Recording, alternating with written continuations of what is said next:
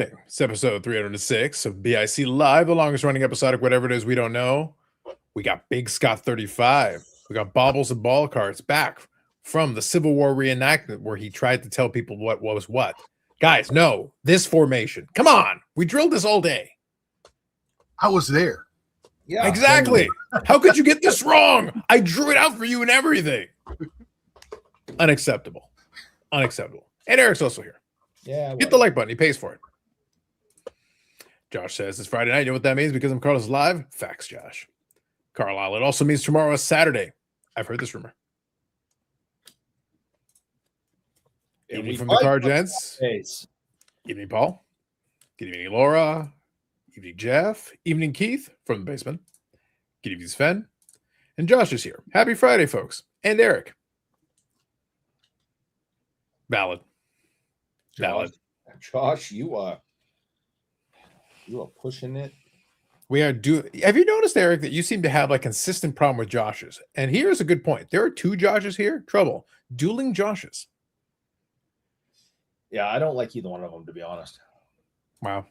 Just wow. You know, back in the day, Scott, 90s auctions, Josh, was back there in the Clubhouse days. This is Clubhouse on Clubhouse crime. I was going to say, you know. Mm-hmm. I got you, Dan. I don't know about that. The curse will be broken. I don't know about that, man. We had a good run with that curse. I don't know. There's still time. There's still a chance. Just don't step foot outside.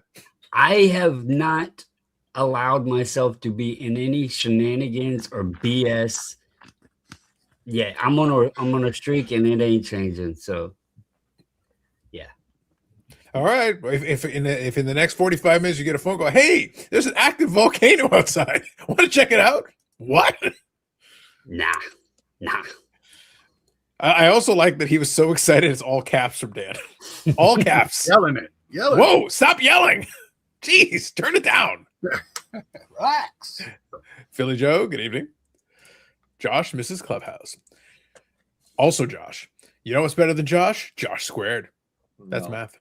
No. Keith, I'm a bot. See? Told you. Told you, Dan. Better when Eric tells Paul to kiss off and doesn't narrow it down which one. I know.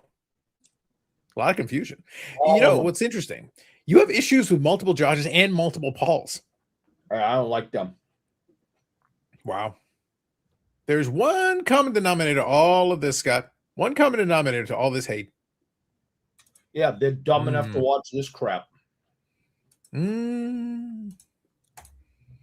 Did you put like your glaze finger over top of your lens tonight or something? What's going on with your lens? Eric has spent so much on the like button he couldn't afford. He's broadcasting from Crapovision. He did the close up. I was like, is my eyes blurry? But everybody else is focused. I don't see what the problem is, but all right. Come on, Eric. We need you to step up to standard def. Standard def. I feel cleaner now. That's as good as his voice. That's it. One of the best shows to listen to while working out. Good stuff. Appreciate it. But yes. I'm glad somebody here is. Look, somebody's got to do it, man. Eric keeps talking about cycling, and I haven't seen him get jacked at all. And we all know that cycling is the drugs. Also, cycling is a term that you use when you use the drugs. He has lost some weight. That's not what's supposed to be happening. He's supposed to be getting jacked. I don't do that anymore. Mm-hmm. I've been jacked. I actually was jacked so much years ago. I think before I even met you, Michelle said, you need to stop lifting because you don't have a neck and I don't like it. So I was pretty big and all that through the lifting. And then she didn't like it. And right, there's about 86,000 jokes. And I'm being conservative. I don't know what to tell you. I'm just saying.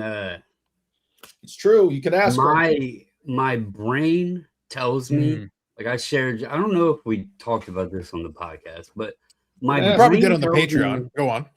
That I can still like play football and go full speed and run and jump and do all the stupid things and hit the ground. Well, attempts were made. You attempted it.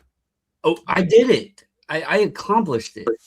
It was the days after. I still have body parts that continue to hurt.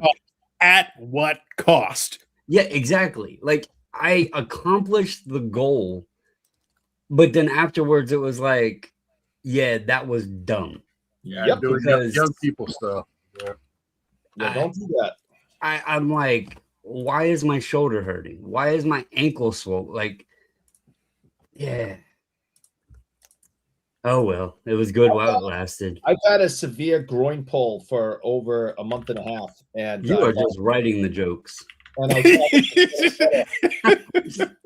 I went out and chased a couple of 20 somethings and 30 somethings last night, and now I'm limping all day today. But Scott, I don't know, man. Stay with them. I'm just wondering. You wait till at least 9:30. We need to try to keep this a little PG here, Eric. Yeah, I was just wondering if now do you have to go around to your neighborhood and tell everybody who you are? Well, there is that. Right, There is the thing where he keeps trying to hang out with their kids. That's a little creepy. Like there are multiple. He's on not one list, Scott. They might have to consolidate lists and have a list of lists. This is like this. Just this guy. This guy. Let's try it today. You know, all I was trying to do is say I appreciate what you're saying. I tried to keep up with some people half my age last night. I was able to do it, but I am paying the price today, and I'm sure they feel fine. But you want to turn this into, haha, Eric hurt his groin. Let's make groin jokes. Fine. I'm prepared to make jokes about just about anything Eric, involving you. You Don't limit me, Eric. Don't limit me. You want to make fun of my groin? You're not going to be the first. Or you're not going to hurt me. So Carlos has written the script for you of how to keep up with those folks half your age when cycling, and you just haven't followed it. The drugs? No. Just wreck them. Like miserably. Yes. And then they would be feeling the pain as well. And you could keep up. Yeah, you're a fool for Eric. Again, corruption is my birthright. I don't even want to win anything legitimately. In matter of fact, I would be offended. It would sully my reputation to win an athletic contest legitimately. You cheat, you bastard. You cheat without shame, without restraint. It's just a pull stick in the spokes, man. Come on. You're a professional at like falling off the cycle. You should know how to do these things to them people. A valid question. Is there a school within a mile of Eric's home? We know there's a Dunkin' Donuts, and that's dangerous too. All right, so you can ask Yannick. This is true. Don't bring Yannick into this. He didn't do anything. No strays. School. I share a fence with a school. There's a preschool. You're not making this better. You are not making anything. We are like not even 10 minutes in, Scott. Like we're off to it. Saying good night. Boys coming into the yard. I gotta throw the boys back over the fence. Yeah, I got a school in my backyard. The problem, Scott, is that he's been able to get away with it this long because he tries to do the Steve Buscemi, how do you do, fellow kids? Because it seems to work for him. And he kind of sneaks up. He sees them at eye level. That has been altered. I'm not that short. Do y'all remember? Wait, damn it. Do y'all remember Monday when he said somebody came up and knocked on his window while he was sitting in his car in his driveway? Mm-hmm. That was the mailman. We're getting more explanation now. Mm-hmm. Because of you. Yes. I had a government official knock on my window while I was sitting in my driveway. It's a valid question, Josh. Is Eric eating nuts? No, grapes. I eat lots of grapes. I'm just impressed that you were able to show like usually whenever you want to flex a little bit, then you get your handlers, you get your people to feed you grapes. You're trying to be more like with the people. You're just feeding yourself this time around to not show off too much. Yeah, I don't want to make people feel bad about their lives that they don't have people that feed them grapes. But I don't know. It might have to at some point, I guess. So many questions, Scott. So many questions. I still get made fun of by some of the clubhouse people because there was this brief moment in time. You could have literally stopped it. I still get made fun of, and then insert anyone that has known you, and it would still be accurate. I still get made fun of by some Clubhouse people because there was one time there was a brief, at band camp. There was a brief window where Clubhouse kind of went video. All right. I forget what it was. It was really supposed to be this selling platform that you could go in different rooms and sell, your cards and buy cards, but it really just turned into a giant video Clubhouse. And we were on there one night, and I had not eaten dinner yet, and Michelle was kind enough to come in and bring me a sandwich on air, and everyone watched her bring me a sandwich. And and I still to this day, every once in a while, will be made fun of because my wife brought me a sandwich. I don't think that's a big deal, but along the lines of people. Do you feel that while you were wearing regal robes and the crown may have sold it? I think maybe they were wondering how you were married. People have questioned that, especially after they've met her. I think you confused on what they're making fun of you about. There's no question. I married up. People tell you that hold on, Eric.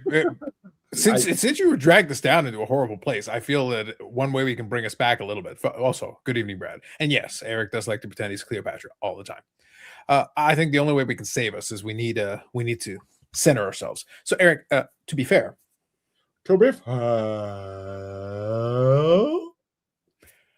I think this is the backstory of why Ham pursues Michelle so much. He's not convinced you're married either. No, I keep trying to tell him, let's leave my wife alone, but no, he won't. He just laughs at you and goes, wife. And he's like, nah, he's not buying it. No, it really is. So this is acting like Eric in his burner account commenting in Dan's videos talking about his cards being fake. Eric is not a man of peace in those comment sections. He feels emboldened when people don't know who it is. Yes. I got some kind of text message through YouTube notifying me that you and Dan mentioned me in your grumpy video. Well, he probably tagged you in the video. Yeah.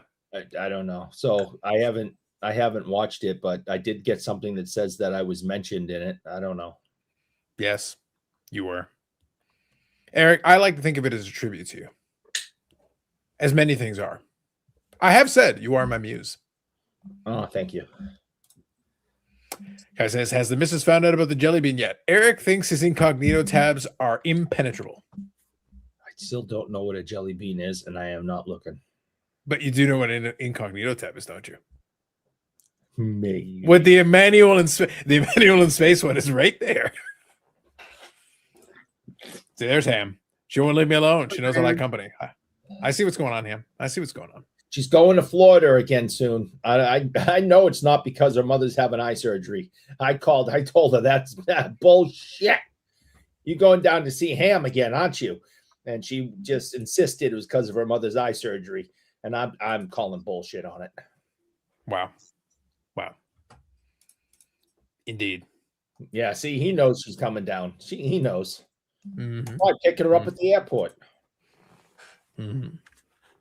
So for the people checking out on replay, please ignore the first 10 minutes or so because for legal reasons, we cannot be party to all of Eric's proclivities. If you need to look him up over there, you can find him under Bougie Eric. We'll leave all the information for the local authorities that need to find him. I don't know what you're talking about. But aside from that, in the description is the link to the latest Cardboard Cynics. We had the latest episode. Went live earlier today. And to be honest, I was quite proud of it. And I will say, Eric, since you are a man who doesn't watch the contents, I nonetheless feel it is appropriate and necessary that I mention to you that part of the reason that you came up in this story is that someone adjacent to you was referred to in said story. Okay. And there's an issue. And the issue really comes down to two things. So number one, somebody adjacent to you. And number two, somebody adjacent to you took a selfie. Now, I did have a little bit of fun with I did take a few liberties with the actual post itself because the post itself made it easy for me. But an individual that you may be aware of, Jeff Hart, came back from the National, had a post on said National, celebrating and enjoying that he was able to go to the National. Okay. And taking a couple of selfies with hobby luminaries. But amongst the hobby luminaries are some people of ill repute, some questionable individuals. Eric. Well, before we move forward, Jeff is an awesome guy. Love Jeff. We've had Jeff on the show. He's one of the best vintage basketball collectors there is. He's super high up on all the PSA graded. What the hell is it's that? called the set registry. Yes, we mentioned it.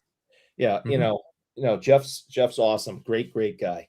So I want to get that out of the way before we now bash him for whoever the hell he took these pictures. I don't know if all of that you just said helped him or I don't know. I don't know if it does, Scott. But like I said, look, Scott, all I got to say is there are people in this hobby that you don't want to necessarily associate with. Some people that I have serious questions about. But this one, I don't know, man. Is it a picture? Is it a picture of me and him? That would be funnier, but no. I'm not I do think his association with you is pretty bad. you might be there, but you're not in the picture. You might be. Yeah, not in this picture. Like Brandon, like I said, there are some people in this hobby that I don't know if you want to be involved or associated with. You certainly don't want to take a selfie with them. But I got to tell you, so I don't know. Who did he take? Oh, that's awful. But no, actually, that's not who I meant. No. This one. First one was awful, by the way, but the second one's pretty bad too. I have my pictures taken with Jeremy also. So I'm just as guilty. You are. How many you got with Bill Mastro? I would not take my picture with Bill Mastro. What do you mean? I would not take a picture with Bill Wait, Mastro. you're too good for Bill Mastro, Eric? I would not take my picture with Bill Mastro unless it was a gag that we could play on the show. And I totally would. And all I gotta say, and if that's not bad enough, Brandon, then I go to the comment section on this post. First one, graded gamer. Always great seeing you. Maybe next year I'll be at the registry dinner. Why are we all co-signing on this? Why? Friends don't let friends take selfies with Jeremy Lee or Bill Mastro. Well, Scott goes to registry dinner, doesn't he? You got your Gary Carter registry. You got the Pete Alonso registry, right? Who, me? Yeah, you're Scott. I don't have Pete Alonso. Oh, okay. Gary Carter. I have Johnny Bench. So do you go to the dinner? No, I have yet to go to dinner. I don't care that much. You're just saying the dinner isn't good enough for your quality. If they had a dinner up to the snuff that you needed, if they had big chicken, Scott. Big chicken. But the last 2 years, it's been like ways away from they don't do it at the site anymore or whatever. So Guy here says, speaking of vintage basketball, even though the basketball season is soon, why is the market always kind of lukewarm? You can get a 69 Lou for an amazing price and helps with set collecting. That might be the only section of basketball that's lukewarm. Everything else it goes up in price pretty well. I don't think they have any issue. I think vintage basketball gets ignored. Yeah. Guy says he'll take a pic with Jelly Bean. Eric will. I don't know who Jelly Bean is. Seriously, is this Jelly Bean person maybe an adult actress or something, or is she in the hobby? Who is she? Well, she's hobby adjacent. She's hobby adjacent. She made a bounty offer on a basketball card. Therefore, hobby adjacent. Eric. But is she doing some other things during the day other than the hobby? Well, you need to check your incognito tab. I am not looking her up. I don't care enough to find out. Sounds like Eric needs to plead the fifth. I know. The big chicken is in Marietta, Georgia. Google it. Look at you, Carla. Look at you. But yes, I did enjoy. So that was actually Dan's. But I got a kick out of it, Eric, because as soon as I go, Jeff, and so I did pull the screenshot of when we had Jeff on the channel. I actually thought it was more recent. I actually thought it was when the Will Chamberlain that was a PSA 10 that they resubmitted the 9 and then cashed out on it. Yeah, I thought that was what it was. But it was actually an SGC 10. It was actually earlier. Okay. I went looking. I was I was pretty sure it was more recent. It was episode 203. I did make reference to it and included a reference to it in the episode. Yeah, it definitely has something to do with the Will Chamberlain card getting Yeah, it was SGC 10 was the specific one that we had Jeff here to give us some background and flavor. I look, Eric, you will appreciate that I did defend Jeff, but the associate with Jeremy Lee, I don't know about that. Okay, we can move on. The Bill Master one's fine, but the other one might be unforgivable. No, we can move on from that. We don't need to keep that park. We don't need to keep the car parked here. We can move along. Oh, I can put the Bill Master picture back up. That's fine. You can put the Bill Master picture back up. So Eric prefers Bill Master. Why didn't you just say so? We can just move on. Oh, Eric, we will never move on. It's never over. Brad says, I'm slabnostic on Carlos versus Jay Lee. Like both live streams, though, they couldn't be any more different. What? He's got a live stream now? Scott, when did this start? Scandalous. This is madness. Magician never reveals the secrets of the jelly bean. One incognito tab away. But yes, I did get a kick out of it. So yes, Eric, that is why you were tagged in said episode. And of course, his association with you is also questionable. But in this case specifically, the focus was on that post. There's no doubt that Jeff probably wishes that, he never met me. And I do not blame him for that. But that's not nice. I would not take a picture with Bill Mastro unless it was for the gag for the show that we could just destroy him somehow with it on a regular basis. Other than that, I wouldn't be associated with the man. How tall is Bill Mastro? Because it might be the gag any other way. it might work out. Yeah. Joshua says, I'm still waiting for Carlos to reach the 2026 Topps football box break today. Everyone else on YouTube has. So I did hear about this. I did a pack on my pack a day. Was it a retail pack? Yeah. Yeah. I bought 2 value boxes from Dick's. I tell you, Dick's Sporting Goods is sneaky. I joined their little club a while ago, like about 2 months ago. And I got $15 off today buying 2 value boxes. So, I mean, I'll take that. Just a little, tip out there. If you go to Dick's and buy some cords. Oh, that was the problem. Eric kept going to Dick's. That's how he came out. I wound up on a list. Oh, believe it or not. I mean, nothing to do with sporting goods. That was the problem. We don't need to get into a big long thing, but I actually boycott Dick's Sporting Goods, and I will not shop there. Well, that's why you go to the other Dick's, and if you stuck to the sporting goods one, you wouldn't have wound up on the list. Eric, your choice of statements tonight. Just roll with it, man. A big long thing. Roll with it. And what are we talking about? Eric is only concerned about big old dicks. That's all I care about. I do not. I am merely stating facts. Scott, I am merely stating facts. Did he try to make you wear a button or something that says "I love dicks"? Or I don't. He probably would have gone with it if his buddy Bill Master had done it. It's for the joke. I mean, yes, joke. I don't agree with some of their stances on things, and I do not give them my money. If they gave you, and I know where you're going at with it, because I am on the same wavelength with you there. It pisses me off. It used to be a place I shopped at very often, especially on Black Friday.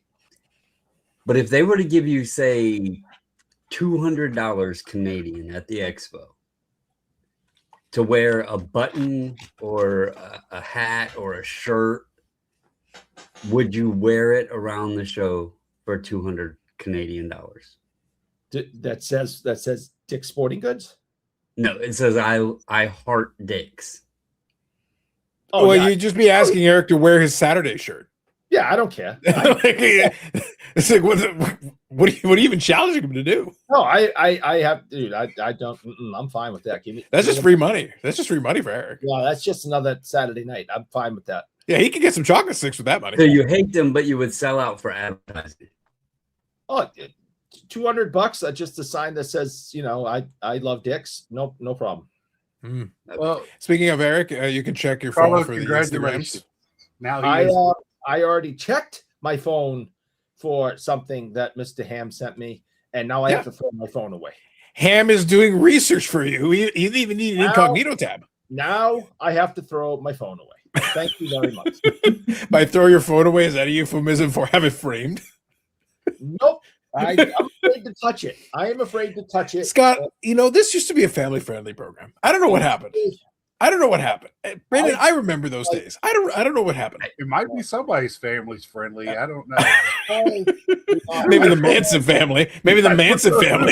Yeah. I do not like that. We've had a rating, Brandon, adjusted on the fly. Like YouTube is ratcheting it up as we go. My goodness. We're heading towards rated R so quickly. 5% more mature. Like we got a lot of leeway now. We do. All right, real quick, I'll read a couple comments and I'll get caught up. So to Josh's comment, I actually did see some of the box breaks for Top Football. The thing is, it's the same design as flagship, baseball. I'll be honest, Scott, I actually would have opened a box, except like locally, I looked at it and they were asking for like $340 a box. I'm like, fuck no. It's only worth for Topps flagship? Are you out of your goddamn mind? Only if you got it from Topps was it maybe worth it. I don't even know. It's I obscene. think it's going 400 for a jumbo right now. Yeah, for flagship, no way. No, I don't even know why. There's one or two maybe draft picks, and who cares? That's just Fanatics just bumped it up. It's just not. That's just the price now. So, let's see. Kai here says, speaking of vintage sets, do you have any you'd suggest for completing the beginners or in general? Suggest for completing for beginners or in general. I have 86 Fleer, 69 Topps, and 48 Bowman baseball going right now. So vintage set. Trying to do through the mail for them too. For 48 Bowman? 48 Bowman? I was going to say, who's alive? that could get pretty pricey. Okay, so speaking of vintage sets, do you have any you suggest completing for beginners? Are you into I think technically, so I'll answer there's a bunch of comments coming up here, so I'll quickly answer this. It kind of depends on what you want, though. Like honestly, a lot of the sets that have high numbers are a pain in the ass because so I would do a little bit of research on that. The high numbers ones are a bit of a pain in the ass. I like smaller sets because you're getting more bang for your buck in terms of the actual player selection. That's me. A lot of the sets in the 70s are pushing 600-700 cards. So it does get a little bit of a pain. The ones in the 60s are pretty big. Personally, for me, the 56 Topps have always been a favorite. But the mantle and those ones are getting expensive. So I would really seriously, I would do a little bit of research. If there's a card in that set that you really like, that's one of the higher price cards, I would start getting on that because the prices have escalated so much. Like I want to get, Brandon, there is two versions of the mantle. I have a complete set, but there's the white back and the gray back. The one that I have is nice, but I wouldn't mind getting the other back just to have the pair and kind of, I'm not going to do that for the whole set, but I wouldn't mind having for there. But the mantle's like, we're north of 1,000 even for a pretty beat up copy of this one. So like the price has escalated so much. That's a factor, Scott. I have to kind of bear that in mind. That's the reason I had to give up the 53 Topps project because I'm just like, you know what? I'm not going to pay the price for the Jackie and I'm not going to pay the price for the satchel. I have the mantle. I love that card. I'm going to keep that card, but the other ones are going to go. So if you do want to get on it, the earlier especially, and the more expensive some of the key cards are, I would get on that sooner rather than later. I just 86 Fleer. Why not just go for the 91 Fleer? That's 91 Fleer. Good evening, Orlando. Here it goes to Richards instead, maybe. I have a suggestion for that question. And it's something I'm thinking about doing and focusing a little bit on is depending on how old you are, do a set from your birth year. So, it's exactly the same age as you. And I think you'd appreciate it. Yeah, I'm working on the 71 Topps. Well, Brandon is doing Old Judge. Oh. So, Yeah, I'm gonna start doing shit, my stuff was from like Moses. No, but Brandon, we can only go as far back as we have cards. So yeah. There's that's all we got. Hieroglyphics. Yeah, originally the original plan was you could just do coins from the time of your birth. There are old Roman coins sitting around. They're around for that. That you could do. Good to you, Rob. Eric, we're getting tons of clips from these moments. Make these shorts, Carlos. Look, Scott, all I got to do is take the first half hour of this, and I go, YouTube short, YouTube short, YouTube short. I don't know what you're talking about. I don't understand. All year-end clips are coming from this episode. Yeah, Josh. The year-end episode might just me clipping the first half hour of this episode. That might be the year-end review highlights. The Patreon before we started. That was pretty good too. I know, right? Before you get started. Cool logo on the front. I won't read the back. Yes. That was the most PC photo I could find. Probably true. Probably true. I got to throw my phone away. Thanks. Yeah. Orlando says no to the 200 Canadian dollars. Fair enough. I'll give you $2 American. Sucker. Monetization is no longer on the table. Alas. You can go to Lids before going to Dick's for all your sporting cards needs. It's true. Do not attempt the 72 tops. It about killed me. The high numbers for that, the 72 is pretty brutal. My Dick's is way better in Lids. So we're talking 72 tops baseball, obviously. Yeah. The set is gigantic. The set is like north of 700 cards, and the high numbers are a pain in the ass. Also, 72 tops is hideous. But I included the first couple of bullet points first. Because 72 Wo-Pee-Chee is really hard with the high numbers also, I think. I think it's across the board for a lot of early 70s tops. Whenever there's a high numbers, that's the one you have to deal with. Yeah. I'm glad I got the 60 Mets team sets done when I did, because now I probably wouldn't have done it because of the high numbers. Mm-hmm. That's what I mean, though. Like, there are some sets that I think so this goes back to the days when I was planning on working a bunch of vintage projects. This is where a little bit of legwork ahead of time will save you a big headache. There are some sets that I think are very nice, but there's stuff like high numbers or certain short prints or certain cards that are a little bit more of a pain to do. I would look at that ahead of time and go like, is that something you want to take on?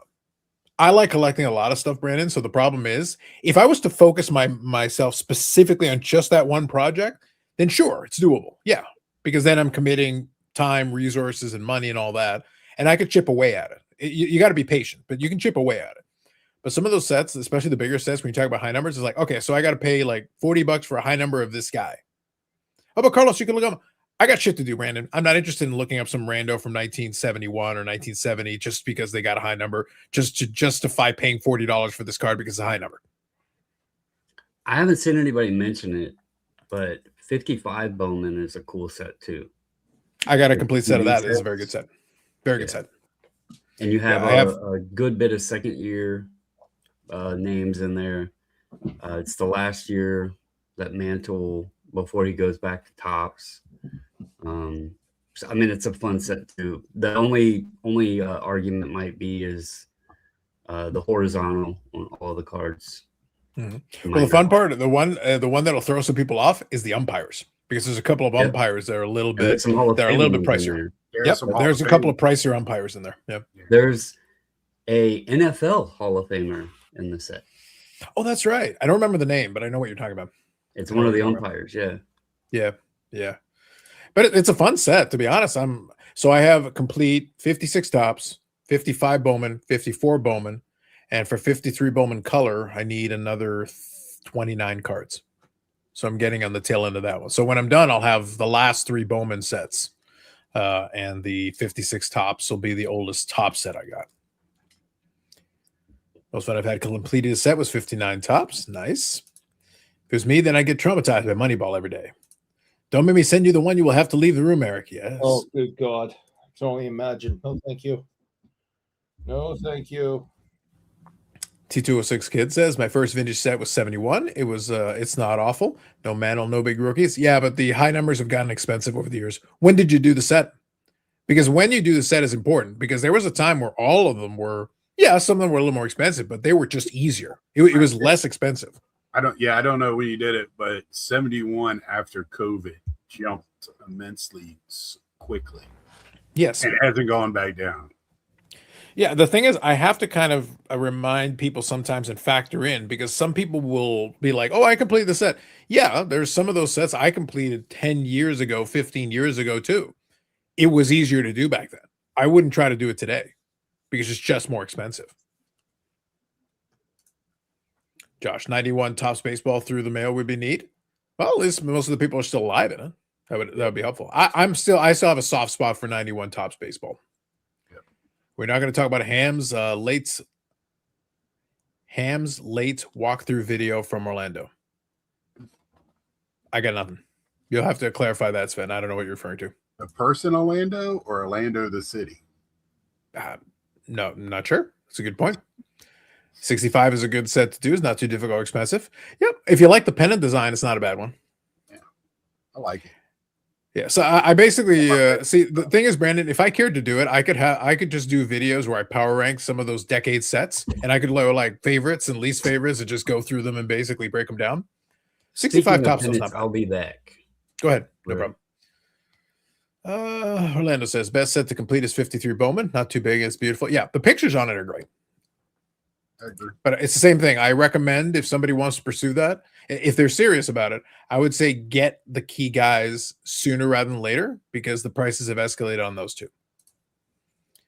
50 by Bowman was the first Hall of Fame run I completed. Just paid up to upgrade my Cal Hubbard, the guy you were talking about at the National. Okay.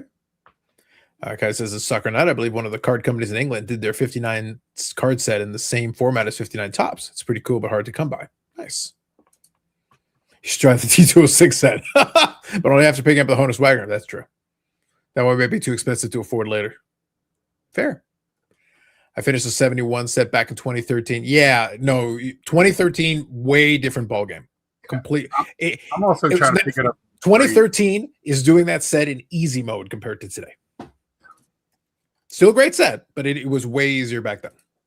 There's a lot of sets in 2013, Scott, that you could have done. If you focused on your attention and just worked on those sets, you would have some really nice sets, and they're way more expensive now. Oh, I forgot. That is one. I got that on the registry too. 71 Topps set. I think it was a Comic-Con-like event in Orlando. Okay. Thank you, Jim. Yeah, Comic-Con. Okay, gotcha. Well, let's see. We'll let the man speak for himself. Ham, other than sending jelly bean pictures to Eric so that he can live his life, he started off talking about being excited about dicks, and then you bring a little jelly bean into it, suddenly he melts down. What the hell? Well, he likes to run away from certain things. Well, at least in public. On the Patreon, he was a lot more eager. Why do you think we always see him in this room? I know. That's a secret room. I'm hiding. Mm-hmm. You should hide. You forget about the penalty box. Your entire life in that room, you should feel shame. Just shame all the time. Shame. Ding, ding. The reference to the video is I was going to animate Orlando, which is put on by GalaxyCon. And I was trying, it was on a Sunday because my daughter wanted to go and get an autograph from one of the voice actors and walk around the show and kind of look around. She likes all that type of crap.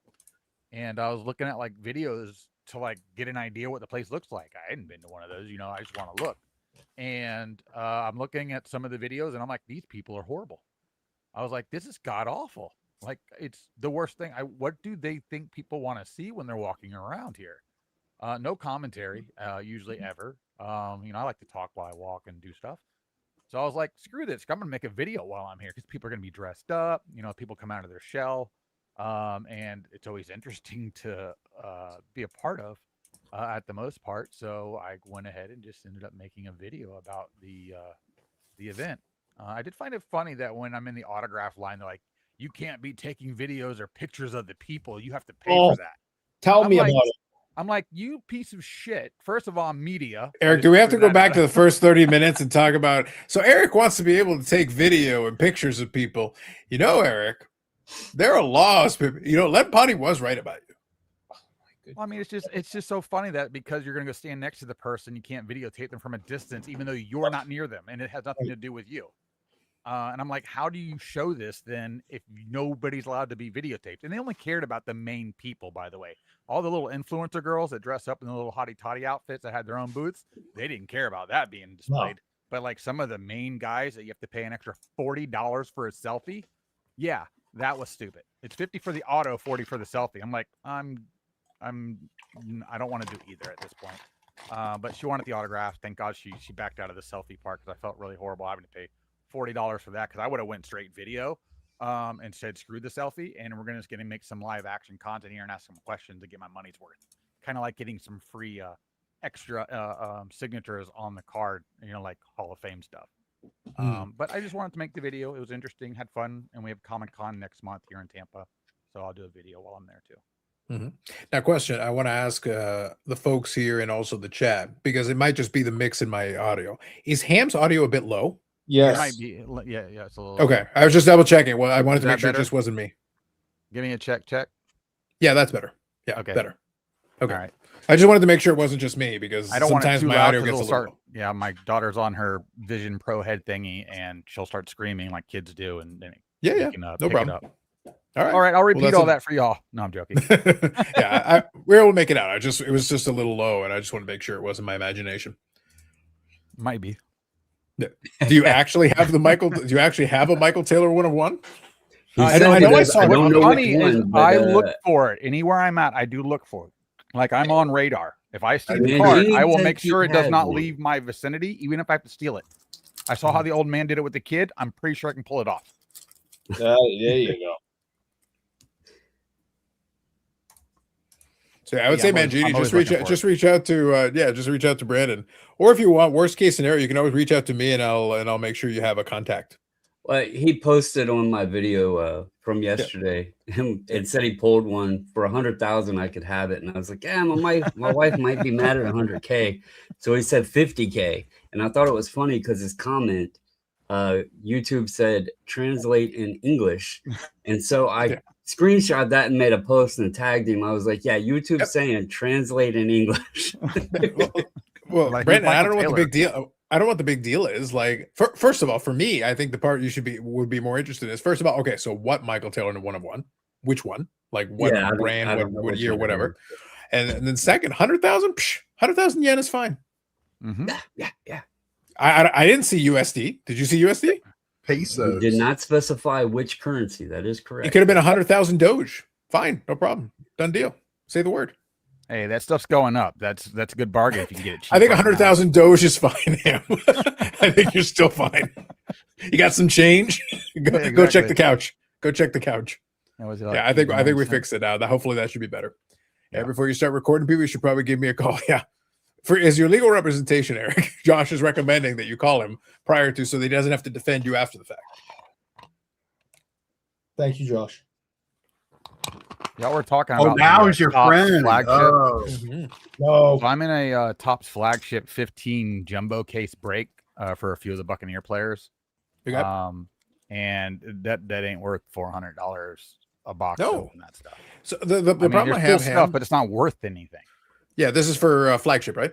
Yeah. The new flagship. The problem is, it doesn't matter what price point you put the box at. So I had this conversation. I basically talked about this on the wrestling channel when I did the last podcast episode for that, and I was trying to explain, because some of the wrestling card guys don't collect sports cards, so they don't have context for like. So I try to kind of educate a little bit, and it's like, well, flagship is supposed to be what it's traditionally supposed to be. To me, flagship should be available in abundance, and it should be a more affordable product.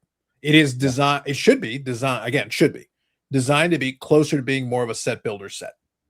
Mhm. But that's where, so I use the AEW flagship, the Upper Deck AEW flagship, as an example. I said it was $80 US per box. That is a much more reasonable box price. Yeah. And within 2 boxes, usually you'll be pretty darn close to a complete set. You'll be really close, if not bang on. Usually you'll hit it. And that's appropriate. That's about right.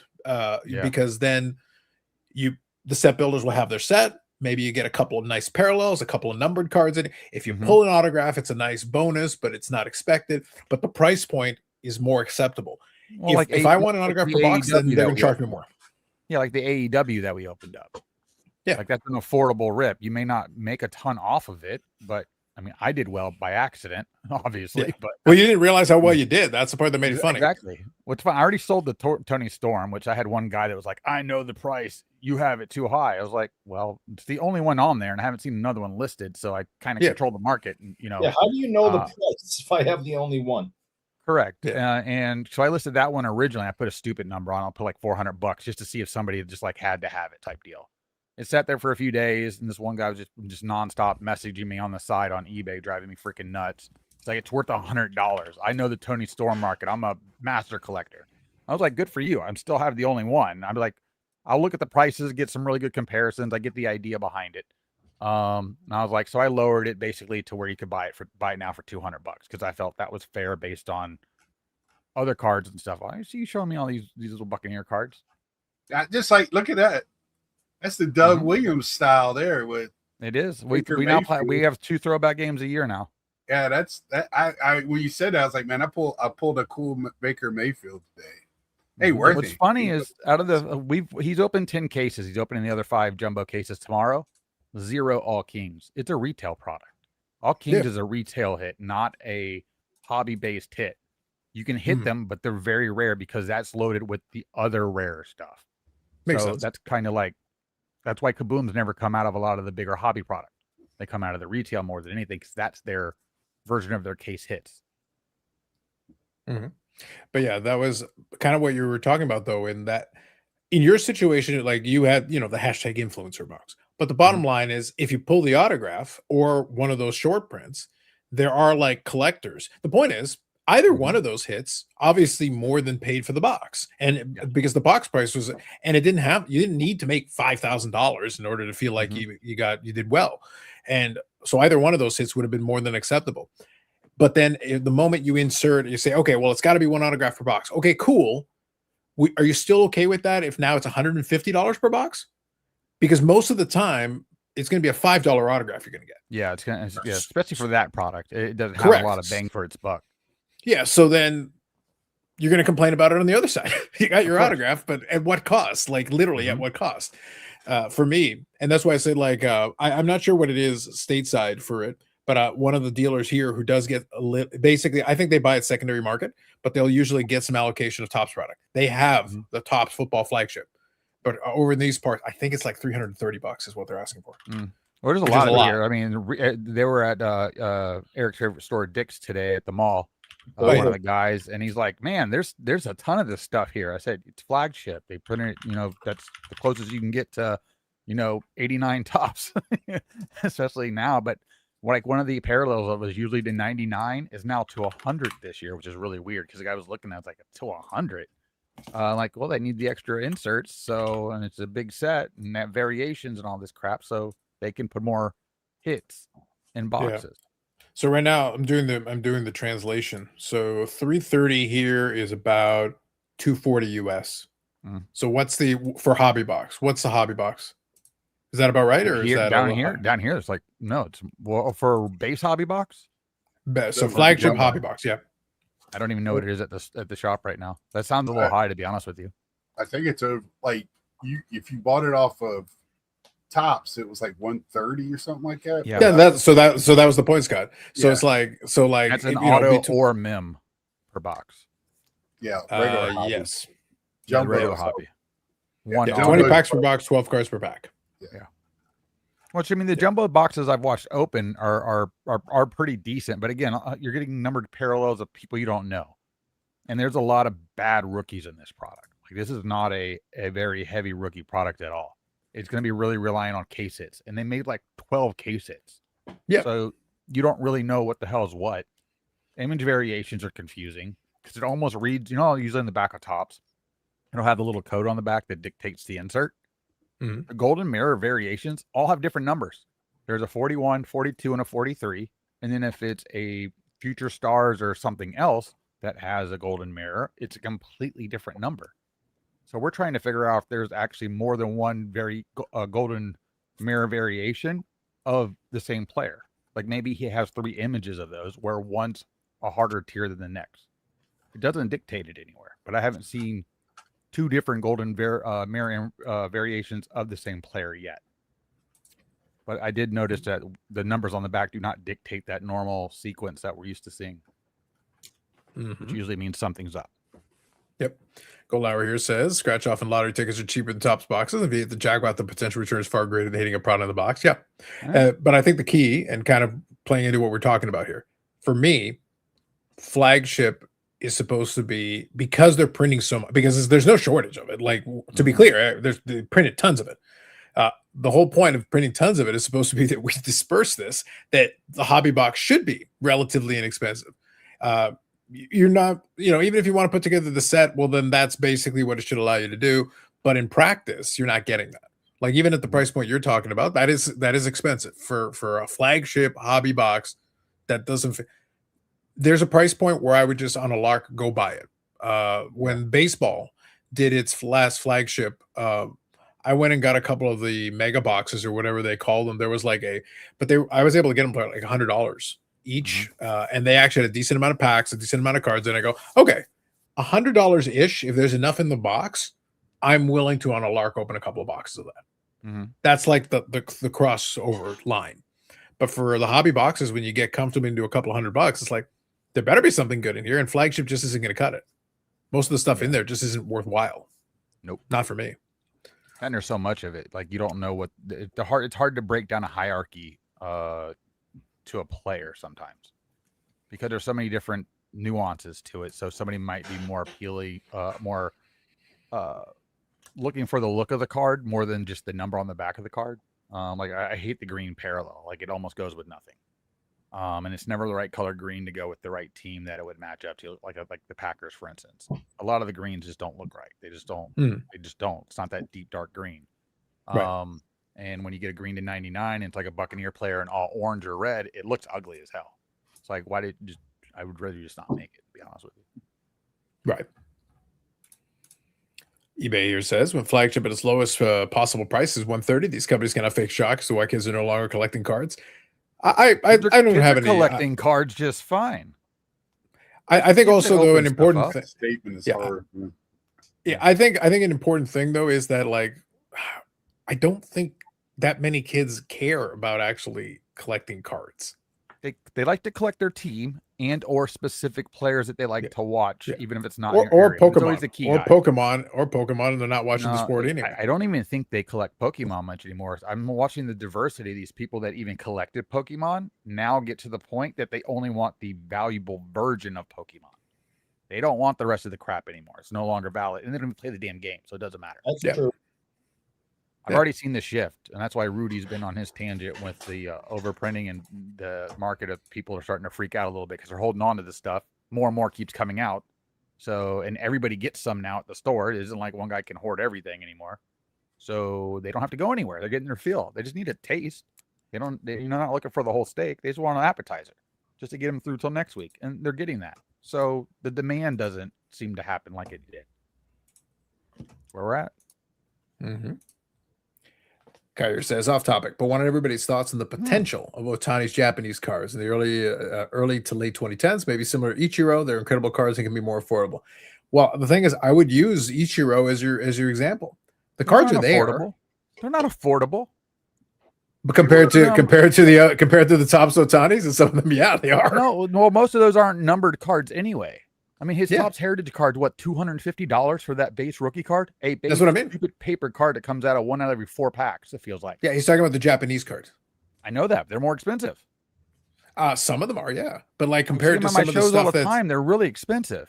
Like really expensive. Yeah. But I said it depends on which cards, because there's some of the cards where an equivalent North American one of him wearing, Los Angeles Dodgers gear is like 10 times the amount. Yeah, we're not saying they're $5, but we're just comparing expensive to really, really expensive. Here's the thing. I have a few guys that are huge into that market here because they have extras of them that they've bought and graded over the time. And there's, I guess, like 3 to 4 variations. And my last Tampa card show video on my walkthrough, one of the guys was explaining the wildflower version of the card, because he put them both down and he showed the difference. And then one's numbered to 50 and the other's not numbered, which the one to 50 goes for like $5K and the one not numbered to 50 goes for like $500. And that's just like his first year actual card from Japan. Yeah. So I think kind of to play into Kai's question, there is a niche there. There are people that are going to go out and look at it. You know what? Actually, why don't I just touch on it this way? This would be the simpler way to do it. I did a video maybe a week or 2 ago, and towards the tail end, I talked about failed thesis, the idea of a failed thesis. You can have something where you look at it and go, okay, there's not a lot of them out there. They're relatively short printed compared to this other thing, and you can do the comparison. I think that there should a possibility, if the appreciation ever shows up, that it can go up and whatever. Great. But then what happens when the reality kicks in? You actually have to convince enough other people to actually be interested in it to be able to make that work. Otherwise, it just stagnates wherever it is. The example I used was the 2018, the various Panini stuff that Juan Soto had. When the Juan Soto stuff was going crazy, it all did, but all the Panini stuff never really went up as much, and it didn't really sustain. With Otani's Panini stuff for a while because it was unlicensed. And then exactly, now you can't buy the regular stuff. You have to get the non-licensed to get a deal. Yeah, but even then, the unlicensed, if you look at like the rate of increase, it went up, but it didn't go up at the same. Like the Topps version of it is 50x, like 100x, like it's a huge gap. But there's a bunch of stuff there. Like if it had been licensed Prism, the price would have been astronomical, like a gold Prism, because in that Chronicles product you had gold Prism. Well, Soto was part of that same set. And you can get the gold version, and you can get the green version. You can get a lot of these versions. If you add up all the numbered cards, I did it once as an exercise just to show every single version, Scott, you can get them all, do the whole rainbow. And it was like 800 and some cards total, like the total print run of all of them. That's very short printed, but no one cares. They're unlicensed, so people don't care. I might care in 10 years. Yeah. So the point is that at the National, there was only one table that had Japanese Otani cards. Yeah. But so Scott, the reason I'm bringing that up is I'm saying the logic is there, but it doesn't matter. Like logically, if I say to you, oh, you can get a rookie year of this player that you are interested in, clearly this market says you're interested, and you're getting Prism and you're getting this and it's numbered and all this stuff, you put it all together. But look at how much cheaper it is compared to this other one because of the licensing versus non-licensing. And this one is way more short printed. But then you say to yourself, but it's not Topps, it's not licensed. Okay, well, then that's it. It's a failed thesis. The Japanese cards, though, is the same concept. You have to convince enough other people to play. Otherwise it'll go up. I'm not saying it'll never go up, but I'm saying it's going to stagnate compared to the other one. The other stuff's just going to go up. We also haven't seen a true influx of those cards come into our market. There's a ton of them over there. They just all haven't made their way over here. Yeah. Brad says my eyes are too old to read the Topps codes. Goldenrods also have a variation. Eric is all about that. That'd be fantastic. Kids don't want sets, they want hits. Indeed. Overprinting and supply and demand only factors in when they want more money and decide otherwise. Let's face it, as long as we pay what they ask, we pay what they ask. Man is less for Japanese cards. Yeah. That's basically the Japanese key. Pokemon cards will start a craze where we want all the other Japanese stuff. Indeed. That's why I was laughing at earlier because me and Manjiri were texting a bit earlier. Yep. Will Ham be our next hobby president? He has your support. Well, Manjiri is going to be busy. He's going to be in negotiations with Brandon for that $100,000 one of one. Taylor. Yeah. The Michael Taylor, yes. So Dom, Eric tried his hardest to get us demonetized, thrown off the platform, and some of us possibly thrown into prison. I did. Yeah, I did too. And I'm going to continue to try. Well, Eric, the only person who's going to go to prison is you. You're the one hanging around like. As long as I don't have to do this fucking show, I don't care. You can do it. So after the judge tells you that part of your restitution is to do the show in perpetuity from prison. We'll make them have to physically hold the phone up to the ear too and speak into the intercom. Yeah, you're gonna be doing the entire show from the glass with the intercom like this. All I'm thinking. Well, what are you thinking? You look at that picture of Jelly Bean again? No. Oh, he was getting very excited. Just don't have the shirt saying "I love dicks" when you're in there. Yeah, that might not work out for you. I bet you I'll make friends real fast. So, Eric, in that situation, we might have to send you some educational videos. Shawshank Redemption, I'd recommend. How do we get Jelly Bean to throw out the first pitch at a Savannah Bananas game? I feel like that's a failure on multiple people's parts that thought hadn't already been put out there. That'd be a great card. Well, it would be if Eric didn't buy them all. Real quick, so I can get this off the table. I ran downstairs to grab these. I went to an estate sale today. I didn't buy a ton, but did you pull your hamstring or anything? No. Okay. No. Hey, they had a lot of old stuff, antique, and a lot of people in here like the vintage. The box here is not in the best shape. It's vintage. but you don't come across these often. Isn't it funny when you buy something and you realize it's kind of valuable or special, you start to baby it, but the person Well, I that don't had want it the was- box to fall apart. I know, but somebody else was throwing it around like a rag doll. I always got a glove there. Nice. That's pretty good. Who was that for? Babe Ruth? This is it's Andre brand the new. Giant? That's huge. Pete Reiser. Oh, he goes. Pete Reiser model. Must have went to Still Dick's. Do we have a year? with the price tag on it. Oh wow. So I thought that what year was, is it from? it has to be, well, it has the buckle back. So from what I can find, it looks like it's from the 40s. Okay. Yeah, so I'm looking right now. You said Pete Early Reiser. So 50s. Reiser. Yeah. There So he was played one for- on eBay with He played from 40 to 52. there was one on eBay with the same box. Like or theirs was a little bit better shape, obviously. Research. Yeah, I mean, but Jeannie it's remembers not watching on him there play. now. So I don't know if it's sold or He must have been a pirate. I meant and more then- because of how old Mangini is. they had some Soccer ball. pennants. Well, they got sued. So Eric's like a soccer fan. Here's the 80 soccer bowl. Oh, Yep. look at that. Cosmos versus Strikers. Very nice. I played for float the around. Strikers in Little League. Yeah. So Brandon, Old- just out of curiosity, for the New York Giants that's one, that's cool. nice. That's a good pennant. Is that Old water neon. damage there at the top? Yeah, somebody peed on it. Yeah, I mean it's not. They're not in like the greatest shape, but Right. they're not like ripped up or anything. Yeah. But just a question there, Brandon, just out of curiosity. So the last name there on the glove, is it Reescer or Reiser? It's Reiser. Okay. So I did have the right person. Okay. Yeah. Here's so- I just picked out is a few I thought people might like, but Mhm. 90 NCAA championship pennant Nice. for hockey. And then these were kind of cool. The Fort Wayne Comets, Oh, that's cool. Yeah, my wife from minor Fort league Wayne. hockey, That's their main sport. Their team there. and Flint Spirits. I like Dom's comment. So, but yeah, I got about, I don't know, probably 15 or 20 different pennants. And then Pretty the good. glove- There That's was nice. a couple other gloves. There was one. It's cool, but what'd you have to pay for it? This is when you're at the estate sale. It's all what you had to pay for it. Yeah. Would you have to So, believe it or not, I know a guy in PA. He Oh, actually sets up at the National. Y'all probably see him. You may even be very familiar with him. His name is Keith. Oh yeah. I know of him. immediately messaged him when I seen the gloves, and he told me at the price that they had on it, he would buy it, no question.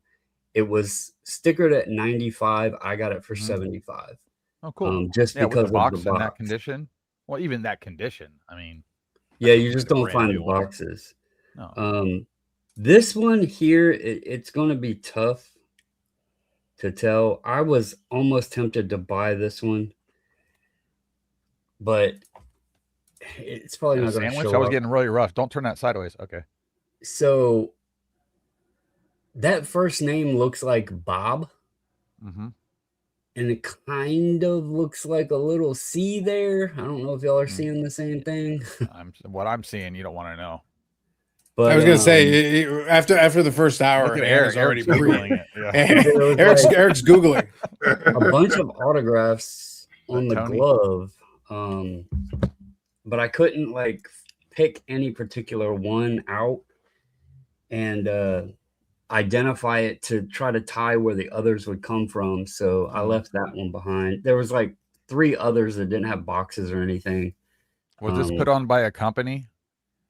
No, it was Okay. it was a family, but they looked everything up. Like their Okay. prices. You know, how on sometimes those- you go That's to a why I show- didn't buy much. Yeah, I know. Sometimes I go to the state sales and it's a company running it, and you know that Yeah. you looked it all up, or they pulled stuff, or they just want No, to see what this to begin with. they've already had one sale, I guess, last year, and they had another one this year. The I gotcha. lady's mom apparently passed away and had a ton of stuff that they're trying to get rid of, mostly antiques type stuff. No cards. I got all of the pennants for $15, Okay. and Nice. No sports cards or anything like that. no, I didn't see any cards at all. Oh, you gotta So ask. Don't worry about seeing. You gotta ask. it was off site they were bringing it to a different location. So what was there was the only thing available. Oh, So. Bobbles, I gotta teach you. You gotta ask. You give people phone numbers. You don't worry about what you see. You worry about what you can't see. Dude, I've been doing this a while. So I know. I've been here for 23 years. Listen, this is what happens with the aggression of Florida man. All right. So Kai here says, fair take of the Japanese cards, the unbranded part iffy. No, the unbranded part is just to make a point about a thesis. You're not the first person, believe me. You're like the 100th person I've heard. So what if these Japanese cards take off? A lot of people have the same thought. Yeah. I don't think we're at the point of you haven't thought about it yet, or somebody hasn't thought about it. It comes down to who's gonna create value out of it, get people to convinced to buy it, and then pump the hell out of it. Because that's the type of market strategy. I'm not even talking about him. I'm not even just talking about mentioning. I'm talking about making like multiple videos trying to pitch it, and then it didn't go anywhere, and then they gave up on it for now. If they get a chance, they'll bring it up again. Like, I mean, they're trying just to bring need another NFTs opportunity back, and we're all just kind of like, good luck. They Like, better we're not. They we're not- better not. no thanks. You know, unless choosing you're Ziggy, cardboard. Good but that's evening. it. The Mickey Mouse pump never ends. It never Well, ends. I still laugh at the Walt Disney card. But neither one of them are either one's rookie card. If you want to go that way, Mickey Mouse, both of them have cards and stuff earlier than that by years. So now like, that said, Ham. That said, the 36 is an icon. It's hashtag Why? Grail. Why? Because I have one. Look, if they want to pay money, like it's an icon, Ham. An That's the icon. problem, Hashtag is Grail. people are invested in it, so they're going to create a hierarchy out of it because they already have it. Yes, My and I've vault's created the sold in hierarchy. The under hierarchy 12 is hours. 36 I'll take it. and everything else. 36 and everything else. Yeah, because I'm a part of Ryan from Breakout, who has his auction house started. He started a Discord for just that type of stuff. And then seeing the different things that people are posting in there that are way older than what everybody assumes exist, it's ridiculous. It's just like people just doesn't know. They don't know about it. That's all. Hey guys, I'm And gonna we take end up off win. to go to bed. So Sounds good, Scott. Have a good night. Take it All easy. right, Scott, see you, bud. See you tonight in your dreams. Later, Scott. What a horrible thing to say. I'm going to see you in your dreams too, but you won't be asleep. Oh God, Have to push you over in the bed to get out of the way. you're a miserable son of a bitch. I know, it's great. Okay, I got to agree with him. It's very entertaining for the rest of us. If it makes you feel any better, Eric, you can always go back to the Instagram thread and study Jelly Bean for science. Eric, what would your life be without us in it? They do have the right person, except it is Vintage Sport Flips. There's no S Vintage on Sport. sports. All right. Yeah, Vintage Sport Flips. Keith. I'm just quickly scrolling through here. Just gonna make sure I get caught up here. Thank you all in the chat. If you haven't done it yet, smash the like button. It makes Eric happy. It does. Not as happy as Jelly Bean. A few things do that. Usually money. I can't talk to you people. The only thing that excites him more than the Jelly Bean is dicks. I think she has that tattooed on her somewhere. Thoughts on Crosby signing for another 2 years. I think the Yager record is a lock now. Okay. Yager I thought Crosby would play this long with the amount of concussions he had. He's probably a different person at this point. Yager played today. They had a game in Slovenia or wherever Char is from. I'm forgetting at the moment. And the 2011 Bruins Stanley Cup team was there, plus Ray Bork. Oh, you know where Ray is? Yeah, Ray is in Europe. And Yager played, and Pasternak played, and there was a lot of names and Hall of Famers that went to this game for Chara's last skate. And the game ended where he went to center ice, took his skates off, and left them standing in the spotlight and walked off with his kids. I'm going to say, are they going to put him down? Dear Lord. So Yager actually played today in that game. Yager is going to play until he dies. He's basically the Ric Flair of hockey. By the way, Rick's doing great here, guys. By the way, I saw him deadlifting like 250 pounds yesterday. That's too bad. Yeah, Rick, I think, is basically held together. He is medical science. He's He's just basically, flesh with chemicals. Yeah. All the medications they're trying to keep the rest of us alive, they're testing him with. So they're just proving that it works. Like, you ever seen the this Simpsons thing episode alive. where you ever seen the Simpsons episode where they went to Mr. Burns and they're basically like, wait, so is that thing killing me? It's like, well, actually, this disease is fighting this disease, and as a result, they're fending each other off. And then Mr. Burns is like, so I'm immortal? Yeah. Bobbles, I pretty really much like it. that hat. Thank you. It's a nice hat, like the shark tooth hat. Yeah. So Jim says, so I'll finish answering this. So thoughts on the Crosby side for another 2 years? I barely notice him now. He's still a Okay. great player, but I don't care about him. He's I think a the LeBron Yager of- record is locked now. Great. super duper. It's Yep. like, I have an argument with at work all the time about LeBron and Jordan because he says LeBron's the greatest player ever because he played forever. Bullshit. I'm like, doesn't mean anything, dude. Yeah. Oh, Okay, look, maybe. I enjoy having this back and forth with Jim because Jim's entire identity is the Crosby take. He asked about like Crosby like 3 years ago. I feel it's like 3 years ago. And here's the thing. I got to be honest. I am a man of peace. But for Jim's sake, Ham, I want Crosby to get within like 5 points of Yager. I want him to get within 5 points and then drop dead. Mm. Literally just not even get injured. I just want him to drop dead That's in the middle of the a lot. ice. You'd have to, because even if you amputated his leg, he'd figure out a way to get something on him to still skate. Eric, it's for the greater good. That's- I need him to drop dead. That seems a little rough. It has to be done. It's not my fault. Blame Jim in Florida. Another Florida man. It's not my fault. I know, like his comment It's down there. little rough. Has to be done. Fargo weekend. Stopped in to click the like for Eric and Marcel DNAs. Mm. Good old Marcel DNAs. That's not funny. No one likes Eric's favorite. That's not Charge funny. should have been sent to prison on a dirty hit and Pacioretty in 2011. Rick has no blood, basically alcohol. Yes, Yep. he is the drugs. I'm not a huge fan of the man. I had an opportunity to meet him, and I chose not to. Mangini, that'd be impressive, except Rick is literally already dead. Now, if you lift more than 250 after you're dead, we'll have a conversation. But until it, like, I'm not convinced. Rick Flair is one of those people. I am convinced he died sometime in 1993. I'm pretty sure the room that Mangini has all his cards in can't keep everything he actually has in it.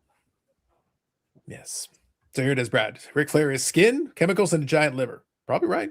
Oh, I don't think that's Probably he's not operating on a liver, whatever that is, a mechanical object. His liver's gone. The donor liver's gone too. Yeah. Yeah. Orlando says thoughts on the 1.3 million Celebrini card sale. So I did touch on that a little bit on the Cynics episode, but I'll give the synopsis. The bidder themselves is kind of a secretive person, but they did out themselves. So they're on Instagram. I've shown their Instagram with all the crazy stuff they bought. Like, it's ridiculous. They're a whale. They're like a super whale out there buying a lot of stuff. I think that card is absurdly overpriced, but at least two people were willing to play. And the one guy has deep enough pockets where he doesn't care. So 1.3 million for him is what, like $30 is for us. He just doesn't give a shit. That's it. And he literally went out and I showed the Instagram post, and he didn't think it was worth anywhere near that, but he was committed that he was going to get it come hell or high water. So even if Eric bid 1.2, he was getting it for 1.3. Huh. Good thing I No didn't matter bid on it. what. Glad I didn't bid on it and go into a bidding war. That would have sucked. Yeah. I think the big takeaway for me, Brandon, what I come out of it with is there are going to be some folks that are going to convince themselves that this sale validates that all the Celebrinis should be ridiculously expensive now. And I'm like, you're out of your goddamn mind. That is a very specific case with one deep-pocketed bidder who said, I want it, come hell or high water, it will be mine. No, They're willing to go to actually, war. I would say it's more than one specific case, but at least this guy admitted it. Yeah. I think Yes, there's many correct. of these cards that are being sold at excessive numbers, and it's people that's got FU money and they got to flex against each other. And as you just stated, 1.3 million is like $30 Yes. to us, To him, you know, and we frequently spend $30 on a card we want, and they're frequently spending whatever the hell it takes to get to outbid, Joe Blow or whoever, so they can say that they have, a table at the PSA Set Registry Awards or whatever. Yeah. I mean, this dude's Basically. using tag and everything else for green PM or green kabooms. Like it's playground to them, and the realistic numbers we don't know, because when you're getting those individuals involved, it's like, they buy cars for millions of dollars. Like, you can go buy one for 30 grand that does the same thing. So And it does the same thing the card does. It just sits there and they look at it. Well, that's the reason why I gave that number. It's got to be like the $30 I just threw out there as a number. The point is, it's a number, good number. where It's a they good don't number. care. It's a number where like it can be almost an impulse purchase. Like he doesn't really have to spend that much time thinking about it. Whereas a normal person has to be like, oh wait, hold on, I got to think about this, because he had already committed himself to 7 figures. What are your thoughts on the way that guy is handling the Cooper Flag one-on-one? wanting to have the media tour, hang out with Geoff. Basically, yeah. Well, he doesn't even have the real card. So Yes, it's a redemption, that's- right? Yeah, so that's the first thing. Because you could probably sell the redemption card for a couple $100K, to be honest with you. Well, no, you get more than that at this point. Yeah. I don't know. I wouldn't sell them together. I'd be like, you want to buy it? 2 separate auctions, dude. Sorry. This isn't going to work. Man, I'll get in on that. Alt will get in, and they'll do a bounty on the redemption. Real quick, I'll get caught up. Let me just do this quick. Well, before you it has to be done, Jim. It has to be done. Before you go through the comments, I'm gonna hop off. Go ahead. My wife's done. I was just checking to see if she was finished up. So All I'm gonna right. hang out with her. You got and any, day tomorrow? So You got any sales tomorrow you're hitting? it's supposed to rain here. So Oh, okay, bummer. yeah, it's like been raining here since July, beginning no, All of right, July. Brandon, your take winters are advantage of rough. this opportunity. Fulfill your destiny as the kilt baron you were always destined to be. Oh, I have them. Yeah, things have been going good. Things have been going Just good. So All right. And look, prolific YouTuber now. He's making all the videos all the time now. You see this? hey, speaking of the guy with FU money, though, I will say the educational type, like the video showing differences in cards and all that, when I did the Shaq one, I didn't think people were going to watch it. And I actually I didn't know who they were, but they followed me on Instagram and then messaged me. And I went and looked at their collection, and I was like, holy shit. But the guy was like, hey, I just finished watching your video and I want to say thank you.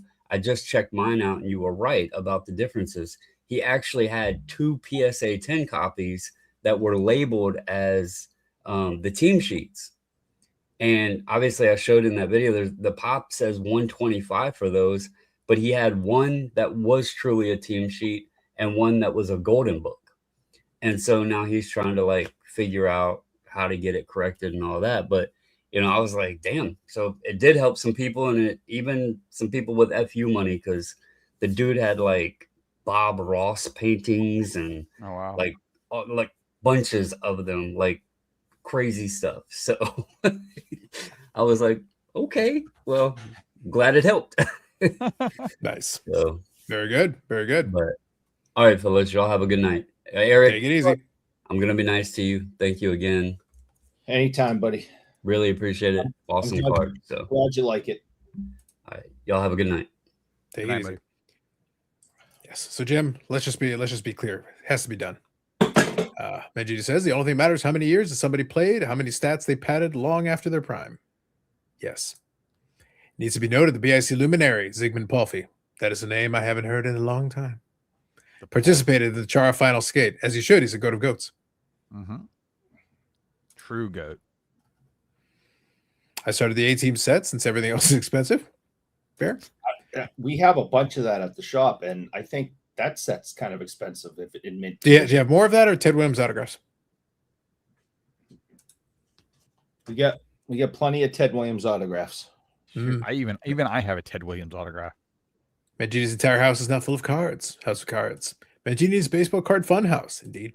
Mm-hmm. I'm consolidating my record collection. Sold all of them to buy one good one. Who needs variety? I just want to impress people. Mm.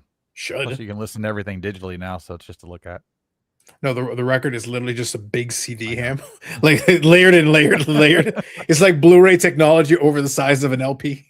It's ultra pressed. Yes. He was on CNBC today. Who was? The guy with a stupid card that he's doing a stupid tour. Oh, Okay, yeah. We'll get there. Jim says, I'm one of those people who believe spend what you have, but most of these cards are gonna be worthless in 20 years. Yeah, you should, like, seriously. We've talked about it a million times, but I'm gonna repeat it again. Most of collecting should probably be, I don't care what happens with this stuff, and a lot of people are very weird about it. And the thing is, if the counter argument, which I've heard, is, oh, but we're spending so much money on this card, well, then don't spend that much money on these cards. Like, I buy a lot. There's a lot of stuff that I've talked about it before. I've invested a lot in the Medano collection. Could I get it back if the right person came by and they wanted to buy it? Because some of the stuff has gone up. That's just the way it is. It has gone up. And they would probably make me a very aggressive offer on some of it, because some of the stuff is just hard to find. But the reality is, if I was going to sell out, I wouldn't rebuild it. I wouldn't bother, because I'm not, because because I've spent 30 years building that, curating that specific collection for me. Yeah, there are other collections though that I do for fun, but by the way, I'm throwing money on fire. The Josh Rosen collection is not a good investment. It's literally just wasted money. oh, But yeah. I get a kick out of it. It's fun for me. That's why I'm doing it. And I'm going to keep adding to it when the opportunity presents itself. I'll still add shit to it. It's amusing to me. If Billy Cilio is listening, I need you to hook me up, brother. At the end of Hook the you up, year. brother. Yeah. Brother. Well, Upper Deck is doing a special conference here in Tampa, I believe in December. And I'd like to go to that conference. You mean the conference is for dealers? No, it's an Upper Deck conference. I don't think it's a dealer conference. I think it's like The more one of you're a- talking about is a dealer conference, actually. Okay, well, I want to go. Amanda was telling me about it. I want Have to. you thought about putting up literally just putting like a piece of cardboard on the outside of your house that says, Mike Ham sports cards? It's like, see, I'm a dealer. Look at it. I'm pretty sure once I figure out where it's at, I can probably just walk in. Okay, it's not like one of those things where you're really wearing a real badge with a real, lanyard. It's basically just a name tag, and you just walk. Look, I'm telling you, you should be going legit. You should have that Mike Ham sports cards, and then you got an open box of packs of 1991 Fleer. It'll sell it. That's all you need. Everybody will buy it. Ted is still signing. Brad says people with FU money appreciate their collections just like we do. They're investing time that is worth more than my time into building a collection. They are investing time that is worth more than my time into building a collection. Oh, okay. I get what you're saying. Yeah. Well, yeah. If you are someone who is in that price bracket, every time you pick up the phone, you have the potential to make a deal that could make you a couple $1,000,000. Your time literally is worth more than building a collection would be worth. So yeah, you could be spending the time doing something else. It would work. Yes, but a fancier Laserdisc.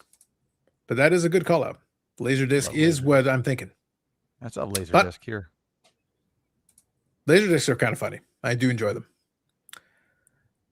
Time is money, Mangini. Time is money. Every moment that you are sorting that house of cards, you could be making another $100 million. That's what Eric does. That's how he can afford the like button. Don't worry about Mangini. He likes to dabble every direction. $100 million. You are correct, sir. That's right. Or invest in a ladder. You can get anywhere, Ham. It's funny. I'm already looking back at some of the pictures and prices from the National that have already exploded past what they cost at the National. Could have actually gotten a deal on things. You know what you should do, Ham? Instead of asking, you should just get the address from Billy. But then I would love if they actually had legitimately good security for once. But then your new piece of content is you sneak in like a ninja. Mm-hmm. You rappel down into the building and sneak in. Well, if it's probably going to be downtown at one of the hotels, and their security is god awful. Like it's one of those places you walk into the side that they do all the meetings and breakouts in, and you can literally just walk in a back door and walk around, and nobody will ask you a question. Because when I used to go work those places, nobody asked me what I was doing back there. They didn't know I was working. I was randomly just walking through. No questions asked. And G says, I think people with money are better than me. Putin, P. Diddy, and many others. Money is all that matters. See? Finally, you're learning. We've been saying this all along.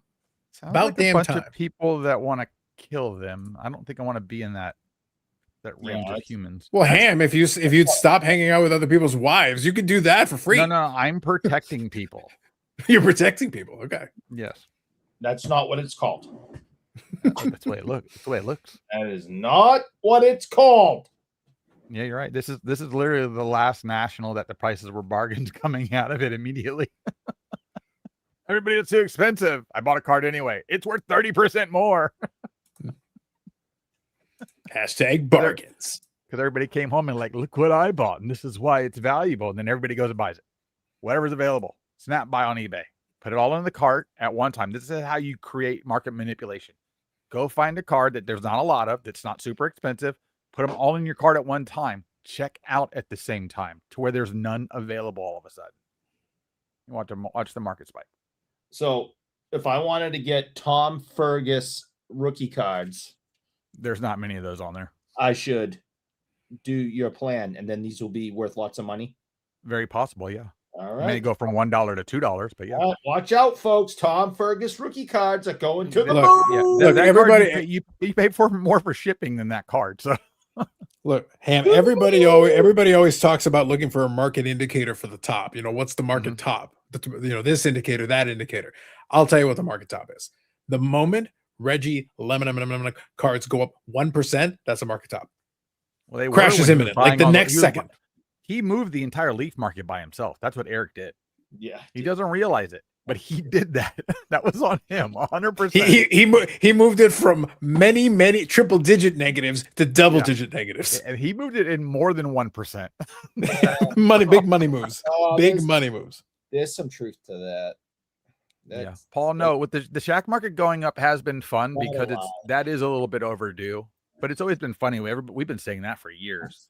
Yeah. It's just funny So, that it took. So Ham, somebody check your else's cards to go Instagram. up. Check your Instagram. Uh-oh. I just sent you the next big card. If this one takes off, then we know the market is uber hot. Let's see. Is it somebody named after a candy? Well, I mean, that's a hard one to take off. What do you think off is? $200-300? I'd argue it already took off. I'd argue it already took off. Yeah, it already took off. It's probably about no, I 50 mean- bucks. Look, right now, Ham, that's 51x. It's real market value. Like this market's it's funny. insane. Let's see. Is that a rookie card? Yeah, it's a rookie area. So it's not game used. Literally, it's the off the shelf, cut it up, slap Yeah. it on there. Yeah. Okay. So basically, what we can make at the house. So that's always been the joke with the That's the gonna Panini go for stuff. $400 or $500. Probably, yeah. Oh no, 100%. Some ding dong. I'm gonna watch it. I'm gonna get a kick out of it. I'm gonna get a kick out of it. I'm gonna watch. But it's one of those things. Oh, I did. Okay, I was just like, I just bid. I just bid. I don't even care if you lose. Just put a bid in. I am duty bound to make sure that I put a bid in there. It would be wrong of me to not have at least placed a bid. I like it when when I was doing my bid for my Ruben Bain spot for the 15 cases, because I can't find anybody else breaking 15 jumbo cases. And I know it's hard to hit cards even when you're doing that much product. But I'm like, how much does it cost for a jumbo box? I'll be lucky if I get anybody I even care about in an auto, let alone any of the other cards. So I'm going to put $250 in and just let it ride. And end up selling for I end up winning it for $222 for the spot. Which I'm fine because that's our main rookie. He's gonna have a fun card. So actually, this is a topic we can touch on here for a second because I'll read these comments and then there's actually something related to that I can touch on real quick. Jimmy says my wife bought a stupid 2023 Winnie the Pooh pink PSA 10 hashtag Grail a couple of years ago. I looked it up today and almost fell over. See, yep, Grail. Brad says, Mangini, the impact of how they spend their money is multiplied by their money and influence. If I were to invest time into raising money for a charity, that person raises more per hour than me. Wise. Now, I was going to say, though, kind of playing into that, I kind of explained this and talk about that a little bit in videos, and I talked about it in Cynics briefly, but the concept, and I wanted to kind of bring it up here. Obviously, when a lot of times when people look at like breaks, boxes, and a lot of these things, the standard response, by the way, not wrong, is why not just buy the single? That's more efficient, that's more effective. Totally true. And then you'll get exactly what you want. All these things are true. But yet, some of us will still participate in breaks. Some of us still enjoy opening boxes. Why? Well, because I like the unknown. Yep. The possibility is part of the enjoyment of it. Because you're right. If I am to do it optimally, if my goal is to be optimal, then I should 100% just fixate my attention on literally just watch the breaks to go, okay, when you pull the card that I want, hey, would you be willing to, are you interested in selling that? And then just focus my attention on the specific singles. And that would be more. You got to remember too, like, okay, I would love to have right now. The only thing he has out that would be like that when it does get pulled is like the Room and Bane foil fractor 1 of 1. I'd love to have that. I'm not going to pay thousands of dollars to get it. So I don't mind the opportunity to possibly get it in a break, even though it's low. But like with the 15 case break, I feel like I'm getting it something because I also get all the base rookie cards, which I'm just going to sell locally here for $5 each because people will buy them. I'll make all my money back just in the base cards. Like just going to a card shop and be like, here you go. Here's 45 of these things. Give me some money. I'm back to zero immediately. So my risk is very low. Now, the other 2 spots I got for like 15 or $20, those players only have 2 cards in the set and they're autographed and they're hard as hell to pull. But I figure 15 case, why not? That's a fun little scratch off for $20 for me to sit here and watch a break and get to see all the other stuff get pulled and have some interest. There's value to that for me. So I get it in certain instances, but most of us aren't going to go out and ever cherry pick the best one because we're fighting everybody else for it. We're not the only one that wants it, especially anything new. It's not possible. And none of us want to fight for it. Yeah. So it's just one of those things. Yeah. Well, I'll throw in an example, just kind of playing into this. I mentioned on my Instagram and then also on the other YouTube channel is that I'll occasionally get the tops now. I've done it a couple different times. Me too. And mostly I get nothing. I don't have the Neo influencer pull because he's pulled a lot of crazy shit on top. He's done well. Yeah. Him and he's done very well. Like literally every time I do it, I get base. I get the tops now. I have not hit a numbered card yet. All my Otanis, no.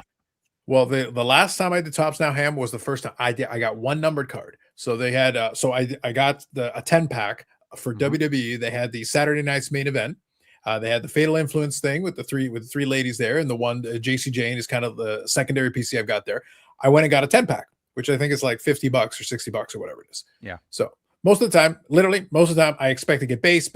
That's what I get every single time.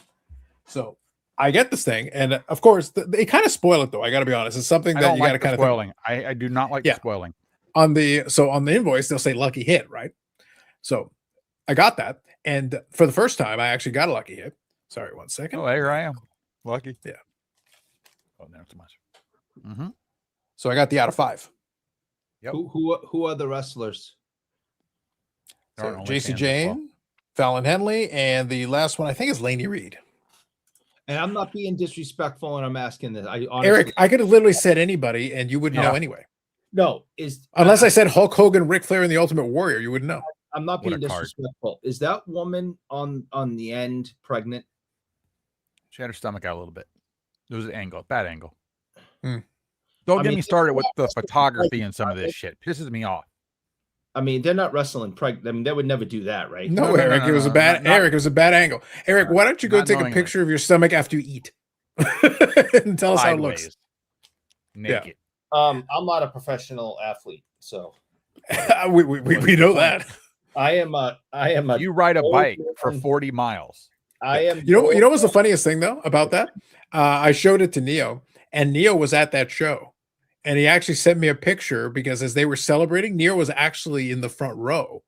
He and his wife were there, and there was a picture, and he has a picture from the broadcast of him on the side as they were walking back celebrating. So this is a different moment in that literally as they're walking back after winning that the tag team championship. But then if you go for some more frames beyond that on the broadcast, Neo is on there. Nice. Wow. So I got a kick out of that. I'm gonna have to give him shit. He doesn't tell his friends anything. Yeah, but I think the point is this. So I got the out of 5. Hey, great, that's awesome. And I had already seen that the 1 of 1 had been pulled. So out of 5, that's fantastic. But here's the point. This card itself, if it was on eBay, I'd probably be able to get it probably for not that much more than like what I actually paid for the thing. Yeah, because the out of 25, I was watching a couple of the out of 25s. I think it went for like $30. Like tops nows are hit and miss because they're still tops nows. Like they'll make them all the time for different things. And this is the group. It's not one specific person. And what happened is I actually got a little bit lucky because not a lot of people ordered these. So the print run on the base was 1,080. So when I ordered 10, that's a little less than 1%. Oh, so my chance of actually getting a numbered card was actually not too bad. About 1 in 100, give or take. So the point is, Ham, I got more enjoyment actually getting the lucky hit than it would have been if I just spent $80 on buying it on eBay. part of, again, going into a break and hitting something. Again, the card, I've already hit an auto and a team color variation. I haven't paid for my spot yet. Doing that, The key point though is I wasn't going to get rich either way. Like it didn't matter. Even if I had pulled the 1-on-1, I wasn't going to get rich. That wasn't the point. The point was like I after trying it a lot of different times, it was just fun for me to actually get a lucky hit. Like honestly, if it had been the out of 50, I still would have been happy with it, and it wouldn't have been worth more than 10, 15 bucks. It wouldn't. That's not the point. The point is, Ham, if we're being optimal, that's why I was saying the point I want to make here. If we're being optimal, buying the single is always the correct move. Always. Like generally speaking, you can pretty much get exactly what you want. But here's a controversial take. I love collecting. I like working on my projects and doing all that. I get satisfaction from making progress on my projects and doing that. I don't get excited buying a card on eBay. I know exactly what I'm getting. So when it comes in, it's like, oh, that's cool. I don't get excited. That doesn't excite me because I know exactly what I got. I know it the entire time. From the moment I win the auction or the sale or whatever until the time it arrives, there's no surprise. There's no anticipation. It's exactly what, unless something weird happened and the seller broke it or, it got lost in the mail or something. I got exactly what I expect. I literally just purchased an item and it came to me. Right. This was a surprise. I had no idea that this was going to be there. So this was an element of surprise that my expectation was I was going to get 10 base cards, just like every other time. And the fact it wasn't, Eric, there's a value to that for me. And it's not a big deal. It wasn't a lot of money or whatever. Just the fact that finally I pulled something. Hey, there you go. Finally got one. No, that's why some people are interested in that. That's just the reason I throw that out there. Now, I agree with you 100%. It's the same thing as when you go into a show and you're looking at tables and you see something that catches your eye that it's a total surprise. Maybe you didn't even know it existed, or you weren't planning on it, or maybe it's something you were looking for and it's been hard to find, and all of a sudden there it is. That's the excitement and the fun of the chase and all that.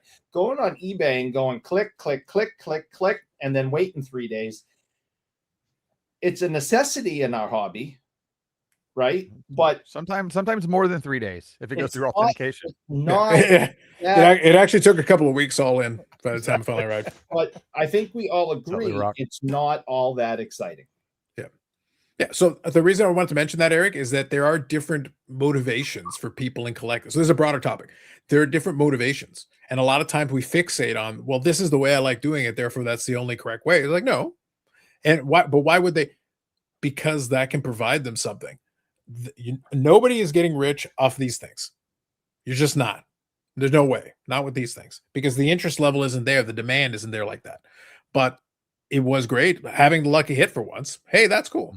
Like I said, Neo's had some crazy. I don't like that they ruin it on the slip. I don't like that. It does spoil it a little bit. Yeah. Just don't show it, please. Yeah. Good evening, Mark. Hey, Mark. Haven't talked to you in a while. Hope all's well. Yeah. Carlos says, I've gotten the black bio variation of top sliving a couple times. Yeah. It's a nice surprise. If you get something that's a little off the beaten path, it's a nice surprise. I'm hoping to get a numbered LeBron card because that'll be worth some money from that 76. Is it just LeBron? Is it like Philadelphia? Is it that? It's the Philadelphia when they announced that he was going there. The print run's going to be high on that, though. I'm confident the print run will be high on that. I'm willing to take that. I think I got the 10 pack. Just whatever. Yeah. I'm same not thing. expecting much. Yeah, same thing. So your best shot, like, so to Dom's point, your best shot is if for some reason it's one that not everybody goes. Like I said, the whole print run was 1,080. So a 10 pack actually is pretty decent odds relative to the print. It really is. Yeah, you're right. Yeah.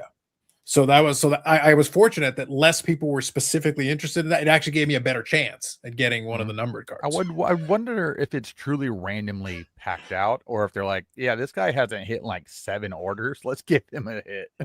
Well, it said clearly in the back for Neo. So I think they just sent it to the wrong one. I think they just accidentally mislabeled it. I think last few boxes he's opened, he's gotten freaking. No, he's yeah. Got cut. Look, you gotta break it up, man. How many times does he hit on friggin' tops now? Once in a while, he's got to get cooked on a couple. Yeah, they're just giving him everything. Yeah, Coach Neil, good evening. I pick up the Topps Braves Topps Now cards. I basically end up with scrapbook yearbook for the season. Yeah, that's fair. That's fine. Good evening, Lou Rock. eBay said, Mr. President, do you like the Walmart on the dip? Nothing is random, bro. Indeed. Brad says, I could get their time to equally valuable. We all make choices where we spend our time. They must get satisfaction from collecting just like me, or they would go out or with their time, they would go to elsewhere. Sure. But yeah, I think it's, like I said, the bottom line for me. So time is one thing you can factor in. The other one, like I said, if you just take it on the surface, buying this stuff, the Tops Now or box or whatever, is a waste of money relative to the return. Some of us, though, will do it because then it gives us that element of surprise. Having the possibility for something that you're not, it's the surprise part that's the fun part. Otherwise, yes, then I would save so much more money by just being like, just basically sitting back and waiting until the thing shows up. All right, would you take $500 for it, or $100, or $50, or whatever, and being done with it? Eric, that doesn't sound like a lot of fun to me. I would get super bored if that's all I was doing, just sitting back waiting for stuff to appear. Yeah. So sometimes you want to be a little more active in your collecting, and that makes it a little more entertaining for me, but not for everybody. Your mileage may vary. I mean, there is a slight bit of excitement when you're scrolling through eBay, or you have a saved search and it's been on there for years, and all of a sudden it hits, and all of a sudden your phone dings, and it's like, oh my God, there it is. Like, if that California Golden Seal ashtray pops up on eBay, I'm gonna be excited. Yeah, what if it's on a Mike Ham fishing and what if it's on a Michael Ham fishing and sports card hobbyist video? Mm-hmm. And it's going to be, I'll list it by now, $10K. $10K. I'll be right back. Eric, I want you to think about that. I'm going to get a refill. How bad do you want it, Eric? The negotiation ham would be a multi-part series, and I would watch the hell out of that. Like, he's taken my wife, he's destroyed my life, and now he wants $10K on top of that. I've made your life better. Look at the smile on your face right now. The joy you're getting out of all of this. No, I don't think my life has been better. No. At least 10% better. No, I hate myself every moment, every week. What you do with yourself is your problem. I'm adding influence and love to it. Oh, I get confused with that. Yeah, it's confusing. It's a shareable link. So, Eric, with people, with you working at the shop, y'all don't do any type of like group subs or anything there, right? For like grading? We do. We have. You still do? Right now, everything's on pause, obviously. Okay. Because I noticed, I know you know who Santiago is, more than likely. He's a influencer guy. He owns his own shop, Santiago Sports, and they've always been a group submitter. They're no longer submitting for grading because of the way everything's gone. They've just cut off. Either they got cut off or they cut it off. I don't know if the best way he wants to put it is whatever he wants to swing it at. With some of his background and story, it's 50-50. It could be either or. Oh, that sounds like 70-30 to me. It's like I broke up with her. I broke up with her. Yeah, sure. Yeah. I'm sure. Yeah. Yeah. They told you to pound sand, brother. That's what they did. They said, you go enjoy that Mike Baker over there, boys. That's what they said. Well, actually, hold on. I want to come back. So I want him to finish this. I want Mike Ham to finish his thought, but I want to come back to the Mike Baker thing because I've got some entertainment value from that. By the way, Chad, if there's anything else that you would like to talk about, bring it up. We can talk about it. Just find it funny. We can go through the whole grading thing because I have a very unique take on it at the current moment. Of course you do, Ham. The Florida man has a unique take, Eric. How shocking. Hold on. Quelle surprise. Both Florida men's have good takes on it. Both Florida men's. Well, Rudy is also self-proclaimed Florida man as well, as he's down here in the neck of the woods here. And again, I've talked to 3 or 4 vintage guys. I'm going to try and get some people on film tomorrow at the show if they're willing to talk about it, if they're there. And make sure you don't get them on film the way that Eric tries to, because there are still laws. Yeah. I break all the laws anyway. I have a It is Florida man land. Yeah. Correct. We do what we want here. It doesn't count. Yeah. Borders. But there's one of the guys down here, huge hockey guy too, vintage plus hockey. He heads vintage hockey. He's all about Mike Baker now. He's like, screw PSA. I'm done with them. I get great money for these. People love them. They do a great job. The grading accurately. It's like, I don't have a problem with them, and people are buying them from me. Yeah. Because now it's like 5-6 shows ago. I show his case, and he probably has 100 Mike Baker graded cards in there. Everything vintage. Yeah, and these are encapsulated. We're talking about the encapsulated. Yeah, the actual, not the sticker, the physical grading for Mike Baker. And again, his line every day at the National got longer and longer and longer to the point. Quick aside, just a quick question before you continue your story. Just a quick question. How do you feel about the label? I think it's ridiculous, but that's how he got his foot through the door, or Yeah, somebody's ass. the gold and is is too now much in for with me, it. Eric. The gold is too much. Like it doesn't work. Like here's the thing. At the end of the day, I don't care, but like it feels like it doesn't add to the aesthetic. It feels like too much. Here's the thing: if you put a silver sticker on an 8, should it have just been a 9 to begin with before the sticker? Is that what you're telling me? You're just telling me it's an undergraded card based on your identity. Now, if you want to put the hierarchy on a 10, that's fine. What's the best version of this? Again, that falls back into the old coaster makers and ASG with the 1,000-point scale. If you want to have the highest graded one, because if you can go find a tag that's graded like 999, it will outsell everything underneath it. 998, 997, because it's the only one. It creates a hierarchy, kind of like what a registry does.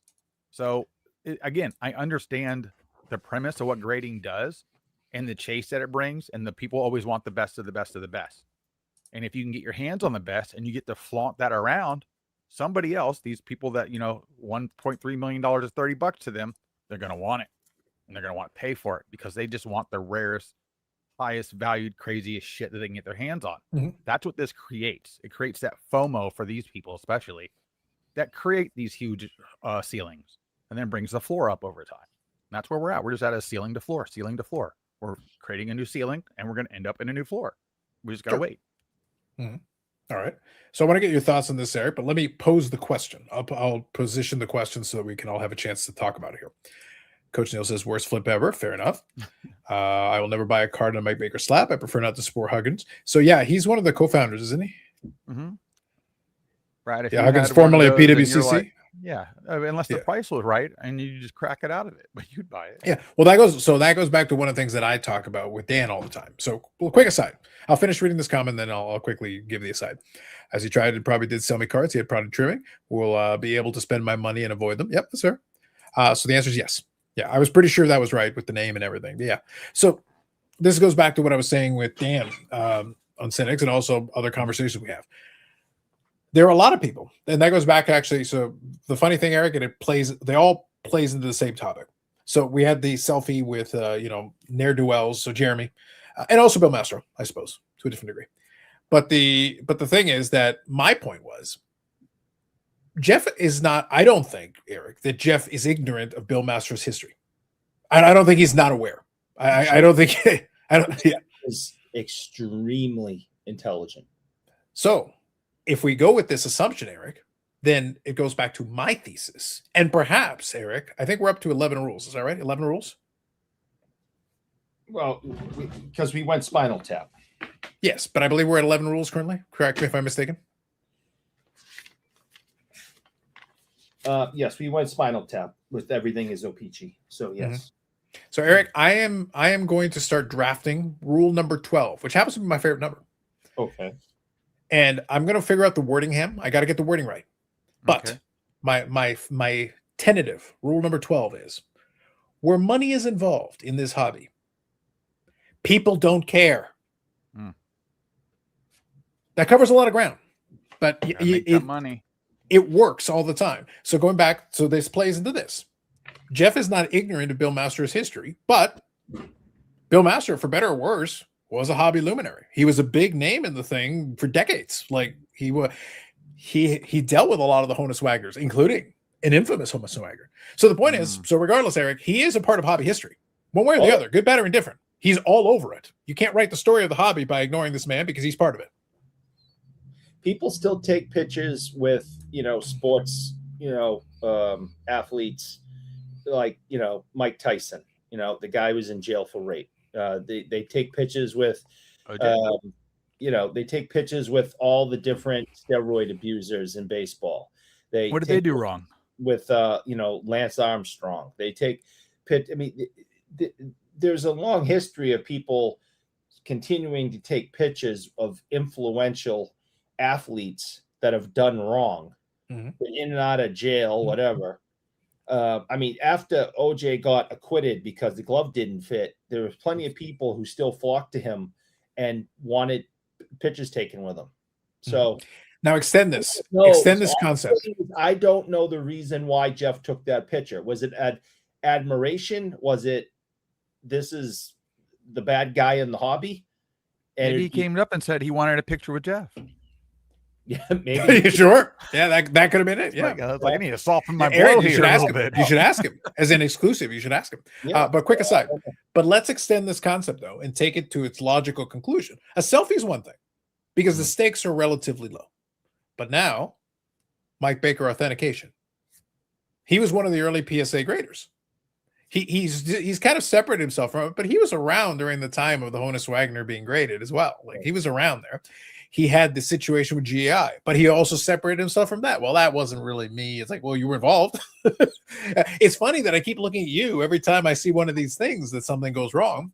And after a while, I have to say, is there a common element here? Is there a common denominator?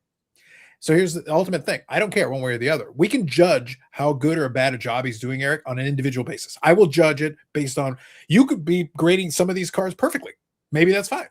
But then again, who did you co-found this with? PWCC guy over here. He's got his history and his background, hanging around with the same people. So bottom line, but there are plenty of people. So this is why that rule, the tentative rule that I'm going to figure out the wording. I want to make sure I get the wording right. But tentatively, the idea here is where money's involved. This is where Mike Baker slabs are come into play. There's a lot of dealers who will have these slabs and know perfectly well the history. I could chronicle it for you. They could read it, say it back to you verbatim. They know this. But if it sells for a premium, we don't care. I think you might want to, again, we don't have to make the decision tonight, but I think you might want to change that to when a profit is involved, people don't care. Yeah, well, money is involved. Like when I'm talking about money, there's a lot. It's more open-ended for a reason, Eric. There's a lot of situations in this hobby where if money's involved, we're willing to look past a lot of things. Where money is involved, we don't care. Well, again, will it make me more money? The whole point of grading was an unbiased definition of the quality of your card, correct? Right. Unbiased. How many of these grading companies have an unbiased thought to them? No, I said I threw a huge temper tantrum last week. Shocking. And it's been a long time debate. It's not, I didn't come up with it. I didn't, and the first one to think of it. But in my opinion, if you're PSA and you're going to make more money by grading the Mickey Mantle card, a little bit higher because of the PSA tax, that's a problem. It is, but again, there's always that nuance that they could do that with every card to just keep making money, and they're not doing that. But I do think they are gatekeeping specific cards. They're not stupid. I mean, they know. I did say they were. I know that's why those cards only go through certain people. Their company up, but those cards only go through certain people. People always think I send my 52 mantle and some guy's going to look at it for 30 seconds. Dude, they spend fucking 30 minutes on that card. Okay, separate that. There's no way in hell they're going to look at a 52 mantle for 30 seconds. No way for 2 minutes. They probably can't even tell if it's real for the first 2 minutes. Well, you know what I mean? It only goes through certain people. There are cards that are, lesser legendary cards that they have the ability to give, bring a 5 up to a 7, and no one's really going to. Right, because we all know every single card graded in the history of graded cards can go 2 points either way, right? And that's why you crack them and send them back. Not if it's a black label. Well, that baby is put through a scrutiny. If it's a 6 and I give it an 8, or if it's a 5 and I give it a 7, no, you can't really tell the difference. And now I can charge you more. So that's an issue. That is a problem. No, I agree, but it's just like there's no way every single company is not going to have something that goes wrong somewhere in the company or by a certain person. Doesn't mean they also can't self-correct. I know Mike Baker's not grading all these cards. He's probably not even looking at any of them, to be honest with you. Even the sticker part of it. Like at this point, it's his name on the company, and other people are trained to do stuff. And they just go through a set of technical rules or skill. And there might be a list of cards that if they come through, maybe he does need to look at it. And that might be part of the control system as well. Because I'm pretty sure it's like that at PSA. And that's why there's only certain people grading certain cards, just like there was at SGC, for instance, that have those people that had been there forever that knew everything. But at some point, you get to the point that you see so many of the cards mentally, and even with the images, you're trying to regrade it However, another highest card has been graded at that time. And the problem is how many cards can be a 10 but be not a perfect 10 for any of these companies for the most part. Like, Well, so the thing is, so when you're talking about the 10, so I'll separate two things. When you're talking about the 10, based on the standard, there's tons of cards that can be not perfect and be a 10. There's Correct. room in there. There's room built into that to, standard. To me, a 10's a perfect card. So like, then there are no 10s. Black label. Then there's no 10s. I think there are some 10s.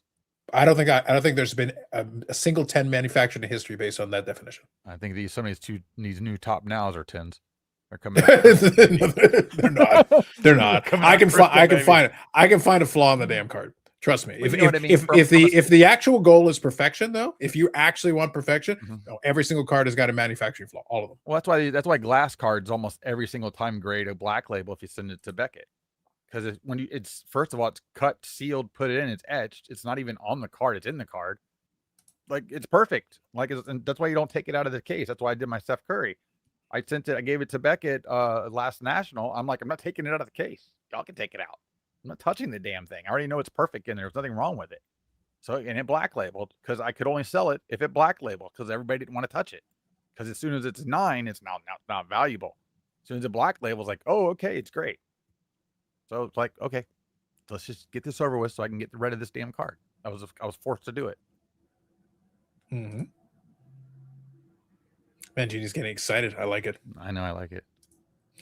Brad says Blowout has shown many of the cards that were rebought by PWCC after found trimmed and now in bigger holders. Yes. Mm-hmm. If PSA Athletic can be turned into a 6, it's a scam. Man, Genie, you're thinking too small. Cards are a scam. Yeah. The hobby's a scam. Yes. The trap. The family photo that we put into cases to case to case. Now, what's actually funny, Eric, if I actually wanted to be serious here for a moment, actually, I have a much stronger argument the hobby's a scam. And the reason why I can say that is the Kurt's card care and all that. Here's the thing, Eric. Do you know why the grades don't actually matter or they didn't have to matter? If all the cards were around the same price and a 6, a 7, an 8, a 9, a 10 were like $10 apart, do you think it would matter at all? No one would give a shit. And there would be no incentive or interest in doing anything. It is only because, and by the way, everybody blames the graders and they blame the people collecting the graded cards. No, it was the collectors before grading because you paid more for the mint condition or near mint condition card in 1975 versus the one that was torn in half. They should be worth the same. I slightly blame the registry as well. PSA registry. I understand, but that's after the fact. I'm talking about even before grading existed, before 1991. PSAs came out there. A mint condition card or something that's supposedly mint condition. The moment somebody pays a premium for a nicer looking card versus one that looks like crap, you have incentivized someone to make a card look nicer. Game over. Grading just gave you another way to accomplish the exact same. That's why I kind of laugh. We already know half these cards are cleaned or cut, especially a lot of the older vintage stuff that's in the older slabs still. We have a good understanding that that's more than likely a case for a lot of people. And most people that state that they have a bunch of vintage cards in cases, I'll say I probably have a trim card. I probably have a clean card. Blue Rock, it's about time the people know. I can't keep the secret hidden anymore. Collectors have been ruining the hobby since the beginning. Because they keep wanting the better version of the same thing. If you collectors would leave, the whole thing would get fixed immediately. Just go away. Why do you need 552 mantles? You only need one. Let somebody else have one. That's what I'm saying. Getting me right? And then we complain that they overprint. We're trying to let everybody have one and then get upset about it. Yeah. Oh, by the way, since everything is peachy, one of the card collections I bought, like, I don't know, I think a month ago, there was this Brian Taylor who was supposed to be a big Yankees prospect. I'm sure Brian Taylor, yeah. But look, the OPG. It's the OPG. OPG. By the way, the best part about those is you got the white stock on the background of it. They did it completely different on that one. Yeah. What's funny is I tried to look on eBay if there was like an OPG autograph version of his card on there because obviously he signed a bunch of shit. Yeah, there isn't one available, and there isn't even one that's been sold. So I'm like, maybe I should put this online because the whole point was to buy the collection to sell it. So Keith likes that one. Keith likes that one. He's into the Brian Taylors, so that's a really good example for him. It's like a kind of like a unique little unicorn of history right there. It is. So real quick thing.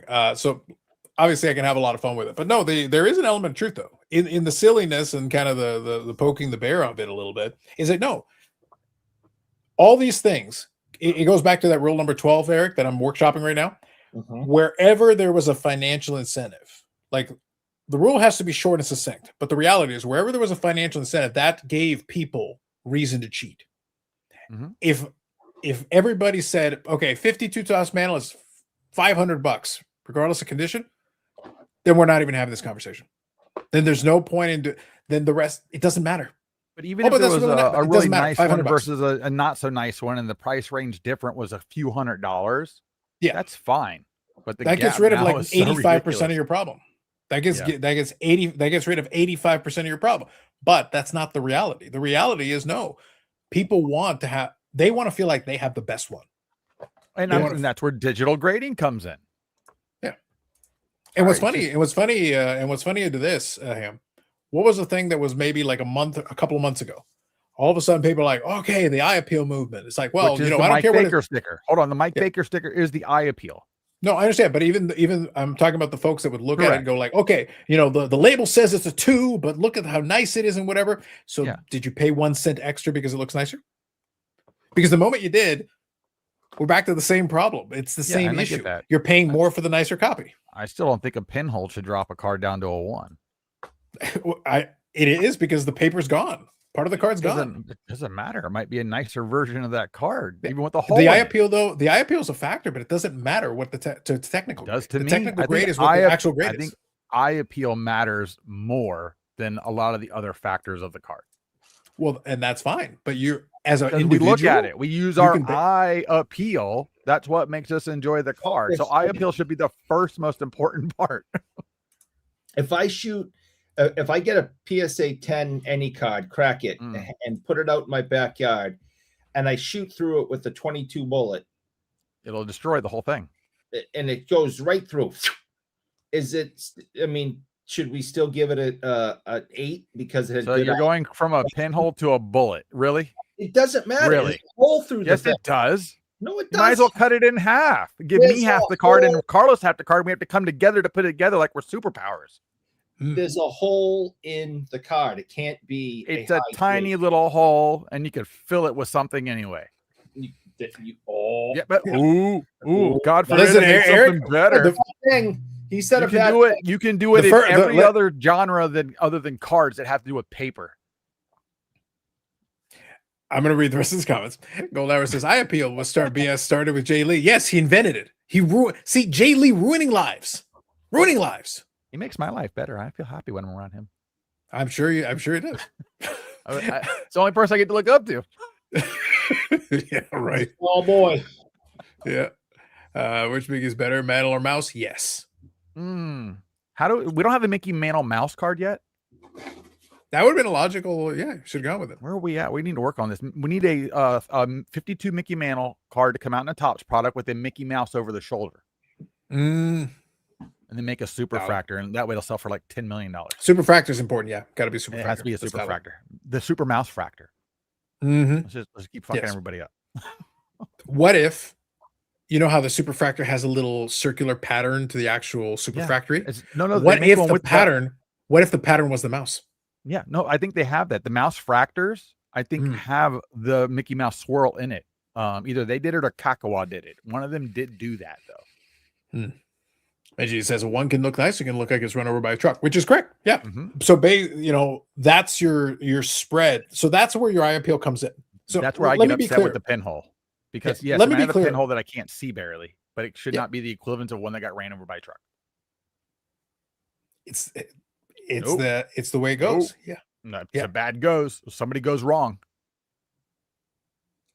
If I can hold the card up and look through it and see you, I'm going to take. Listen, we can take both the cards. If you can find me one of each, we'll take it. And we'll have a bunch of women that don't know anything about cards and sports and tell me which one looks nicer and which one they would pay more. I guarantee they're going to say the one with the pinhole. And nobody's going to be able to argue that because none of us would choose it either. You should have said people. You're going to get in trouble for saying women. If Amanda's here, you're dead. Listen, I'll have you know for a fact, Ham doesn't realize there are people. Ham doesn't acknowledge the people. This is all of Only video Mike game. Baker can look at it and tell if it looks good. Cardboard Jesus. This is what I've been saying. MJ Listen, man, Genie, the only person whose opinion I care about is Mike Baker. Oh, that and Gordy Bonkers, the vintage voice of the hobby. Vintage voice of the hobby. That's He's not real. Is that the skinny guy that makes the O faces, or is that a different guy? No, he's the one with the really stupid hat. Hold on, Same I other got guy. the picture. Hang on, Are they hang on. I think I brothers? got the picture. They look kind of the same. No. There's just one. He's Hang definitely on. malnutritious. Hang on. I'll grab the picture. By the way, the fact that he thought that this hat was good merch is embarrassing. I mean, I have the collector hat, but I think his hat's like way worse. I'm gonna get me the hobby. His hat is an abomination. I need a line of hobby hats that says collector, investor, dealer. Yeah. And by the way, the look on his face is gold. That's why I chose this one. I already have collector. Gold, Jerry. Yeah, that's just first of all, the hat's a bad purchase. It's trash. No, the hat's trash. Garbage. It's garbage. That's the stitching that you get at the mall. Yeah, I guarantee he made one of those. And then he had it look like the trucker with the white line across the top of it. Let's just face it, if it's not original, it looks stupid. Yeah. It's like there's no scenario. You can't sell this hat and don't give it away because that's an embarrassment. No, you have to give it away. You can't. I don't think if you try to give me that shit, I will throw a brick at you. You try to give it away again. Like it's gone. You play frisbee. How far can I throw this thing? That's a situation where buy a mirror. Stop worrying about investments and just buy a mirror and look at it. It's hideous. How do you come up with the name Gordy Bonkers? Like, how has that become your stage name? I don't think and not be a clown. Name. And not be a clown. I don't think it's a stage name. I don't think you come up with that. You go find me people in the phone book that says bonkers. And I want not the internet. I want a phone book. Eric, is this a reference for you? I don't get it. Spillane? Like Mickey Spillane, the author? I don't know. Mike. I don't know. Maybe. Hey, listen, I'm asking for an interpretation. Yeah, that word's before my time. CC says, "Good evening, gents. Before grading, all we had was eye appeal, so eye appeal can't be bad. I'm not saying it's bad, but I'm saying that the premium that some people were willing to sell to purchase cards for, that laid the groundwork for what would come later. The rest of it just plays off of that. So for a while there, somebody else was able to make a rule that people stuck to, and nobody could fight about it. You can fight about anything you like. Nobody has to agree with you. Nobody else has to play along. Everybody's playing. I'll take a pinhole over paper loss, which is complete, which is a valid choice. You can be like, yeah, absolutely, 100%. Paper loss. Barely, not the same amount. The paper's literally gone, Ham. It's literally gone. I can buy another one, peel a piece of it from a different card from the same set, and fill it in, just like they did with that Honus Wagner. That's right. Bonkers is the Temu of vintage cards. Vintage. Love it. It's like if he's Temu. Cardboard Cynics is definitely a cop. You know what I would want, Dom? For Dan. I would want to recreate that hat, but it says Cardboard Cynics instead of Bonkers cards and make Dan wear the hat. That's what I want. We have this thing called AI now that can recreate our current visual expectations of things, so it can be done. It can be done. That's true. That's his government name. Yeah. Nobody's named Bonkers. That's a candy, and wasn't that like a thing Ham? Look, since you go to the fucking national, maybe you need to find fucking Gordy Bonkers and be like, I need to see some ID, young man. I never felt the negativity while I was walking around get that close to me, so I don't think I was ever actually around him. I mean, I did see that he was like a keynote speaker at some stupid speech thingy there to talk in front of people that were keynote speaker is strong. they had a stage and he was talking to people. They had a stage and there was like 6 people watching. Yeah, they had a camera on, and I'm pretty sure they were selling candy just outside that stage to the left of it. Yes. So yeah, probably. Yeah. All the foreign candy. I think that's where that was located. Yeah. It wasn't upstairs in the breakouts. I know that because they didn't have a big stage set up there. Gordy Bonkers the second to you. I need him to have Esquire at the end of his name. If he's gonna wear that hat, I need him to have Esquire. Uh-huh. I think it's important, Eric. I just don't know how he got proclaimed anything other than the proclamation that he made for himself. He literally made it for himself. That's a joke. Why does anybody run with it?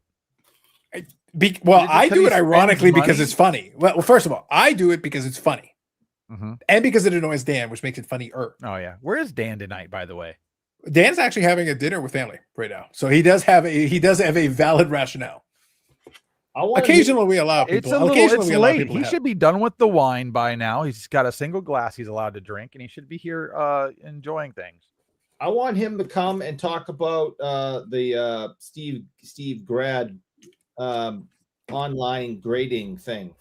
Oh yes, yeah. yeah. $9, Well, take a picture, and within 24 hours get a grade and authentication of your item.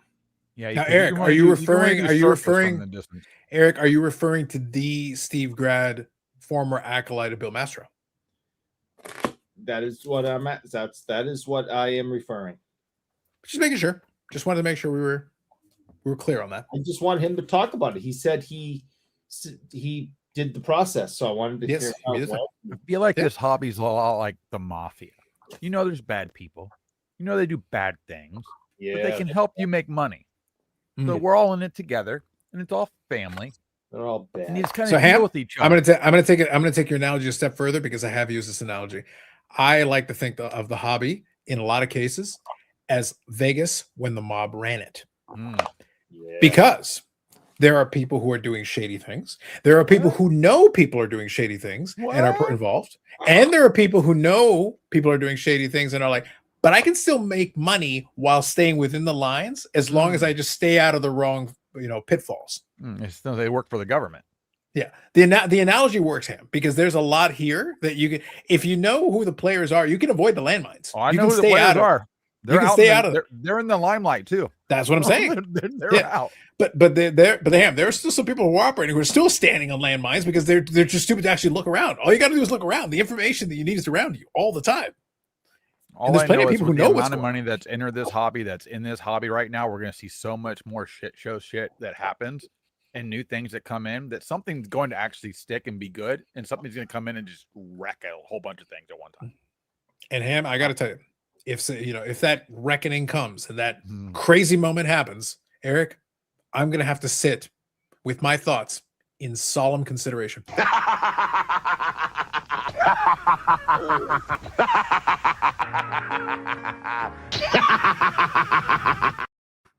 I think you were just kidding. I think you might have been slightly sarcastic. I still try to figure out at what point, when a Perhaps. certain card gets a certain price, does it no longer matter that you own it versus the money you can get for it? That's fair. That's fair. Which is better For the name, regular Gordon person. Gekko. Oh, get Gordon. Gor- Gekko. Greed is indeed good. Mm. Jayhawker. Guesstimate. 95% of vintage collectors have no idea who the hell the self-proclaimed voice of the vintage hobby, Gordy Bonkers, is, and they're better off not giving him a second of attention. Mhm. Part of your statement is true. The latter part of your statement is incorrect. It is fantastic giving him attention in a mocking tone. Does he pay? It is per one view? of my favorite things. Do I need to refer back to the hat? I feel for the hat alone, the mockery must have. Eric, as a people, we must agree that anyone who would wear that hat needs to be mocked. It's a little. It's not for me. I Mockingbird. just say it's not Mockingbird. for me. But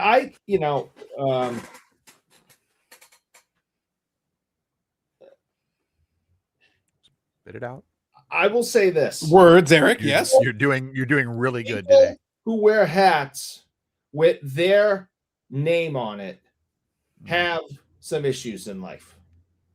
So I I'll should be get a right hat with my name on. I get a ham hat, just a big ham hat. This is Eric setting up. Wait for it. I know, He's I'm setting waiting. it up. I know what he's doing. Looking for that Reggie Lemon and card again. No, he's getting the Beckett hat. It's the Beckett hat. What? Mr. Beckett's old. He's senile at this point. He's defensively Gotta- shilling. He got us to where we needed to be. No BCCC. Without him. By the way, so for Lou Rock, if he's still around, I do blame collectors for the state they're in. I also blame Beckett. I blame Jimbo. You had to do what you had to do at the time.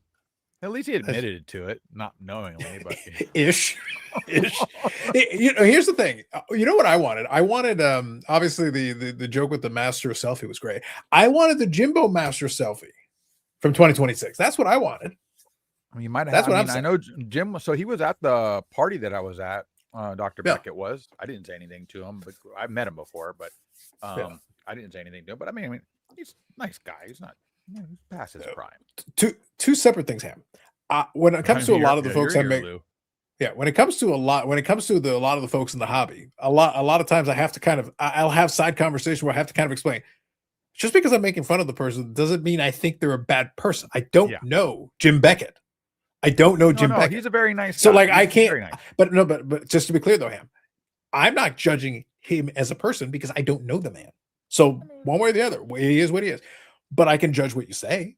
I can judge the argument you're trying to make or the way you're trying to sell this idea of what you're trying to do, and I can make fun of it because you're saying ridiculous things, and then you're doubling down on even more ridiculous things, and it's like, well, you might be a nice guy otherwise, but this is idiocy. Heels all. Well, I mean, at the time, it probably seemed like a smart thing to do because there was nobody else in the space, really. Yeah. Well, that's the thing. Like he's kind of going back to what I was saying earlier about where money's involved, not caring. With him, it might not be the money necessarily, but these were his contemporaries. These were the people that were supporting him, and they were hanging out. They were having dinner back in the day. Well, the industry was hanging out with all so those small. Well, the industry was so small at that point. There was literally a circle of people, the knights of the round, basically controlling everything. So that's what I'm saying. So every time there's like, well, why would anybody deal with pro? Well, I promise you, Jim Beckett has plenty of good experiences with pro. They probably sat at dinner, hung out, had a lot of fun. Oh, let's see what he came up with. You actually have a Sanderson d'Or hat, you bougie bastard? Seriously? My mother had it made for me. You blaming your mother for this? My mother had it made for me, and I love it. You're blaming Kathy for this. It does look like a nice hat. My mother had it made for me, and I love it. And it has to have your hand on what, for your branding? Is there anything on the back of it? Yeah, it's like a trucker hat. It's actually a decent hat. She did a good job. Mom had it made, and gave it to me as a gift. Must have been a good gift. It took you like 45 minutes to find it. Was it like buried under some rubble? What the hell was going on? At the bottom of the tickle trunk. I have a lot of hats. You moved like 58 autograph 8x10s of Jelly Bean, and you're like, well, I know I have this shit. Where is it? Hats. Do you have a hat closet? How many hats do you have? You have a hat drawer. Trunk, even worse. You have a hat tickle trunk? Yes. Mm-hmm. Wow. Okay. Interesting. I know I got to get my when I was at the con the other day, in one of the part of the video, somebody had 3D printed a Wolverine helmet, like a mask. Okay. So I set the camera up and actually put it on. And I was like, oh, it actually looks pretty good. So I was like, I almost bought it while I was there, but I know that they're always on marketplaces. People just 3D print them, and it's the same, 3D print. And I was like, how much? I was already figured it was maybe like $120. I was like, I can get that back at home for like $60 to $70 on marketplace. So I'm gonna actually order one though, so I have one for Comic-Con. Nice. And I'll probably wear one on stream at some point too. Golauer says, I prefer offensive show betting. I'm a big fan of special teams show betting. I like mega bidding. When something's going to sell for 20, but you put it in 1,000 just so you feel special for yourself. I will say, kind of playing into this topic, peripherally, my favorite thing is every time the show happens, like we were talking about with Jimbo a moment ago, a lot of these guys know each other. They've hung out over the time, so you can't act surprised. And at the same time, they're going to kind of relate to each other. So it's always kind of amusing to be like, well, why would you hang out with that person? Well, they've been hanging out with that person for 20 years or 30 years or whatever the case They're part may of be. the So, like, industry. They're part of the industry because the industry was never big. Correct. It was a very small group of people. And once you had a seat at the table, that's how that worked. Yeah. And then you're still, as long as you're there and as long as you go to these shows and there are these opportunities to network, that's what it is. You're having drinks or breaking bread or whatever. And those are the people at the table. Carlos, what do you know of the next wrestling product coming out, even non-Upper Deck related? The next one I think is going to be Universe. I think it's WWE Universe. Okay, I believe that's the next one that's supposed to be. I know you don't dabble in the Topps digital apps. But Mhm. maybe if you get, because you like wrestling, maybe download. Well, you mentioned that the one. Stadium Club thing. I haven't heard anything about Stadium Club yet. I don't think. I think they literally squashed it for physical, and they kept it only Mhm. digital. Well, Ham, But- I think they did it because known influencer Michael Ham What? kept mentioning Stadium Club, and they're like, "Fuck Ham, Mhm. nope, we're not doing it."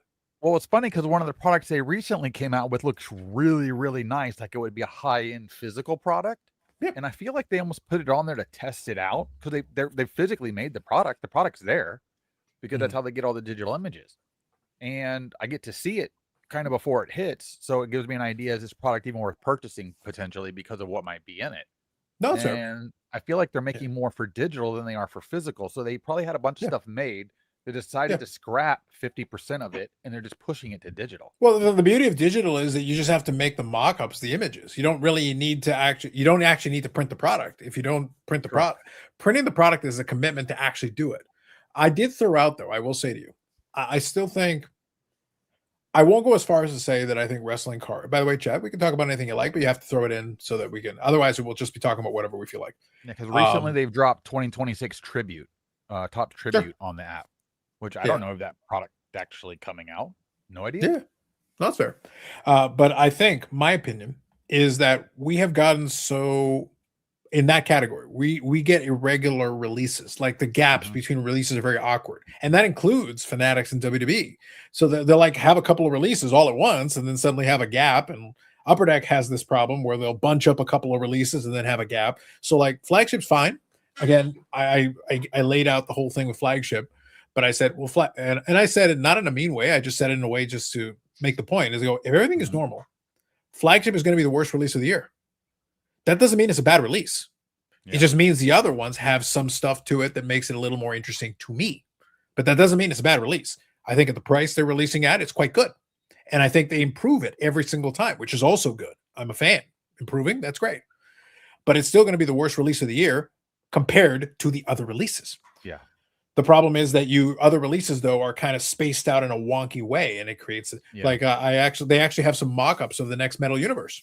Looks pretty nice, but then we're looking at early next year. Well, we're in August, so it's gonna I think there might be one more release this year. I can't remember what it would be, but we're gonna have a gap again. So that's what I mean. Like these gaps are kind of weird. They create that irregularity, but WWE has the same problem. I did pitch on the last podcast though. I pitched the idea though. It would be kind of a fun twist because Tony Khan treats Ring of Honor as a separate brand to the point that he won't use the Ring of Honor branding on AEW products. And I was sitting there like, what if Panini made a play for Ring of Honor? That'd be kind of fun. At least I would throw another set in there. And by the way, you could have a little crossover. I actually wouldn't mind it. It would actually be kind of fun to let them take a shot at releasing 2 or 3 products with that branding and just what the hell? Like they did with the MLW. It would be kind of fun. The problem with Panini is they stopped trying everything. Like they did. They just Hey, settled, Louis. and people just bought Evening, it. They Kathy. didn't have to try. See? Kathy.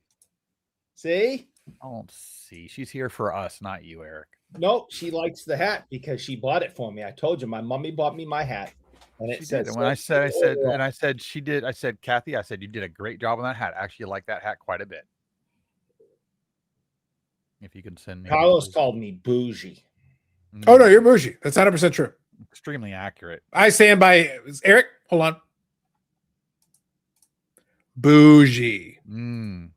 I stand by. Here's the Oba Femi tribute. What the autograph would look like, in the set that they released. Yeah, I think that'd be all right. That'd be a popular card. What's the logo? Sorry, what's the logo? This is tribute. Oh, tribute. Okay, yeah. Right. This one's tribute. Yeah, sure. Just real quick before we lose him, did you hear about Louis? He's decided he isn't going to be on camera anymore during the hockey card gong show because he's too handsome and it's distracting and it's taking away from everything that's being discussed on the show. So that's why you haven't seen him on the shows and the podcasts and things lately, because he's decided that his handsomeness is too overwhelming for the show, and they really want to focus on the topics, and they were having a hard time doing that with him on camera. So that's why he has stepped back, because he's a team player. Eric, your statements would have worked except for the focus on topics. Bullshit. That's the part that I call bullshit on. Yeah. You liar. The rest of it I can buy. No, I'm telling you the truth. No, the whole thing. That's what it was. It was too distracting to have him on video. So they were like, "Listen, your handsomeness is too overwhelming. We got to have you step back a little bit." Fair, So that's- Kathy. Fair. I get that all the time. Josh says AEW release calendar had 2026 flagship on before 2025 on EPAC. We're seeing backwards. It's very bizarre. It's very bizarre, man. Very bizarre. No, it's not true at all. No, I've seen the show, Louis. I stand by what I said. I said what I said. Keeping on topics. When does that happen? Lies. Lies. Not around here. Mm-hmm. We got rules. Got rules. That's right. Have you heard Let me of know when a you got product rules. called Olympus by Topps? Olympus. No. Yeah. That one That's doesn't what ring a those bell would at look all. like. It's a decent concept. I don't mind it. Well, I think this would actually be potentially a metal card as well on the outside edge. I think, Hammy, what you're saying is basically they're just trying shit on digital, being like, hey guys, what do you think about this one? But I mean, somebody's spending all their time and effort to build this. You know what I mean? Like, this isn't like something you just do overnight. You can talk to Billy. I get it, Ham. But I think seriously, you could use that format to test out how people feel about certain ideas. And then if anything kind of sticks, you could try making a physical version. Well, that's the thing is with these apps, they're starting to put more and more paywalls up on it and treating it like e-packed, but not physical. Like they'll be, oh, this new cool set just came out for Marvel, and the only way to get into it is $3 a pack digitally, and it's not even physical. So, and people pay it, like it sells out. So, like, oh, these people just made. I counted, like, if I do the insert thing, oh, they just made $300,000 in 48 hours. I'm just like, how is there not a bigger market for this with that many people just buying this shit, snap buying it? So I just think that that's coming. I was having Ohtani listed on eBay. His Bowman rookie pitching card. They made an auto of it that year, but you had to collect every other rookie, and it was an award. And there were only 33 of those awards issued for the entire set at the end of the time frame. So there's only 33 of those cards technically in the game, which I still have one. I sold one 2 years ago for like $500. So I have another one. I just always keep it on eBay for about $1,200. And if his stuff keeps going up, I just keep bumping it up. And I always get people who are trying to get me either seller to trade it. But if you go to the game to try to trade for it, there's none available because they're all locked. So you can't even get one. So it's just like, okay, I'll just see where this goes. I'll just keep riding it out. Yep. CC says, Eric, just like Baba Louie, does that mean you also need to take more time behind the scenes of the show? Eric, I am prepared to give that to you on the condition that I 50x the like button. 5-0. Roman, what's that Roman and rule wise? 50 is L. Okay. Ooh, Yeah, just saying. I remember a little grade school. I got Not it. against the hat. Yeah, I was gonna say, don't diss the hat, Eric. Don't diss How the dare you? hat. wasn't Keep dissing the closer to hat. Your heart. You were dissing. You touched the hat when you did that. You're Mm, dissing the hat. I see what you did. mm. Funny how I looked at one spot the whole time you held that card up. Is that wrong? No, it's not. At least you don't have incognito tabs like some people around here. And that's why it's really hard to trade for. Tabs plural. Plural. I don't know what you're talking about? Jelly bean You're and not manual in space. And you didn't even VPN. You have to VPN No. to like another country. No.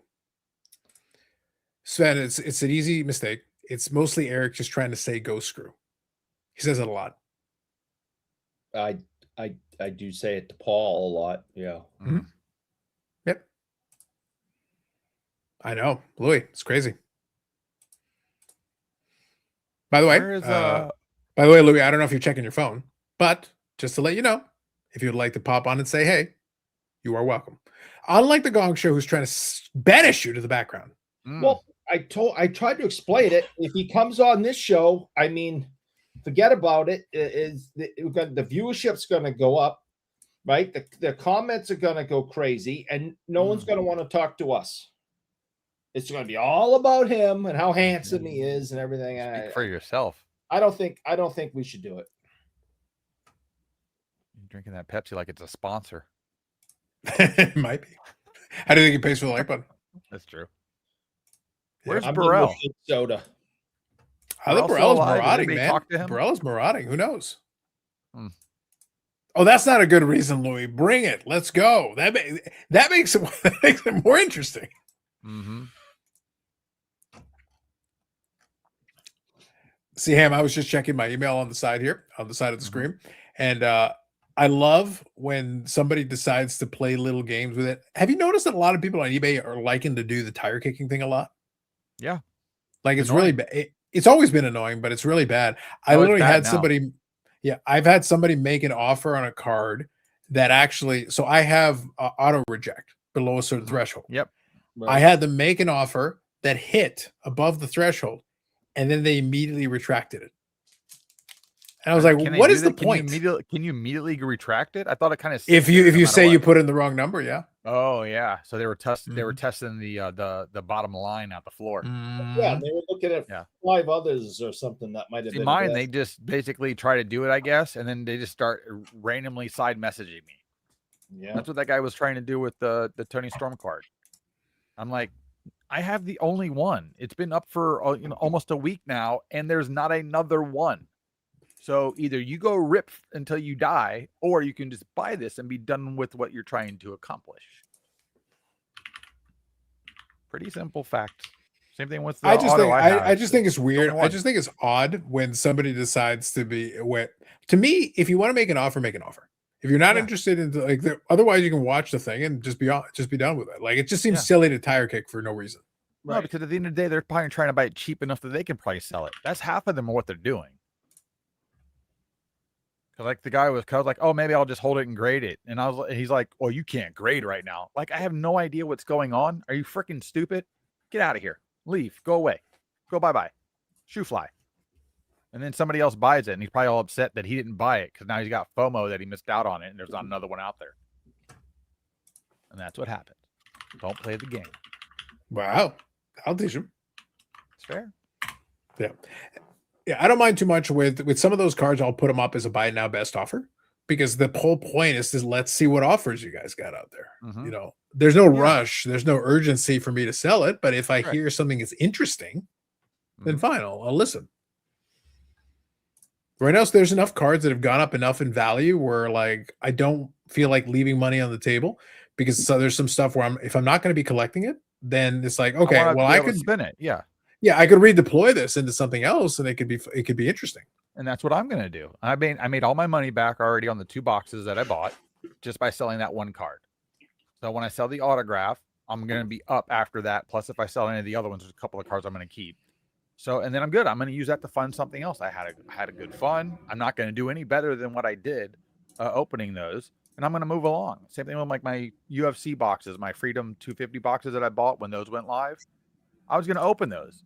Those are selling for like $500-$600 a box now that I paid $120 for. I'm an idiot if I open them. I watched somebody open $6,000 worth of them. He got maybe $1,000 worth of cards out of it. I'm not doing it. No, Yeah, at that point, it's not about opening for fun. No, at that point, just no. extract your value. How dumb are you? Yeah, that point, just extract your value, get your money Now, back from it. Yeah, my national box hasn't really gone up much. That's still right around that, just over what I paid for it at $250.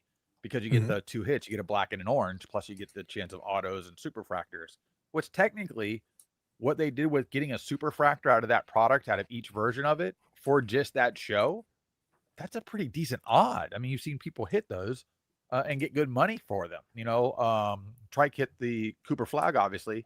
My buddy hit the non-auto con Knipple 1 of 1. So it's like you're playing in a much tighter field of odds in your favor. You're already getting good players because the set's very low. Like there's not a lot of players in the set. And everybody's pretty much desirable for the most part.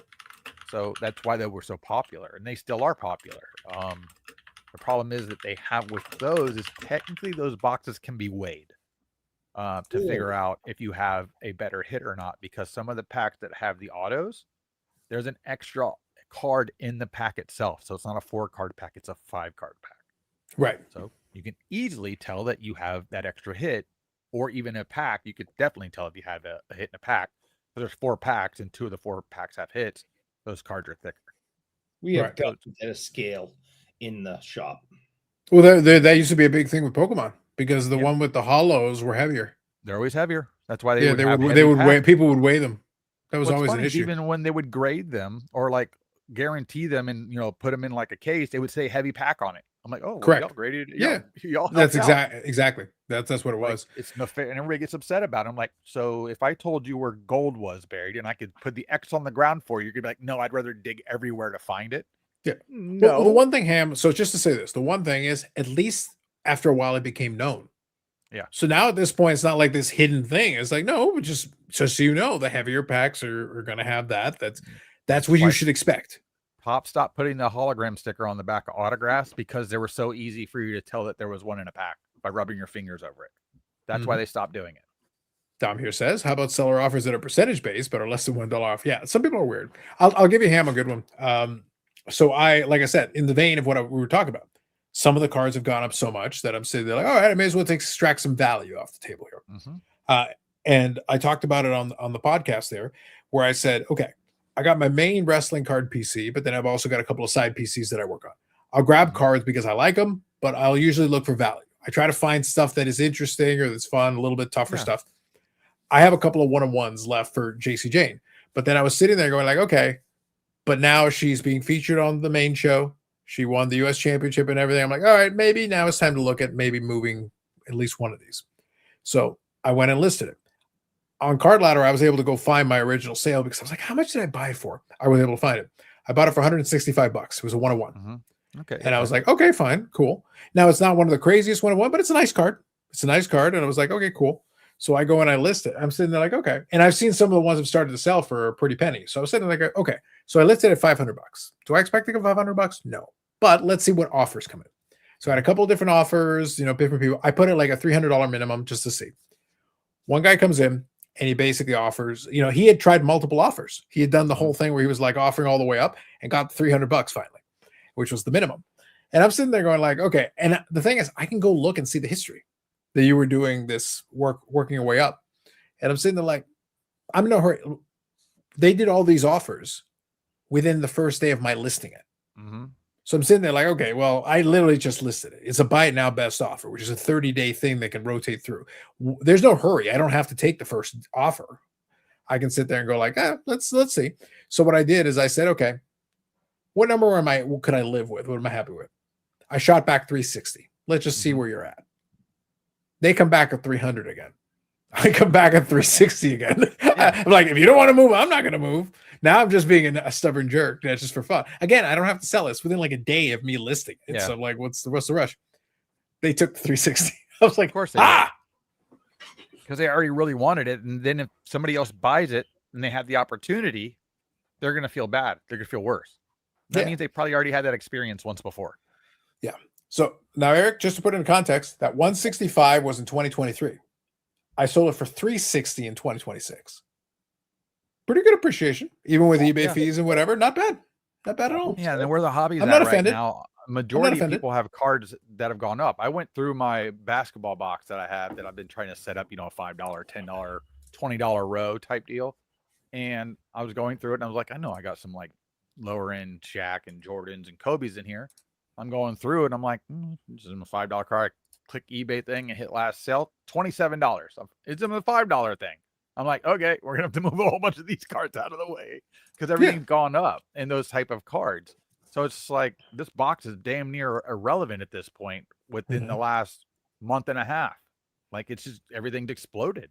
The $5 card's a $20 to $30 card now. Overnight, basically, is what it feels. The big thing for me was that it allows me to start putting I had bought a bunch of nice cards for my collection over the last little while. It kind of allowed me to reload the coffers and be like, all right, let me pay myself back because I bought a couple of different things that are going to be PC stuff, but let me start recouping some of that because I see some other stuff that potentially I may want to go after, but rather than throw new money into it, let me go into the box, stuff I already got. And so that was a nice little gain. It was a nice little increase. Could I have tried to squeeze for more? Sure. And there might have been a buyer out there if I wait a little longer or whatever, but I'm sitting there like, I made $200 on like $160 purchase. Like, I'm not that greedy.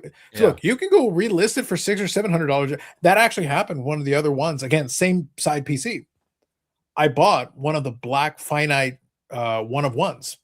And what was funny is at the time, no one gave a shit. Yep. I paid like $200 for it. And again, Prism Black Finite 1 of 1, which is they're very popular. And WWE as a product, they've done a lot more in terms of the money that people are throwing into it. I sold it for $400. I doubled my money. It disappeared for a while. The buyer vanished, whoever it was. It got relisted the other day on eBay. They listed it for $2,000 for best offer. I'm like, good luck, my friend. Good luck. Well, I applaud you. I applaud your boldness. Again, the same reason I did the Tony Storm at a higher price. Because if somebody really needs it or wants it right away, or is the only thing and they think it's as rare as it is, like they're gonna snap by it. It matters who has it, has the money, and who wants it. Some people just want to buy it to get it over with. They'll pay more just to be done with it if they're like a super collector. They don't care. They don't want to wait. That's just what they do. I watch it all the time. People overpay for shit nonstop. And we always talk about comps. We don't know what somebody last paid for most of these cards. We really don't. We see it at all the shows all the time. They pay cash, or there's a trade that gets involved, and somebody's overpaying for it, but nobody knows about it. So the card's not really moving like you think it is. Ever. Yeah, it's always interesting though to me. Like I have so much fun looking at and some of these guys, and I've talked about this before, Eric. I enjoy at the national and a lot of the shows with the card show vlogs. I enjoy watching the wannabe entrepreneurs and them trying to do 4D chess on everything. When I'm like, this is an easy game. Maybe the problem is I've been doing this for too long. To me, it's so basic. It's so simple most of the time. Buy the thing at a price point that you can live with. Figure out something. I held it for 3 years because I liked the card. I had no problem hanging. And by the way, Eric, if nobody had any interest in it, then I hang on to it longer. That's not a problem. I've already held it for 3 years. What do I give a shit? I bought it at what I felt like it was a fair price.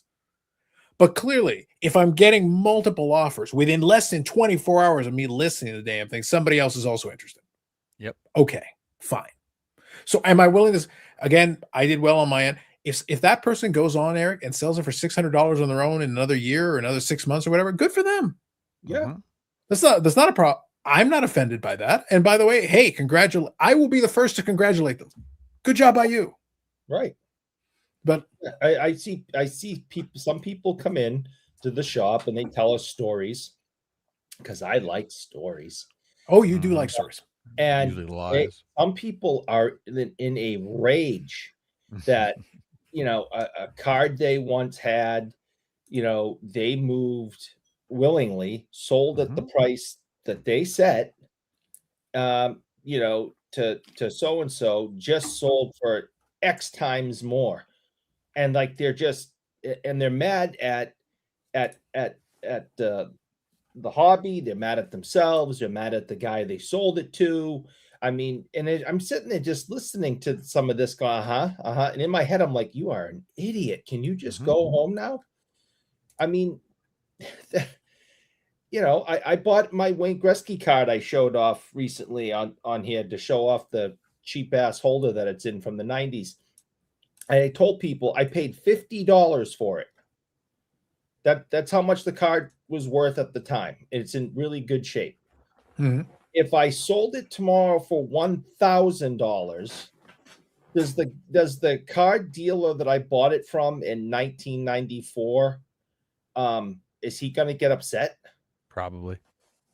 I mean, it's beautiful. He'll be like, I should have kept all 60 of those. Yeah. No, at this point. But what's funny is the amount of cards where if you hold it a little longer, you could make more money on it. Like there's everything. So many. Yeah, exactly. Especially if it's, let's be clear, just so we're all on the same page. Good stuff. Yeah. Quality. If there's quality is the key. Yeah. So Not give you a good example. Give you a good example of this. And one that I've shared it on the channel. I don't mind sharing these things, Eric, because I feel like it's worthwhile for people to hear like actual numbers. A lot of people seem to shy away from it. It's weird. I don't get why. So good example of this. Years ago, maybe about 10 years ago, I decided I was like, let me go grab some of these Manals. I wanted to do a mantle run because I figured if I was going to do the sets down the road. So the expectation was I was going to work on the sets. So let me grab the mantles while the price is a little bit more reasonable so that I already have it. So if I'm going to do the set, I already got the mantle so that we're off to a good start. You know, that's going to make it easier because it gets more expensive as we go further down the road here. So let me make sure I have it. One of the ones that I had was the 52 Bowman mantle. Phenomenal card. That's an awesome card. And I could say, truthfully, Eric, for years, for a better part of a decade, I had a 52 mantle. Yeah, I did. I had a 52 mantle in my collection. It wasn't the tops, but the Bowman, I think, is a very nice card. I like the 52 Bowman mantle. I think it's a great card. I paid $450 US for it. It wasn't a super high condition card, but it was a nice copy. I liked it. I thought it was good. I paid market rate at the time. That was the market rate. I didn't get a crazy bargain. I paid a fair price for the card at the time. is that the one you got from Kenny? No, that one. No, that was the 54 Bowman, and that was $35, and that one was destroyed. I still have that one. That one's an icon. It's an icon era. It's a classic. Relic.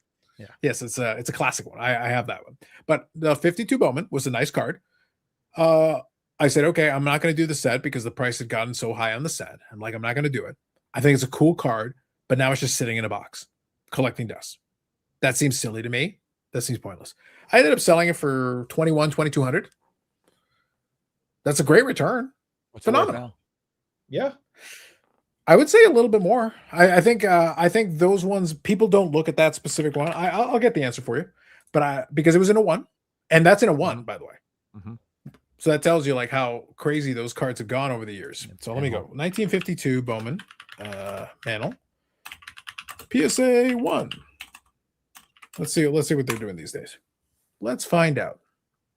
Let us find out. So let's see. Last one, date sold. So one of them sold for about July. One sold for about 2,600, but it has a crease right over Mickey Mantle's eyes. His eyes. He's got a visor. Yeah, not great. He's got Oh, the here's a good Cyclops one. visor. There was a one with a Mike Baker authenticated gold sticker. Ooh, so it should have been a 2. 4,000. That's why. $21. Damn. I just need to start printing me a sticker. Yeah, I think I got a good price on it. I think it was a fair price. But the point is, take the He-Man route. the only reason that multiple was there is because I paid the going rate at the time and the market just moved up. Mm-hmm. I didn't do anything special. That I think this is where I think a lot of people get confused. They act like, oh, well, I made so much money on this. You didn't do anything. Mm-hmm. The market did all the work. you just sold. You bought it at market rate initially, and then you sold at market rate at the time. I wonder how hard I had it is an- to I had- remove. How hard is it to remove one of those Mike Baker stickers? I wouldn't think it'd be that hard. I don't think so. Would I don't somebody know, but I wouldn't think Buy so. a lower grade one, cheap. Remove the sticker and put it on something that has a higher influx of value. Oh, I guarantee you someone's done that. I guarantee that's been done. Is there a way to look up what Mike Baker's put a sticker on based on grade of another grading company? Well, there is. I Like, I've know never that seen it a comes with a second sticker on certificate. there. Yeah, but No, you know I've what? seen- I think it does, Ham. Hold on. I think it does because here, hold on. I sure went into number Card eight. Ladder and pulled up a couple of examples so I could get that price. Okay. So check this out. 'Cause I know there's the sticker On I the know there- certificate, they put the serial number. Yeah, but I've seen people get their cards back from Mike Baker and not have one of those with it. Like there was No, somebody I that did a get reveal you. the other day. But if you have that, that's a good feature because it's actually got the serial number for the card. I agree, but some ding dong that's at the show that doesn't know what the hell they're doing, just sees it, knows what it is, doesn't know any better, and you can just sell it to them. Yeah. There's a bunch of idiots out there. Oh yeah, sure. No, rule number 1, Ham. Rule number 1. I know. For a That's reason. why I want to make the Mike Faker sticker. That's all- Yeah. just as good, slightly better. Yeah, Brad says here, agree, Ham. There's a few projects I have that's just meaning for me. If one of the few cards I need for those projects come up, I will overpay, which is fair. Yep. These projects are relatively inexpensive, and overpay might be $50 more than sure. That's fair. I get you. I tried to overpay $200 for a card that I wanted, and the guy still wouldn't sell it to me. If you buy right, you can't go wrong in today's dollar tomorrow. Yeah, that's so. I think this is so. Dom, this is basically a fair point. The moral of that story isn't. Whenever I explain this, the moral of the story isn't that I did something brilliant. I'm actually saying the opposite. I'm saying all I did was allow the market to do its own thing, and it worked out, which is great. But it was because the card I bought was a nice card in the first place. I bought it at the market rate. I bought a fair card. Cool. But I held on to it. It was a PC card for many years, and I liked having the card, but it was basically just an asset at that point sitting there because I wasn't going to do the set, because the set wasn't going to happen. If I had worked on the set ham, that would have been a centerpiece of the set. That would have been great for it. But because I decided the rest of the cards had gone up so much too, I was like, it would cost me a fortune to build the rest of the set. I like collecting too many things. I have too many varied interests that I couldn't just lock in and just finish that set. Otherwise, then that would have been a centerpiece. But I'm saying, like, if I'm not going to do that, though, then do I just hold on to this card? I'm willing to do that in some cases. For my 53 Topps mantle, which, by the way, has also gone up in a similar way. It has a similar kind of path because I bought it at $650 and it's worth $2-3 grand or whatever now, or maybe a little more. That's fine. I just like that card. It's one of my favorites. So the 53 Topps mantle and the 56 are my two favorites. Now, So now those ones are going to hang out too. Is, in your opinion, because it's all opinion based at the end of the day, is Yeah. the 51 mantle still undervalued for what it is? With the way the 52 sells? So let me say, so I'll answer that question, and I'd like to get the chat's opinion on this too. I think this would be an interesting conversation. So Eric, I'm going to make a controversial take that actually is very easy for me to stand on. I don't think it's possible for a card to be undervalued. Now I'm going to explain why. Let me explain why. That way, sure. But let me explain why. No, I think it's impossible for a card to be undervalued, but let me explain my thought process behind this. The value of the card is based on the marketplace at that time. That is the correct market value today. Now, if you make a bunch of videos over and over again, beating everybody's head over the drum, guys. Yes. Jackie Robinson, guys, Willie Mays, guys, this person, that person. Come on, you're not appreciating them enough.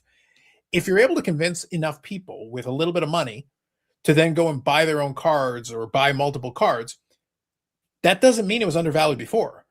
What actually happened is now you've changed the dynamics. You've changed the demand side of the curve. This is now the new price. That's fine. So you created demand.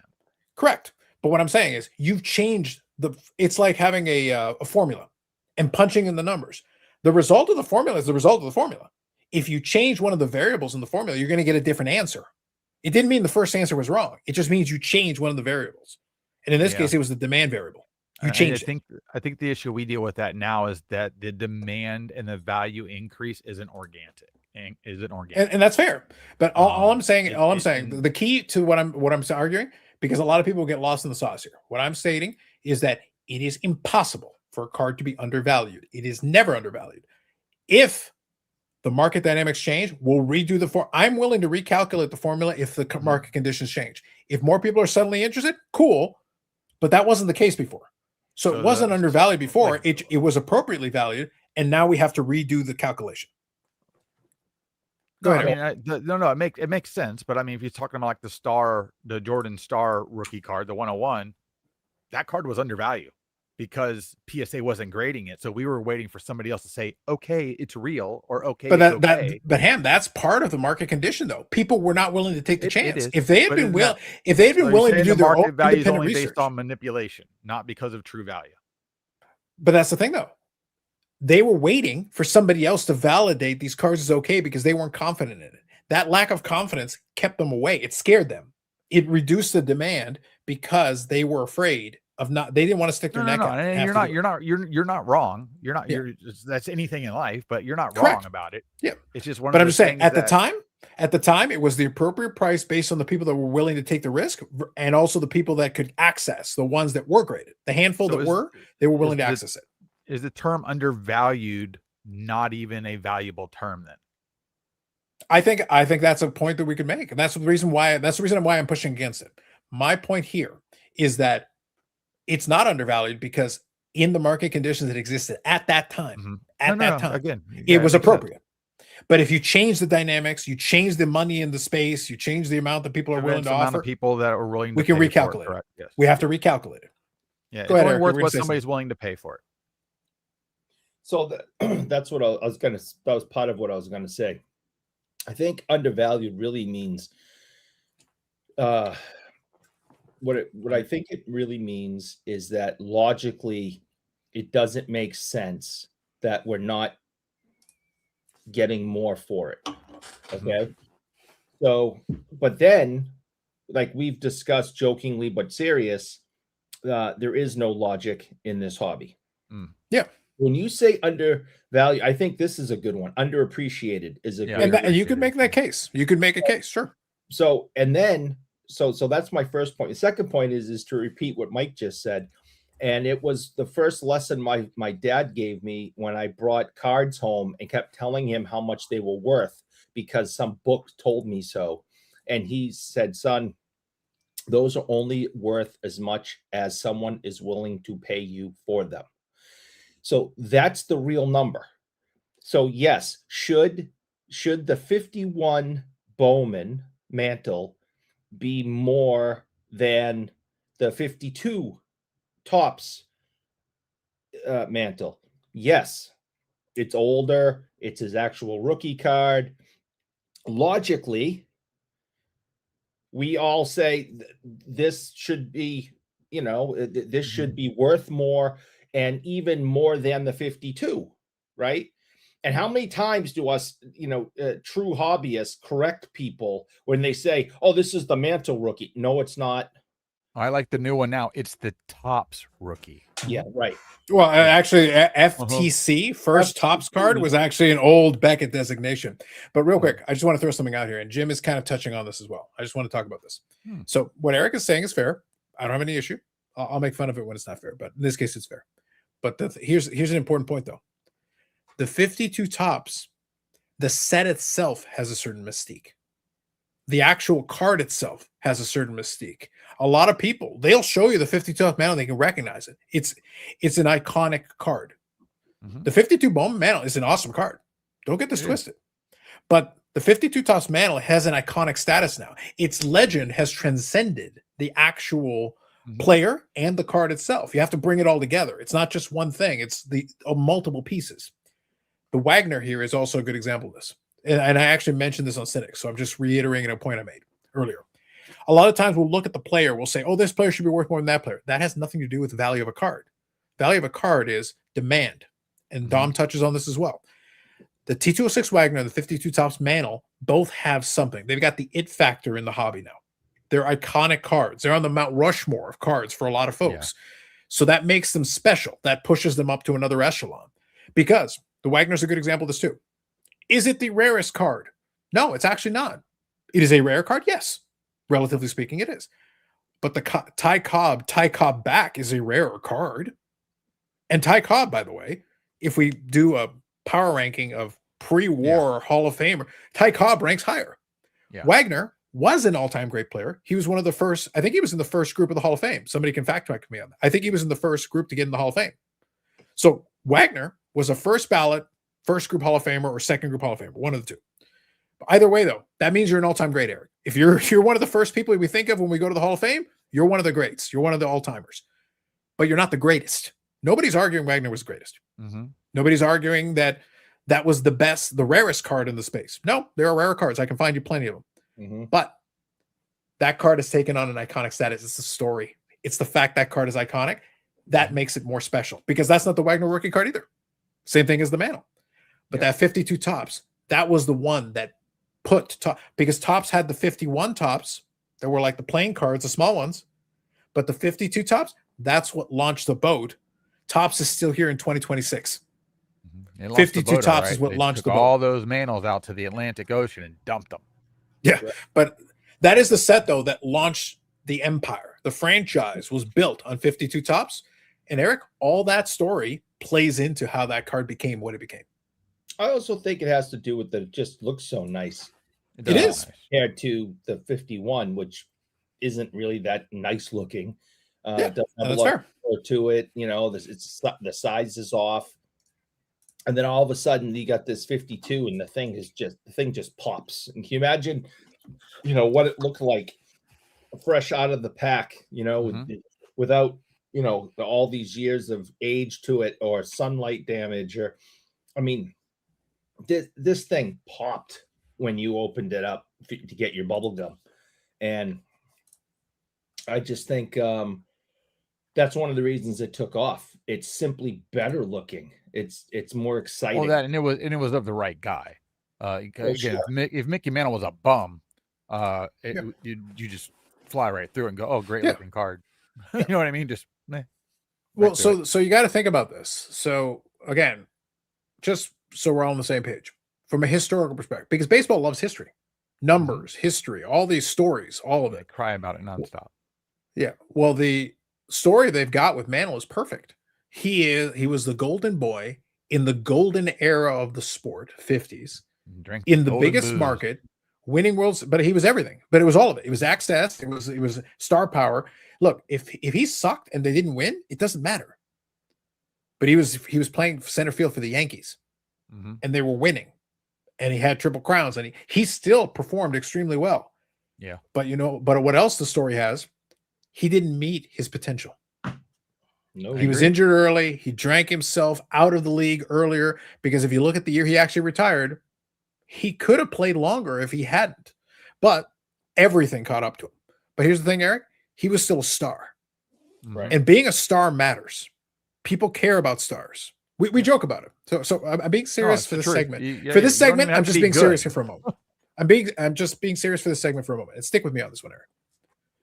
Part of Bobby Orr's story is that he got hurt, his knee was messed up, and he never got to finish a full career, but what he had was transcendently great.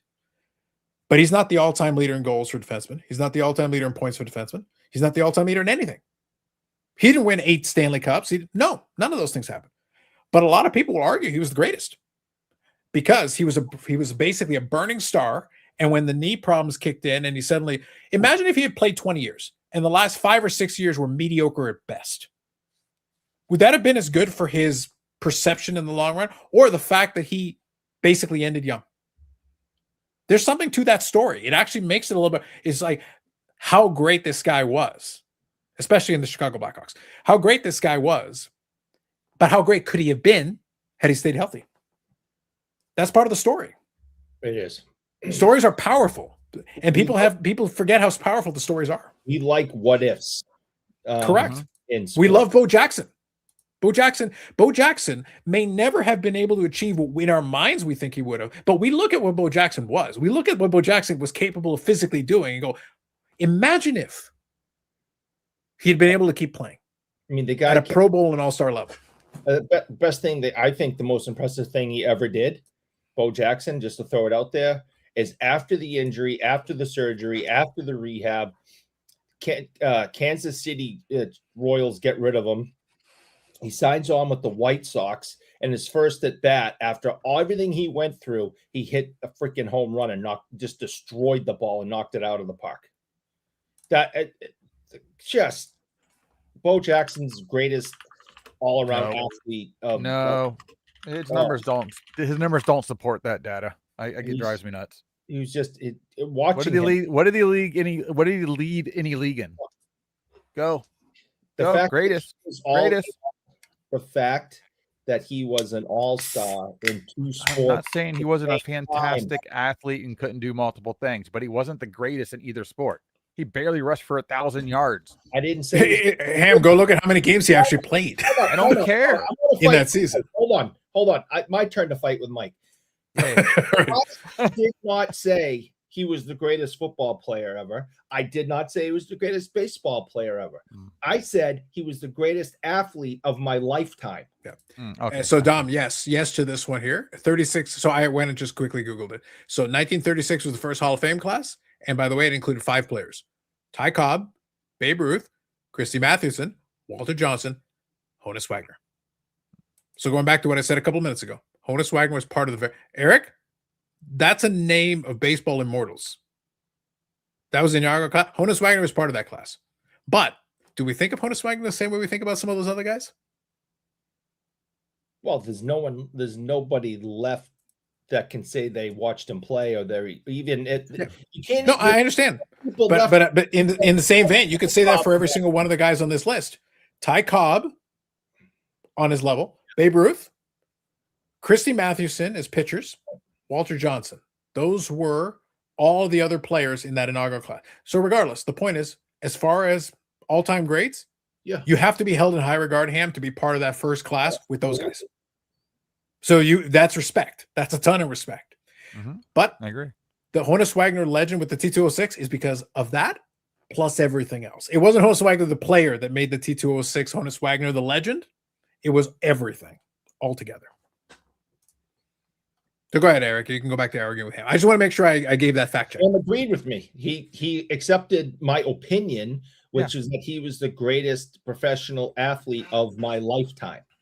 That is my opinion, and he allowed, because he's so gracious, allowed me to have my own opinion. It's important, yeah. And one point I'll make though, I get what people say about him, but it's just when you tell him, when everybody talked about Bo Jackson and how great of an athlete he was, and how he had these great moments at times, I never saw a great career piece out of, like, a one full year that said, well, we didn't get a full version. If he had committed to either sport, I flipped the back of the football card over when he played the more than 12 games. He still didn't have 1,000 yards. He wasn't rushing 100 yards a game. Like, I'm sorry, it doesn't matter if you put Barry Sanders. He was on the Lions. They sucked. All right, he still did it. I remember. He still did it. So again, having a two-sport athlete is very hard. Deion did it too. Brian Jordan, a few other guys. Deion's spectacular. Deion could have played 5 sports, just like Bo. Like, it would have been crazy. Deion's baseball was just Deion baseball was okay. Bo Jackson was a better baseball player. Well, the one's a power guy and the other one's not. One's pure speed, the other one's pure power. You got a horse running against a greyhound, basically. Bo Jackson had the in my opinion, that throw from the greatest arm. No, I'll agree with that. He's had probably the greatest arm, and that ball was a dart from the outfield to the catcher's mitt. But it wasn't even like the one time he did it. He did that multiple times, even throwing people out at first. Like, he could throw the ball 400 feet in the air wherever the hell he wanted it to. He probably put him in a fantastic quarterback, to be honest with you. He was a great athlete, but I just never saw him excel like everybody talks about him. I see the little flares of the videos, but I never see a career piece, even a 1 year that he goes, that's the most dominant player in the league. Look, he had all the stats. I flip over a Michael Jordan card, there's red across the whole damn Topps card because he was the best damn player. But again, over and over and over. No question. But I'm not saying, and I don't think anyone else has said that they think that Bo Jackson was the GOAT. Michael Jordan was the GOAT. Yes. Hey, listen, Eric, I watched the Bono's commercial and I never saw Michael Jordan play water polo, so fuck Michael Jordan. Do better. Michael Jordan stopped, went and played baseball, realized he wasn't the greatest there, came back and was the greatest again in basketball. He's the best. So real quick, I'll pause you guys. I'll read a couple of comments here. Dom says, we all Mantle retired in 69, so Dan wouldn't have to pay the Mantle tax for 70 Topps product. Fair. Thanks. Being football Oklahoma, people know nothing about sports. We'll tell you about Mantle and Mantle stats. He's like Elvis. Yeah. So that's why I say, like, star power matters. The story matters. It's a big deal. Bobby Orr, Blackhawks legend. Shut up, Josh. Or a Blackhawks card. Grail. And I talk to people that actually spend time with Mantle, and they'll tell you he wasn't that pleasant. No, he was not a swell fellow. No, everything I hear about him, he was horrible. Not a swell fellow. He didn't like people. If you were an alcoholic whose entire life was falling apart, your family didn't want anything to do with you, your kids hated you, you lost your baseball career. I mean, you'd be pretty miserable and nasty too, and that's what most alcoholics are like. Yeah, you're right. Gail Sayers, another what if? Yes. We're doing this in Jim Thor, this greatest dual sports athlete ever. Probably double check, like challenge someone like Bo if time period argument is stated. Well, that's the problem, is that the time period matters. Yeah. It's really about what you're trying to do with. Jim Thorpe played against the people he played with. Mm-hmm. He might have been, but I have no way of deducing that. Jim Thorpe was, for his time period, absolutely incredible. Definitely it needs to be in the any conversation about greatest athletes of all time. Especially if somebody that does Olympic sports mixed in with everything else. Yeah. I mean, you're an athlete at that point. Yeah. Well, that was the thing though. Like when Bo Jackson was in school, he ran track. He played all the sports. He played everything.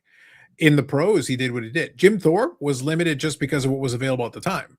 Mm-hmm. Maybe he could have played more sports and we would have been able to get a sense of that too, but who knows? Hard to say. Well, and I still argue that some of these guys today can play more than one sport. Most of them come out of high school playing 4 sports. They go to college, play 2 to 3 sports, and then they get regulated to only get to play 1 sport. It's not that they're not good enough. They're just, I'm only hiring you for this. I don't want you to get hurt doing something else. Let a guy just be an athlete and let him go. That's what we need to do. I've said this before, and some people initially poo-poo it, but the fact is, another great all-around athlete of my time is Danny Ainge. Yes, I And agree. people do not give Danny Ainge the credit he deserves as one of the best athletes of his generation. Multi-sport. Yes, I agree. And it's like you see some of these guys come up now. They're supposed to be a two-tool type pitcher / hitter, and they just won't let them do both. Not that they're not good enough. They won't let them do it. Just let them do it. Paul here says splitting carries with Marcus Allen. That's true. Well, I mean, if you're the GOAT, you don't. Marcus Allen takes a seat, baby. I don't think Al Davis was doing that. Dom says sport. he He liked having both. He liked having both options. Sure. Dom says sports are about stats and hobby. The hobby is always chasing for what could have been and who's next. Mantle has that element to his story. Many of the hot young players over the years, yes. But ran up the wall and snapped bats. That's right. He's got some great highlights. Glenn Braga broke a bat over his shoulder with a swing and married one of the girls in Vogue.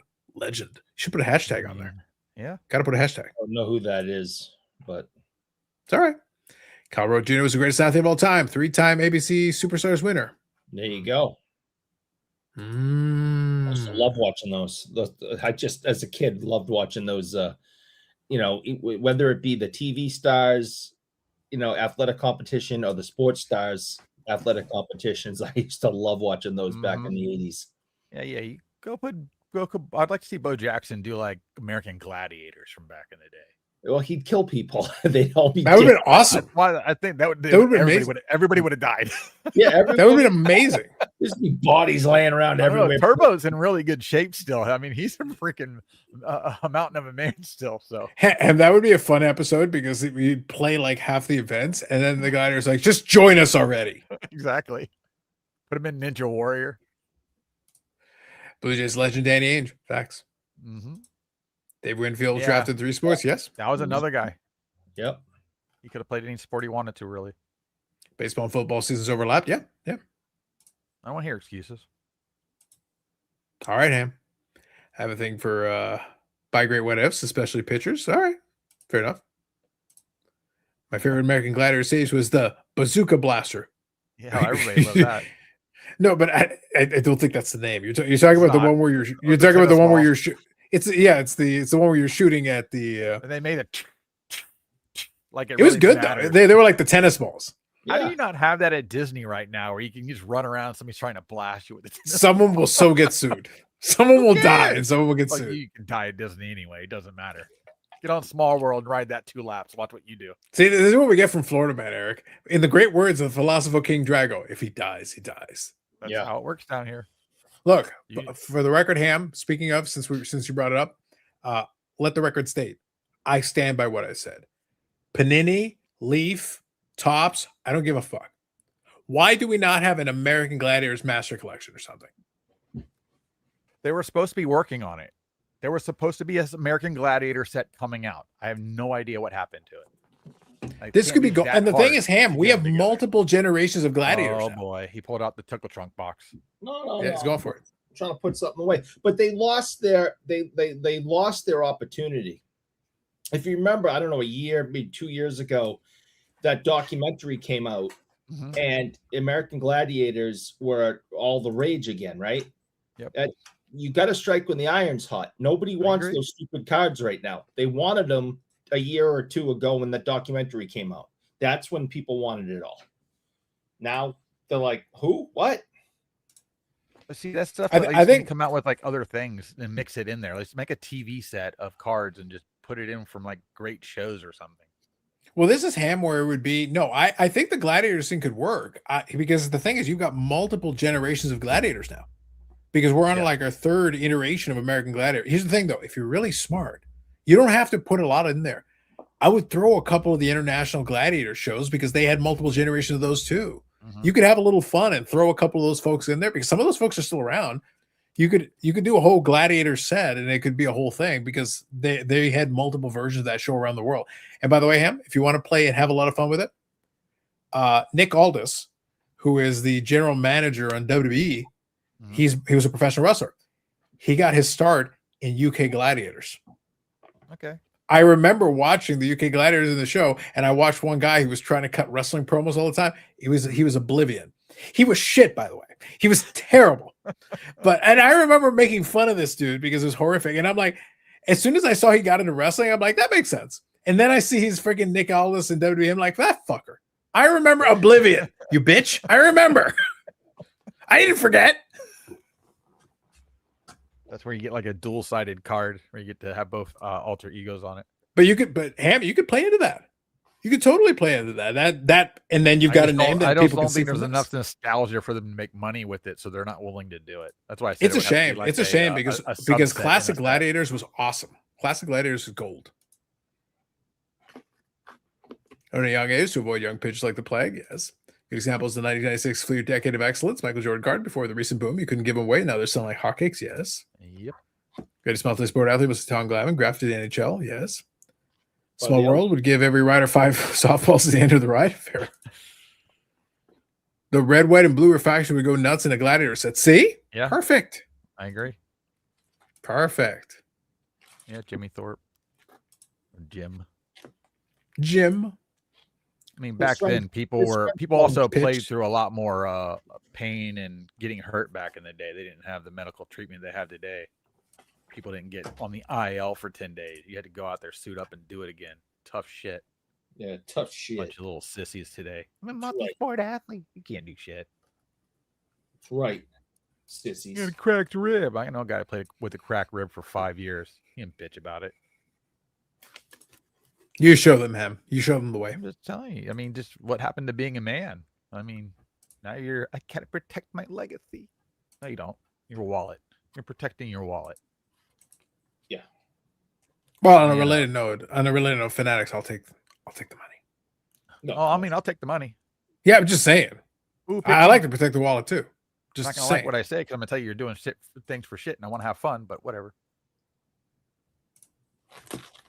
Whatever. See, these are the rabbit holes we wind up in, Eric. I know. And I still want the freaking American Gladiator set. That'd be awesome. We just need to design it and just force it. Occasionally, I'll circle back around to it. I'm like, I still want this set to exist. Tell good old what's his name that does the Sunday morning cartoons to make Gladiator set. Okay. Saturday morning cartoons. Yeah, do they still have Saturday morning cartoons? No, he goes and gets IPs and then does one-of-one boxes with sketch cards and stuff. What's his name? The Asian I don't dude know. This is your reference. He's the guy that sold the Star Wars Superfractor after he bought it from Merlin. They used to have a show together. Oh, you're talking about Great Curator or whatever. No, the Great Curator. Well, okay, yeah, Curator. Curator sold the Star Wars card to Daps Man. Yeah, but he has a box that he sells that's called Sunday Morning Cartoons. He goes and buys IPs from these companies and then makes updated versions of cards that come out like a one-on-one box. He just had Jamie Foxx opening one for the movie Rocketeer. Some of it's actually cool. He did a Transformer one. They sell for good money, some of them. But she's just taking the card idea, going into the IP, and then releasing a product based off of an IP instead of trying to do it a different way. He's just doing it individualized, which is what you have to do today. Because everybody bitches, I can't do that because I need 5 IPs to make the product. Well, then go get them then. Stop crying about it. Have you not seen the money that's being made out there? Slap some little stamps on it that say one of one. Throw it out there and you can make money. If Leaf and Wildcard can make money, anybody can make money. Well, that's why I always thought that Leaf or Wildcard would be the one who could do like a Gladiator set. Because then you're just working. What they're doing is so easy and they're happy being where they are, making the easy money. They don't care. There's no reason to strive for anything. Now, you could go out and put all the effort in to make a great product and they'll probably do great. But they're all afraid to do it. Like, we all know they can make all their products better. Even the people that are making product today can make it better. They don't do it. They don't go out and make a set that just blows you out of the water. Like, even with the AEW, some of the stuff I'm opening, I'm looking at the pictures. I'm like, why did you choose this picture? This is stupid. I wouldn't want this. It's a wrestling. I want action. I want the character. I want just a picture of some dude with his shirt off, just looking straight. That's Well, not, well, are you Ham, there's an using that entire card? there's an entire demographic of people that want that. No, there's not. It's big. Oh, yeah. Yeah, There's some wear that people. hat. Some people that like playing around with the tickle trunks. Yeah. Some individuals. They're into that kind of thing. See? Told you. I just found Bergeron rookie card refractor out of $4.99. I didn't know I had it. Yeah, top's pristine.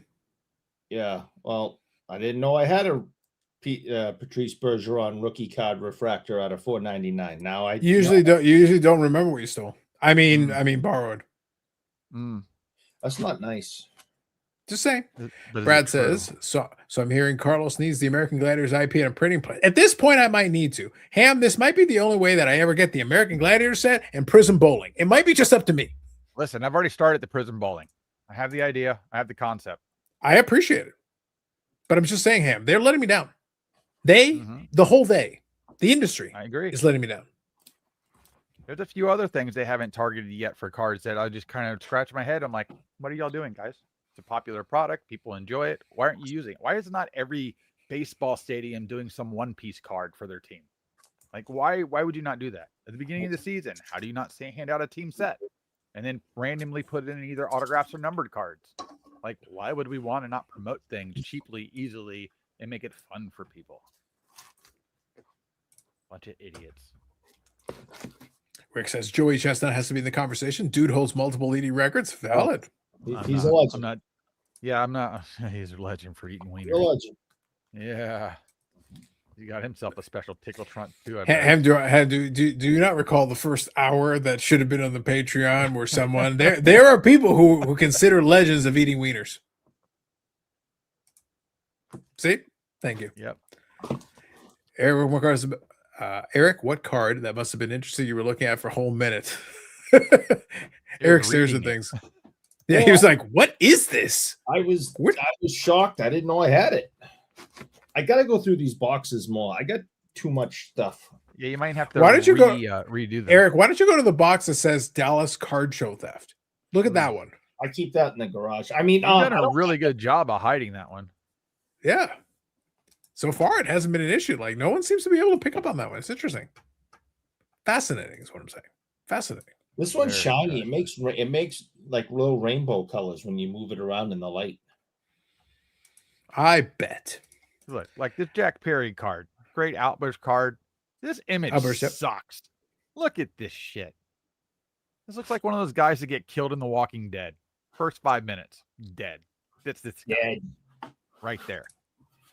No, look, Ham. I've passed along that exact feedback to people involved. Give me their Instagram. I'll blow them up just like I do Billy. Yeah. So the bottom line is that you could improve some of these sets by doing, to your point, nothing more than better image selection. Like there's some of them where like it was funny. So look, Ham, I'm not going to take credit for it. I'll say it on the Patreon. I'll say it on the Patreon. But there was, Ham, one insert in Flagship that I know for a fact that I pitched the concept of it years prior. Do we have an Brad says, I want a chestnut with the contest use moldy soaked hot dog bun. Hashtag innovation. It technically doesn't. If they get it from McDonald's, it won't deteriorate for at least 30 years. 300 years.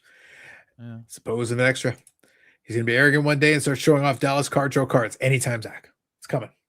All that's showing that you can get away with it. So it's true. But imagine, Ham, that tells you card, steal all the cards. That does tell you, Ham, how bad do you have to be at this if you fail? How easy it is to succeed. Like, how did you fail? What? I mean, with all the technology we have, even if you don't have all the cameras inside and outside, there's satellite imagery. I mean, there's really a way to go find somebody if they really want to find somebody. I mean, this has got to be like an inside job or something. Like it's just that, or the cards disappeared right over the border. And they're just not coming back in. And they're all going to be cracked if they're in a slab. So you'll never be able to identify it realistically because you're not going to bring back a serial numbered card. So that's how you protect yourself. Steal cards that are not serial numbered. That'll teach them. Look at this. Paul here. Serial number everything. I Good just evening, found all. two more- And Eric. I just found 2 more Bergeron rookies. Oh, I bet you Bergeron. did. And but if you Patrice? look, yeah, but if you look, this one he's number 56, and this one he's 37, and it's the same picture. They Bad Switch- Photoshop. switched the numbers. It's the Which one's exact right? same. Is picture. Even the OPG people- right or the Bowman? Even the this one here is correct. Okay. And then You still got both your fingers on them, but then they added the 37, but he was originally 56. And you can tell it's the same picture because the people in the background are the same. I can tell the same pictures by looking. I don't need the people in the background. Well, that kind of gives it away, right? No, But other than it's the exact same picture. yeah, they photoshopped the numbers. Red says, is that technically a corrected error? Maybe. Well, originally this is the real picture, number 56, and then he changed his this is his number when he was a rookie, and then they made then they changed it, just like Ray Bork was 29, and then they were like, here's number 7, and then they were like, here's 77, but so he went from 56 to 37, which he made famous, and they swapped the number on the picture. Zach says, when I walked by the show organizer at Dallas, you had no idea the temptation to drop Eric's name and $2 million theft, acting like I'm having a casual conversation. Do it. That's not nice. Dom says, the news cycle moves faster than Eric does through his Bergeron box. Dallas cards are already reslabbed and up multiple locations by now. Maybe. Allegedly. I don't have a Bergeron box. I just found this stuff. I didn't even know I had it, okay? You're saying your kleptomania is out of control. No, I didn't. You don't even remember what you stole anymore. Just saying I don't really remember some of that stuff. I don't Remember, it's only the stealing most. if you feel bad about it. Right. Is that the new part? Yeah. So if Ham, they what you're deserve saying, it, it's okay. Ham, if feeling bad is the standard, so what you're saying is there has never been scamming in the hobby. Everything's legit. It's all 100%. fine because none of the people feel bad about it. None of them feel Part of the bad at all. system. Great part of the system. It's all fine. Yeah. Everything's Feed the great. algorithm. Feed it. Everything's great. Feed It's the beast. great. It's great. Minotaur. Rick says, you see Scott Steiner's son suplex a Cowboy player during a joint practice? I did hear about this. Yes, I did hear I about haven't this. seen it yet. I have to go watch Yes. it later. Didn't he get suspended? I thought he got suspended. Or is he already back from the suspension? Ham, I got to be honest. I find myself, I've been very consistent on this. I am still in the mode where my brain is not going to shift. And here's the funny thing about this. I will always say to anybody that asks, I am an NFL casual, and I will always say that completely. But I will watch every game, and I'll watch a ton of the games. But at the same time, I don't give a shit what happens in the NFL literally until the actual games start. I don't give a fuck. I don't care what anybody does, doesn't do, trades, not trades, signings, not signings. Let me see it when we're actually playing real games that count. When we're playing real games that count, I will be sitting there and I will be watching the games. Until then, you're all dead to me. Dead to me. I got other shit to do. Listen, the new season of Reacher's on, Eric. Watching the new episodes of Reacher. Yep. I've been watching. Yeah, that. I'm caught up. I'm caught up I right think now. there's, what, 4 episodes? This is season 4? Yes, season 4. Season 4, but there are 4 episodes out now. We are? Yeah. Yep. So waiting. I'm up to date. I got to wait for the Me 5th too. one. Yeah. Me So I'm enjoying that. I do enjoy me the Reacher. That's good. Classic. In all Love it. seriousness, in all seriousness about the show, Yes, go on. are they trying to portray the character as being slightly autistic? Well, the character kind of is, Eric. I mean, So the thing is, yeah. so here's the thing. I've actually read some of the books that are the source material for the series. Reacher's definitely, look, you could make the argument that he's on the spectrum, and he's always been. Mhm. Because he is a very peculiar, look, normal people don't just randomly wander the world. yeah, he's very robotic. Yeah, he's very, but the thing is, I will say they do a pretty good job staying consistent to the character. I haven't read the specific. I appreciate that on the episodes, they'll tell you which one. If you want to spoil yourself, you can see which one of the books, they'll tell you which one of the books it's based on. So you could actually go read the actual book if you want. I've read a bunch of the books and I enjoyed them. They were good books. I haven't read any in a while, but if I wanted to spoil myself, I could go read the specific book that this is based on, and I'd be ahead of that already. I never noticed it until this season. Mm. I mean, I've watched the other seasons, enjoyed the show, I watched both movies. Yep. Enjoyed the first one, second one. The Tom Cruise ones, I'm okay. They're okay. They're fine. I just don't like that they tried to do Jack Reacher when Tom Cruise is like Eric size. Yeah. Not cool, bro. This season, especially, it's just jumping out through the screen that this guy might be on the spectrum. Mm-hmm. Yeah, but it's consistent with the character. It's consistent with the character. I never picked up on that in the other seasons or the movies. But this season, just his mannerisms, how he moves, how he looks, how he answers questions.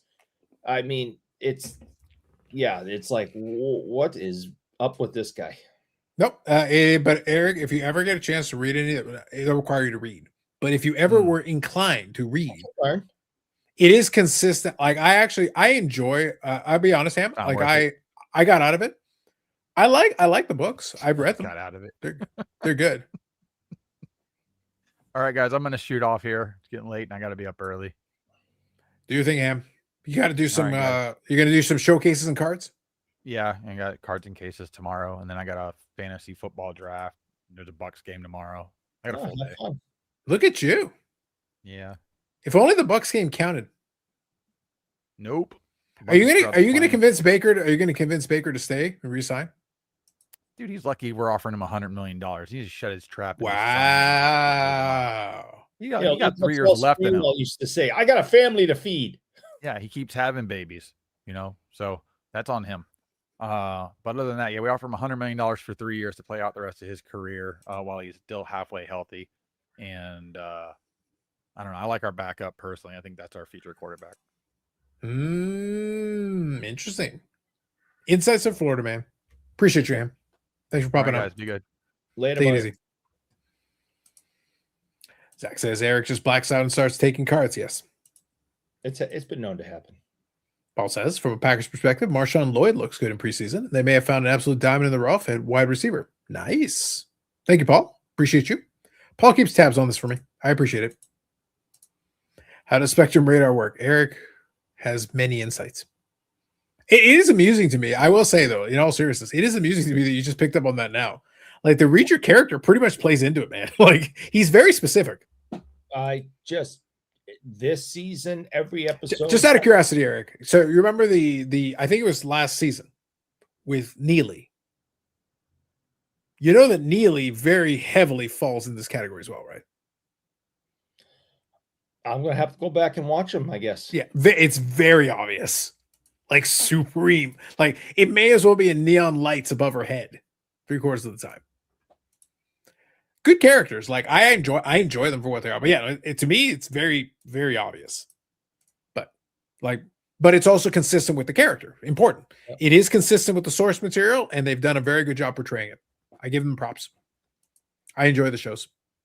And also, I appreciate that Alan Richardson, Alan Richardson keeps himself in friggin' shape for that role. Like he plays the role. He's giant. He's ridiculous. I think he's gotten even bigger. Yeah, it's absurd. Unicorn Cupcake says, I'm sorry you feel bad about me stealing from and scamming you. I know.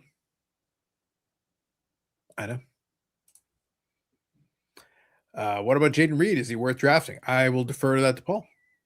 I don't know who that is. That is a football player. I don't know who Josh Jacobs is.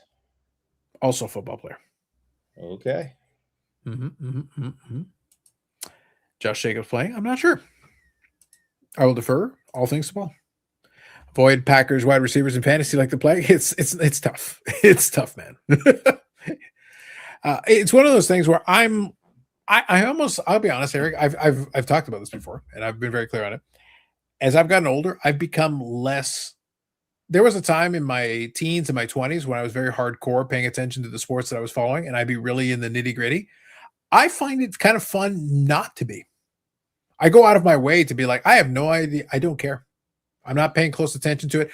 Yeah. I can tune in and I'll watch a game, and when I'm watching a game, I know what I like. I know what I don't like. Yes. I can lock in. But until then, like you could literally tell me that Fran Tarkington is starting for the Packers right now, and I believe you. Because I'm not paying attention. I literally am not paying attention at all until we're playing actual games. Yeah, I hear you. I don't pay attention to preseason stuff, football, basketball, hockey. I really don't pay much attention to it at all. So I know the Patriots already had a game. I think they have another one coming up. I honestly don't know. I didn't watch the first preseason game. When game one of the season starts, Mom and I will sit down and we'll watch football.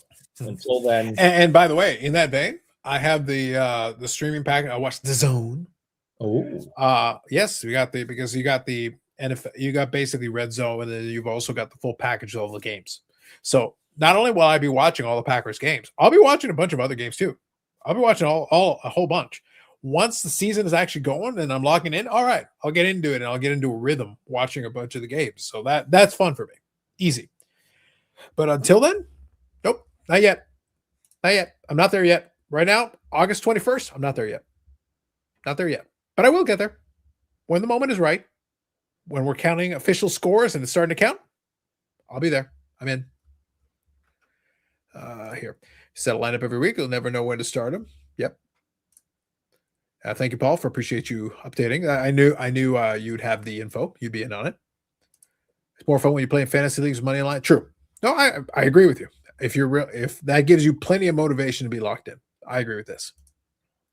How do you feel about electric bicyclists? Do you have a feeling about this? Oh, I have a feeling. Yeah. Ooh, if kind of you feeling? are older and you've been a cyclist for a long time, like I got a buddy who's 70 and he wants to continue to ride with us. So he got an e-bike, an e-mountain bike. All good. Yeah, because that's what he needs to continue riding and enjoying the sport.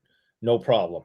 If you have some type of disability or a major injury, and this helps you get out there and get the exercise and still be with your friends and enjoy the sport, awesome. Other than that, you're a lazy piece of shit, and I hope your bike runs out of battery. Wow. Paul says Packers may have found the best kick in the league too. All right, interesting. All right, I'll leave it to Paul here to fill it in. Jordan Love, Tucker Kraft, and running backs for fantasy. All right, what's the name of the kicker? Trey Smack. It's a good name, actually. I like that. Interesting. Hoping the Packers punter gets in the field more than the kicker. Damn, Brad. Damn. I know you're all insane, but I care way more about college. It's never been a diehard fan of the NFL. That's fair. That's fair. I hear you. It's funny. We've talked about this before, Eric. One thing that I'll borrow from the Americans, you're wrong about pretty much everything, but one thing that I borrow, I actually care about my alma mater. Guelph! No. It's totally real. 100% real. As real as the Boston Bruins. But anyway, I still enjoy my alma mater when it comes to that. I would 100% be watching the games. I think I might be able to watch a couple of the games. The problem is it's not as big a deal here. Like the college football is not as big a deal here. But I would totally watch the games. 100%. I'd watch them. I would enjoy it. For me, it's more just nostalgically thinking about, because I went to Alumni Stadium for a couple of games back when I was hanging around, and the stadium was right there all the time because I lived just off campus. So it was kind of fun. It's never been as big a deal as it is in an American college, but there was a good energy for it. And I've attended some games there, and it's fun. So I've told you before that here in New England, college sports don't get a lot of the attention, even though like Boston College, is known for having, drafting, linemen like crazy. It's like a lineman factory. There's so many BC kids that went to the NFL to become linemen. No one cares. Our basketball, other than the run that the UConn women have had, no one really cares about basketball up here. We have unbelievable hockey teams. But unless you're a hockey fan, you're not really paying attention. And even then, the Bruins come first. So we have so many people in the NHL that went to, BU, BC, Northeastern, Harvard, even UMass Lowell, that dominate the league. No one, the general person didn't know that they were down the street playing for, half the money than a Bruins game. College sports are not a big thing in New England because we have all four major sports, and it's just not a big deal. The one time in my life that college football was a big deal, I mean, a huge deal, was when Doug Flutie was at BC and the Patriots were horrible. That is the last time college football meant anything in New England, is when that was like 1984, right? I think something like that, when Doug Flutie played there. So it's just college sports are not a big deal in New England. They never have been. I don't know if I'll ever see it. There's spurts, like when UMass basketball got to the Final Four, people cared for a minute. UConn women, when they get to the finals, people care for a minute. Other than that, no one really cares about college sports. We don't talk about it. It's how's the Red Sox, how's the Patriots, how's the nobody talks about college sports. What a shame. What a shame. No one cares.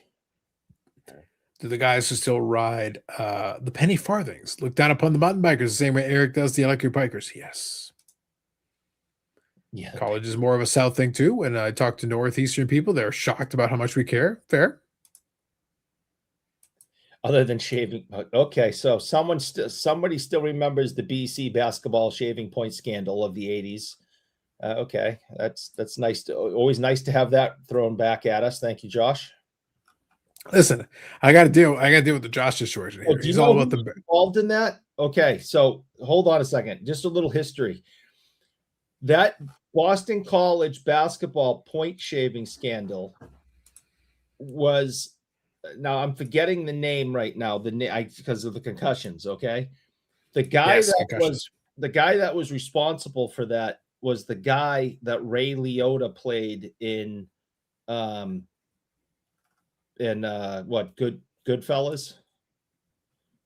Could be. So yeah, I think that's what it was. So yeah, Henry Hill. Look it up. Henry Hill is who Ray Liotta was playing, I believe, in the movie, and Henry Hill is responsible for the BC point shaving back in the 80s. I believe that's the case. Look at you, Eric. And yeah, Marcus Camby was great. And then we, found out that, he was breaking NCAA rules, and UMass Amherst had to take their Final Four banner down, and they no longer get credit for being in the Final Four.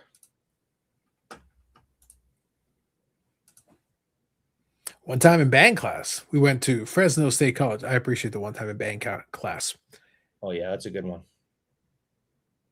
Broke their fever. It's neat to watch. Fair. We don't have an NFL team. We have Chiefs fans and Cowboys fans, but nothing like college. Yep. Great 30 for 30 episode. Henry Hill. All right.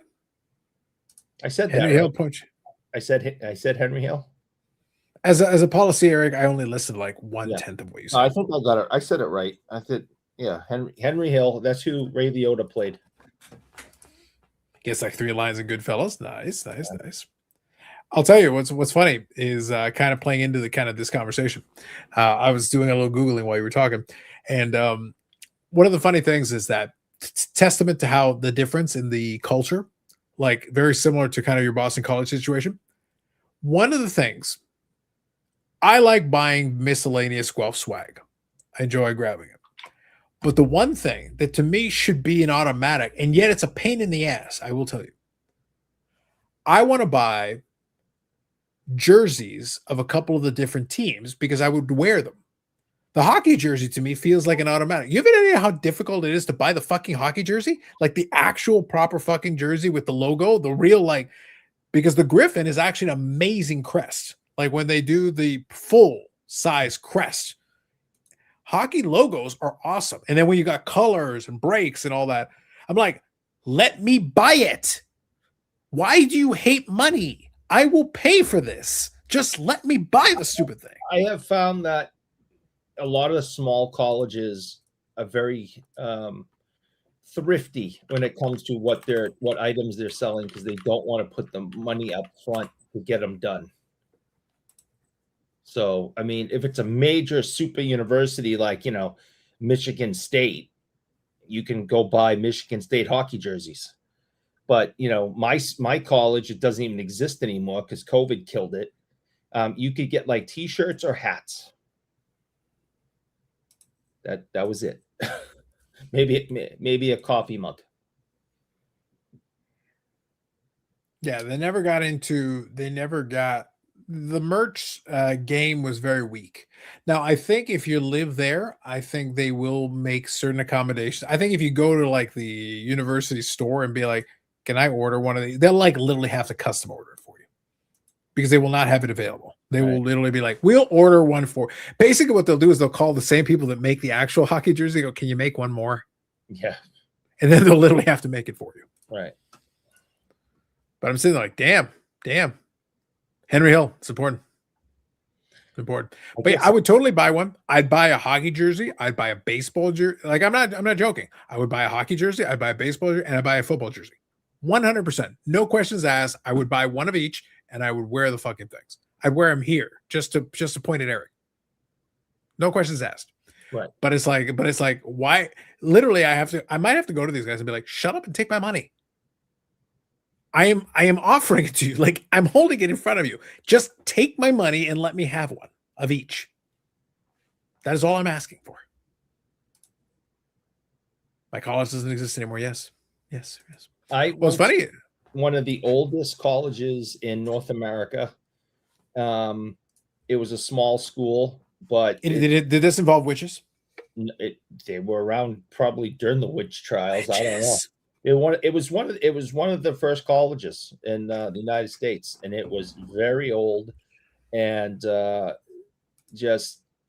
couldn't survive COVID, and it had 2 campuses, a few hundred, 1,000 so students or whatever, and just couldn't survive. Are you saying that the Eric Wade legacy wasn't enough to keep the college going? It did for a while, but it finally phased out. Wow. Just wow. Damn. Interest in college sports in New England's equal to Joe Paterno's interest in the showers at Penn State. Which he had no interest in the showers at Penn State. And that's why it went on for as long as it did. And I can't believe people still see him as some kind of hero. Because do I have to go back to the entire segment where I explained about people don't care as long as you give me what I want? Well, I mean, just Joe Paterno is not a good guy, not a swell fella. Are you saying not a swell fella? Not a swell fella. He knew what was going on and just stuck his head in the sand because he cared more about his legacy than anything else. And I bet it's really warm where he is now. Wow. Were you at Amherst College? I remember touring it and thinking it was an amazing campus. Some of the nicest dorms freshmen I've ever seen. Went with the North Shore instead. No, it was not Amherst. It was Becker College, but Amherst was close by. One of the biggest upset laces outs that I know of is Eric from Mace Ventura with Dan Marino and Ray Finkel, Captain Winky. Good movie reference. Just to go back, he said, was it Amherst College? Amherst College is out in the western part of the state by UMass Amherst. Amherst College is also extremely old. It's also one of the most expensive colleges in America. So no, that I in my head, I'm tired, and I thought you meant Assumption. No, Amherst College is out right by UMass Amherst, and yeah, that place is one of the most expensive colleges in the United States. I see. Eric's donations alma mater, University of Phoenix, couldn't help but survive. Damn. I'm all about online colleges now, because I think college education has changed a lot, and I think it's a huge ripoff. Wow. You can get your education without going there and paying all the extra fees and taking stupid ass courses like history of rock and roll, like my daughter was forced to take. Oh, Eric, hold on for the last time tonight. To be fair, are you bitter about the history of rock and roll thing because they had an entire chapter on Kiss and they're like, fuck these guys? Be honest. No. That didn't play a little factor. Not a little one. No, the money they stole from me and made my kid take the dumbest crap imaginable when she went to URI to study environmental science, and they were just so now she's taken online at a full environmental science school, and she's doing really well. And I pay a lot less. I went to Union in Schenectady, won the NCAA Hockey Championship in 2014. Josh, you won the NCAA Hockey Championship in 2014? What position did you play? I know, Zach. Fair point. Brad says, Eric just hates the history of rock and roll because they covered Floyd and not Kiss. See, Eric, the people know. The people know. Floyd sucks. The people know. Oh, Pink Floyd is so goddamn bad. They suck. It's like nails on a chalkboard every time they come on, and I just make them go away. Oh, I'm sorry. Were you talking about Kiss still? Nope. Pink Floyd. That's all I heard. I heard Kiss. Yeah. Nails on chalkboard. Annoying. Make them go away. Agreed. Overrated, crappy ass, shitty ass band in history. Kiss. Yeah. Uh-huh. No, Pink Floyd. God, do they Kiss, suck. yes. Agreed. Oh, painful to listen to. They are horrible. Kiss doesn't even make the history of rock and roll. Fair. Eric is based. You're based now. Wow. Okay. I don't know what that means.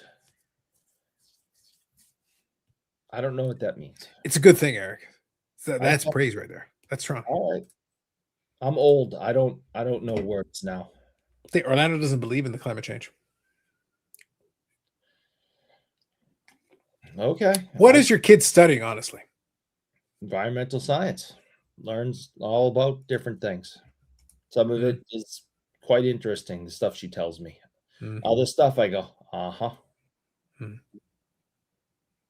I gotta be honest though. I have to factor in Orlando is Florida, man. So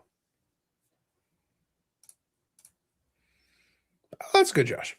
Good. I'm proud of you. I'm proud of you. Good for you. This conversation just makes me think that I need to call up the friggin' office and be like, "Can I fucking just pay you for this shit?" God damn it. He should listen to Boston. That'd be fine. I used to know the drummer of Boston, and unfortunately, Sib passed away a few years ago. And The Rock, Dwayne Johnson, is now married to his daughter. Look at that. You're trying to get Rock adjacent to what you're saying. No. You spoke to someone who was once related to Rock. No, I actually closed the bar down with him and Phil one night. We had a lot of fun. You closed the hold on, wait, pause. Do not bury the lead here. Right. You closed the bar down with what? Your Diet Cokes? Like what would you close the bar down with? If I remember correctly, that night I may have had 2 beers. Like actual beers or Guinness?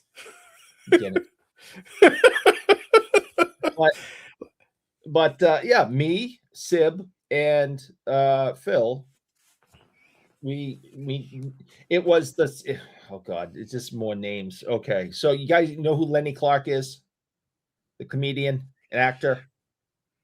Lenny and his brother own a restaurant in the area, so we could stay a little bit later. So I bet you could. Phil, the drummer for Boston, were hanging out late at Lenny Clark's restaurant. But Sib has passed away, and now The Rock has married his daughter. Moving. I don't know. Eric, what is your review of the North Shore? Beverly, Salem. Please tell us about Salem. Beverly. What is my review? I don't know. I've lived here my whole life. If I hated it, I guess I'd move. No, you bitch and moan a lot. I think you're too lazy to move at this point. I don't think you're going to. A lot of stuff I hate. I don't like a lot of things around here. Taxes are too high. Politicians are all corrupt. I mean, it sucks. But when I get up at 5 o'clock in the morning in the summer and I go for a 30 to 50 mile bike ride along the ocean and watch the sunrise, I realize that I'm in a pretty good place. Wow. Look at you, Eric. Finding a profound moment of zen in the madness. Yeah. Eric has connections to The Rock this whole time. He could have authenticated the autograph back in the day. Shut him over it. He didn't want to help Ty. He let Ty drown. No, I mean, gun to my head, life on the line. Yes, I could have. I've gun to my head. I could get to The Rock, but I've never met him. Gun to your head, you couldn't get to Ray Borg. That's not true. That's not funny. So what you're saying? Hold on. So what you're saying is the charity wasn't worth you even making a big attempt. That's what you're saying. You were content and happy to hang on to the monies for a period of time. You didn't even want to make a big attempt. Gun to the head. How low in the bar? So if it's not gun to head, Eric, how low to the bar is like mild inconvenience, like holding the money all the way from end of December, early January, all the way into August before you finally fucking make the money, make the payment. I wanted to do the whole check and for the picture to have on the show.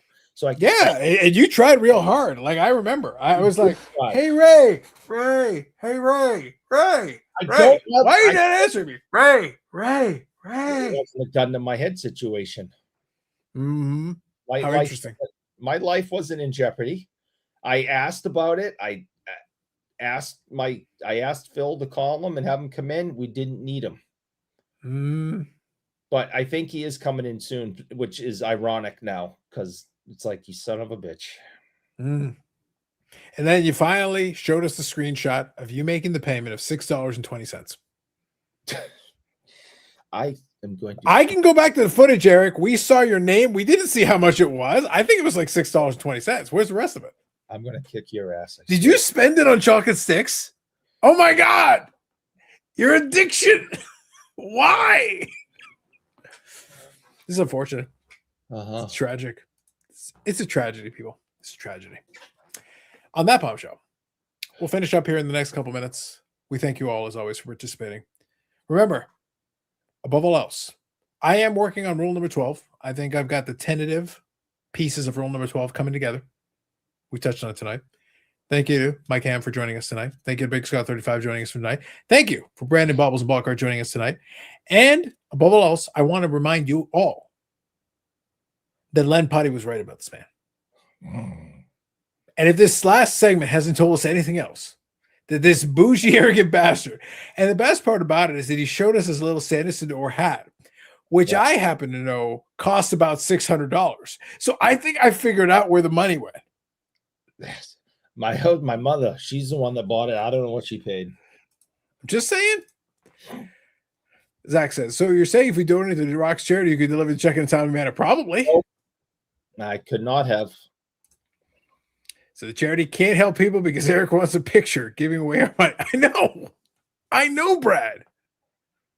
This is what Lampati was warning us about. I'm not raising money for charity ever again. You guys can all go screw. Well, arguably, Eric, some could argue you didn't raise money for charity the first time. You don't actually give it to them.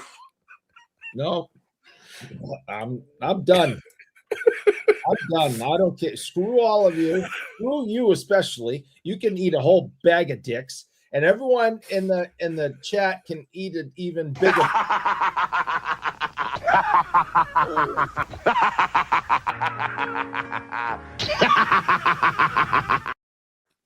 I'm not raising.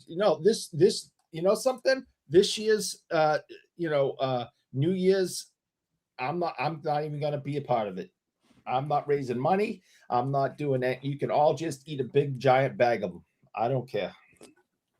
So for the record, I want to let you all know that those of you that donated directly through YouTube, it was straight through YouTube. It just went. No novelty check, nothing. It's just they donate directly to the thing. I just connected to the charity. It was done. I'm not raising money for third year in a row. Nope, not doing it. You can all. Well, it's, again, some would argue you didn't raise money last time around. Like I said, we need receipts, we need audits. Like, I got questions. Every single cent has been given to that charity. I need receipts. I need audits. I need to know where the Dallas Card Show cards are. I need to know things. Every single cent has been given to that charity. Mm. And you all can eat a big old bag of them. And this, and you wait till our New Year's celebration when either A, I say I'm not doing it, or if I'm forced to, I'm going to sit like this for the entire time. I can make it work, Eric. Don't tempt me with a good time. I ain't raising shit for nobody. Eric won't let the money go to Jelly Bean or the Jimmy Fund, which is actually good. Jimmy Fund's really good. It's extremely important charity. Eric plays makes a big suit. Why does Jimmy get to the charity? Nope, never. You guys are on your own. You want to donate your own stuff. I go screw. I don't care. Try to do a nice thing. Tried to do a little social media thing with the, handing them the check again for the second year in a row. It didn't work out. I'm sorry. You guys are all on your own now.